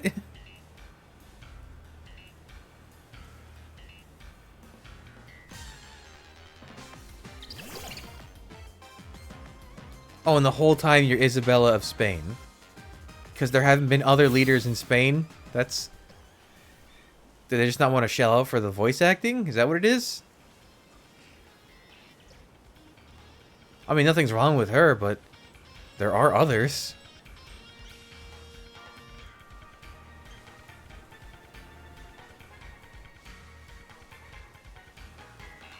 I mean, even if they don't change that, where you have to use the same person throughout the entire campaign, why can't they just make a mode where you stay the same country or region the whole game?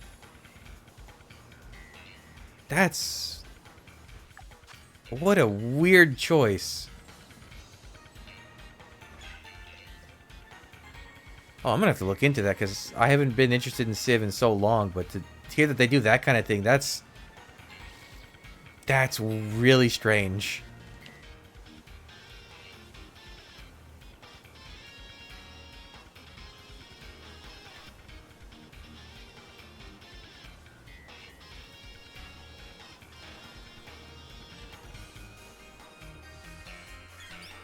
Like, I wouldn't even really equate Mexico and Spain. They want to make things new.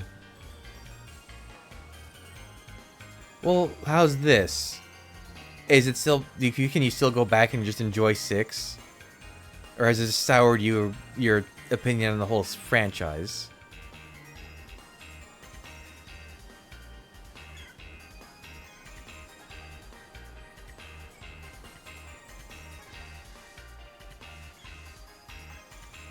Oh, that is kind of like the weird Diablo 4 thing where they removed stuff instead of adding to it. Wild. Absolutely crazy choices. The game came out 60 for game, $90 for deluxe, and $130 for... Well, okay. What's in a Founders Edition that warrants $130? Because the answer is probably nothing. Gosh, you reminded me now. I went to go pre-order Assassin's Creed Shadows because I always play Assassin's Creed games. I like them. And I saw the deluxe edition, and I went to go look at it, and it was like $30 more for a new mount skin, a weapon or armor skin, and like 5 skill points. And I was like, How is this justified in 2025? Oh, is the 130, is it like a weird, dumb, like, season pass? Like, oh, we promise we're going to give you everything we make for the game after this. It was one of those, which I've become leery of in recent times.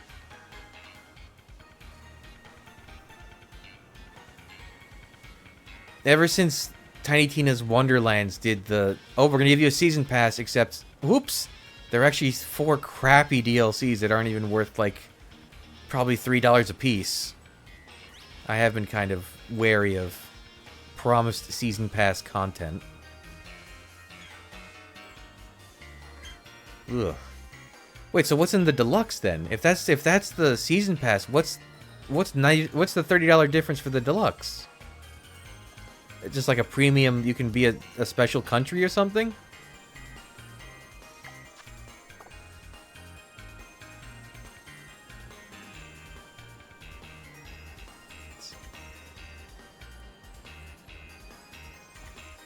I will say, as far as new content drops go, Astrobot has been such a refreshing breath of fresh air. All their stuff has been free so far, and the game was already fantastic to begin with. You get one less DLC package. That's approaching like Sims or like Rock Band levels of way overpriced.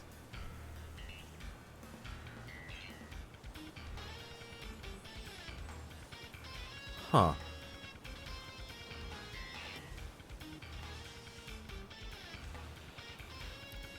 I hope there are more games like Astrobot in the near future that kind of showcase that not every developer in the gaming industry is insanely greedy and just trying to like milk people dry for money. Although I would absolutely buy a DLC for Astrobot if they released that. That game deserves it. Like, if there's anything I would pay for new content for, it would be Astrobot. Within reason. If they charged me $30 for an expansion, I don't think I would be too happy about that.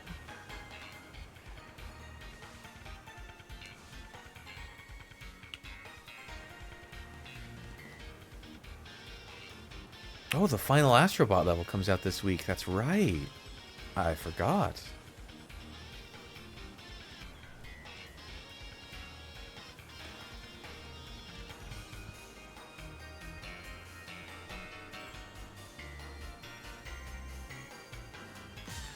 Don't buy for anything but... Oh, is it really like... Does it have problems on the consoles? Does it not run well? Bought it on Switch, you can't play a medium-sized map? Well, I guess that's the Switch. I wonder how it performs on the PS5 or the Xbox. Probably still not as good as it would be. Yeah, those kind of games would be very, like, performance-intensive when you start, like, getting large scale. Yeah, I don't think buying those on consoles would be a good idea. Especially not the Switch.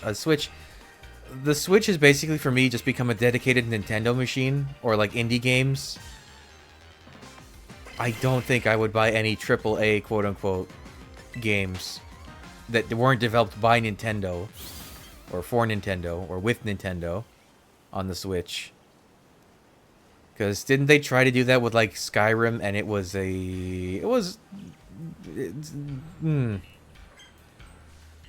Oh, Golf Story, yeah.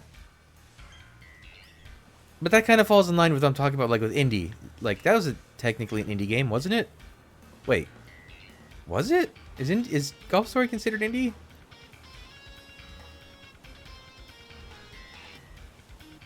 Like, if I got Pizza Tower, I would get it for the Switch. If Anton Blast comes out for consoles, I would get it on the Switch.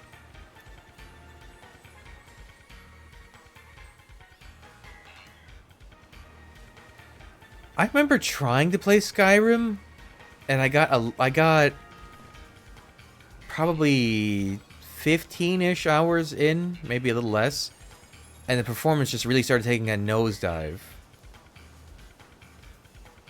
Like, even more so than regular Skyrim does on the PC or the consoles, the other consoles.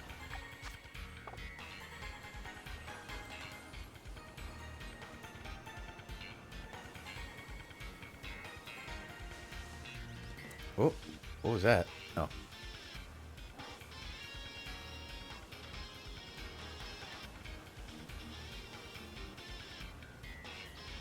Speaking of first-party Switch games, they need to, with the Switch 2, they need to announce a new Mario, like, proper 3D platformer like they did with Odyssey. That's something this game needs in its, like, release window. I would also love a new Animal Crossing, but hey, those come out like once a decade, so...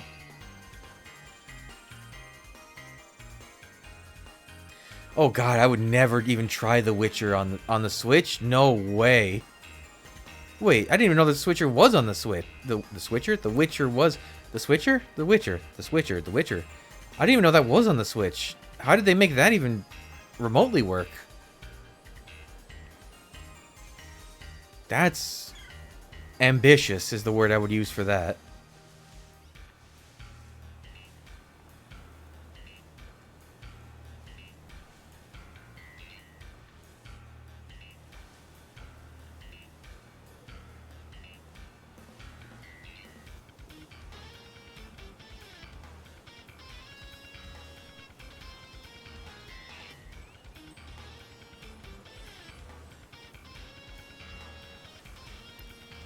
Yeah, I imagine frame rate, but how low is the frame rate? Like, are we talking 15? 20? Does it look like Ocarina of Time for the Nintendo 64?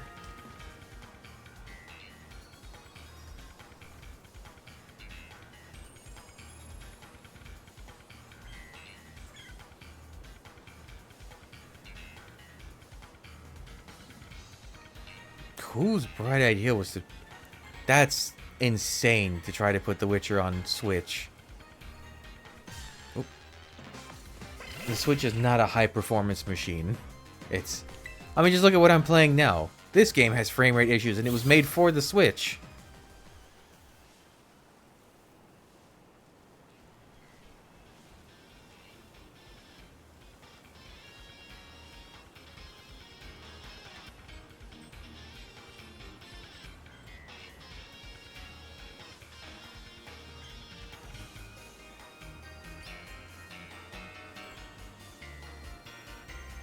How much time do I have left? Oh, it's over.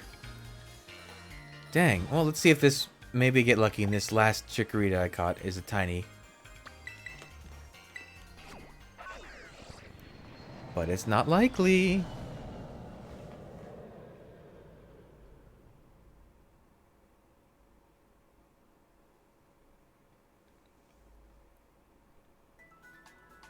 Didn't they try to put BioShock on the Switch? I wonder how that works. Or am I misremembering?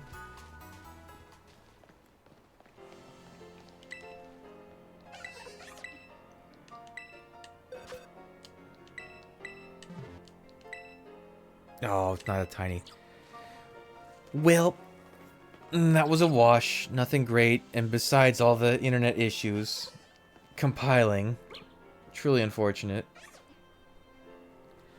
But it wasn't bad. That's just how the shiny game goes. So I'll be back probably tomorrow, trying once again. And the whole thing with shiny hunting is just not to give up on it. But hey, I appreciate everyone who showed up today, and all the conversations we had, and everyone who stuck around through the problems. Well, tell you what, we can continue the conversation tomorrow if you feel like you'll be able to join. I'll probably be around the same time, maybe 11 or 12 Eastern. What say you?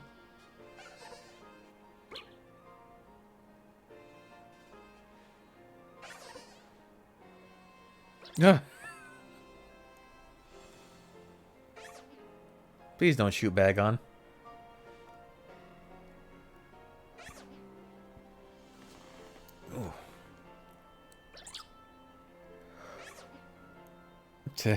I know you're joking, I know.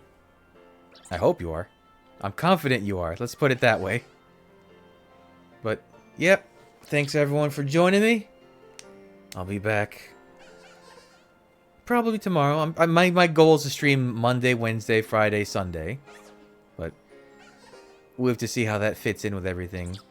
But yeah, thanks for joining me. Bye.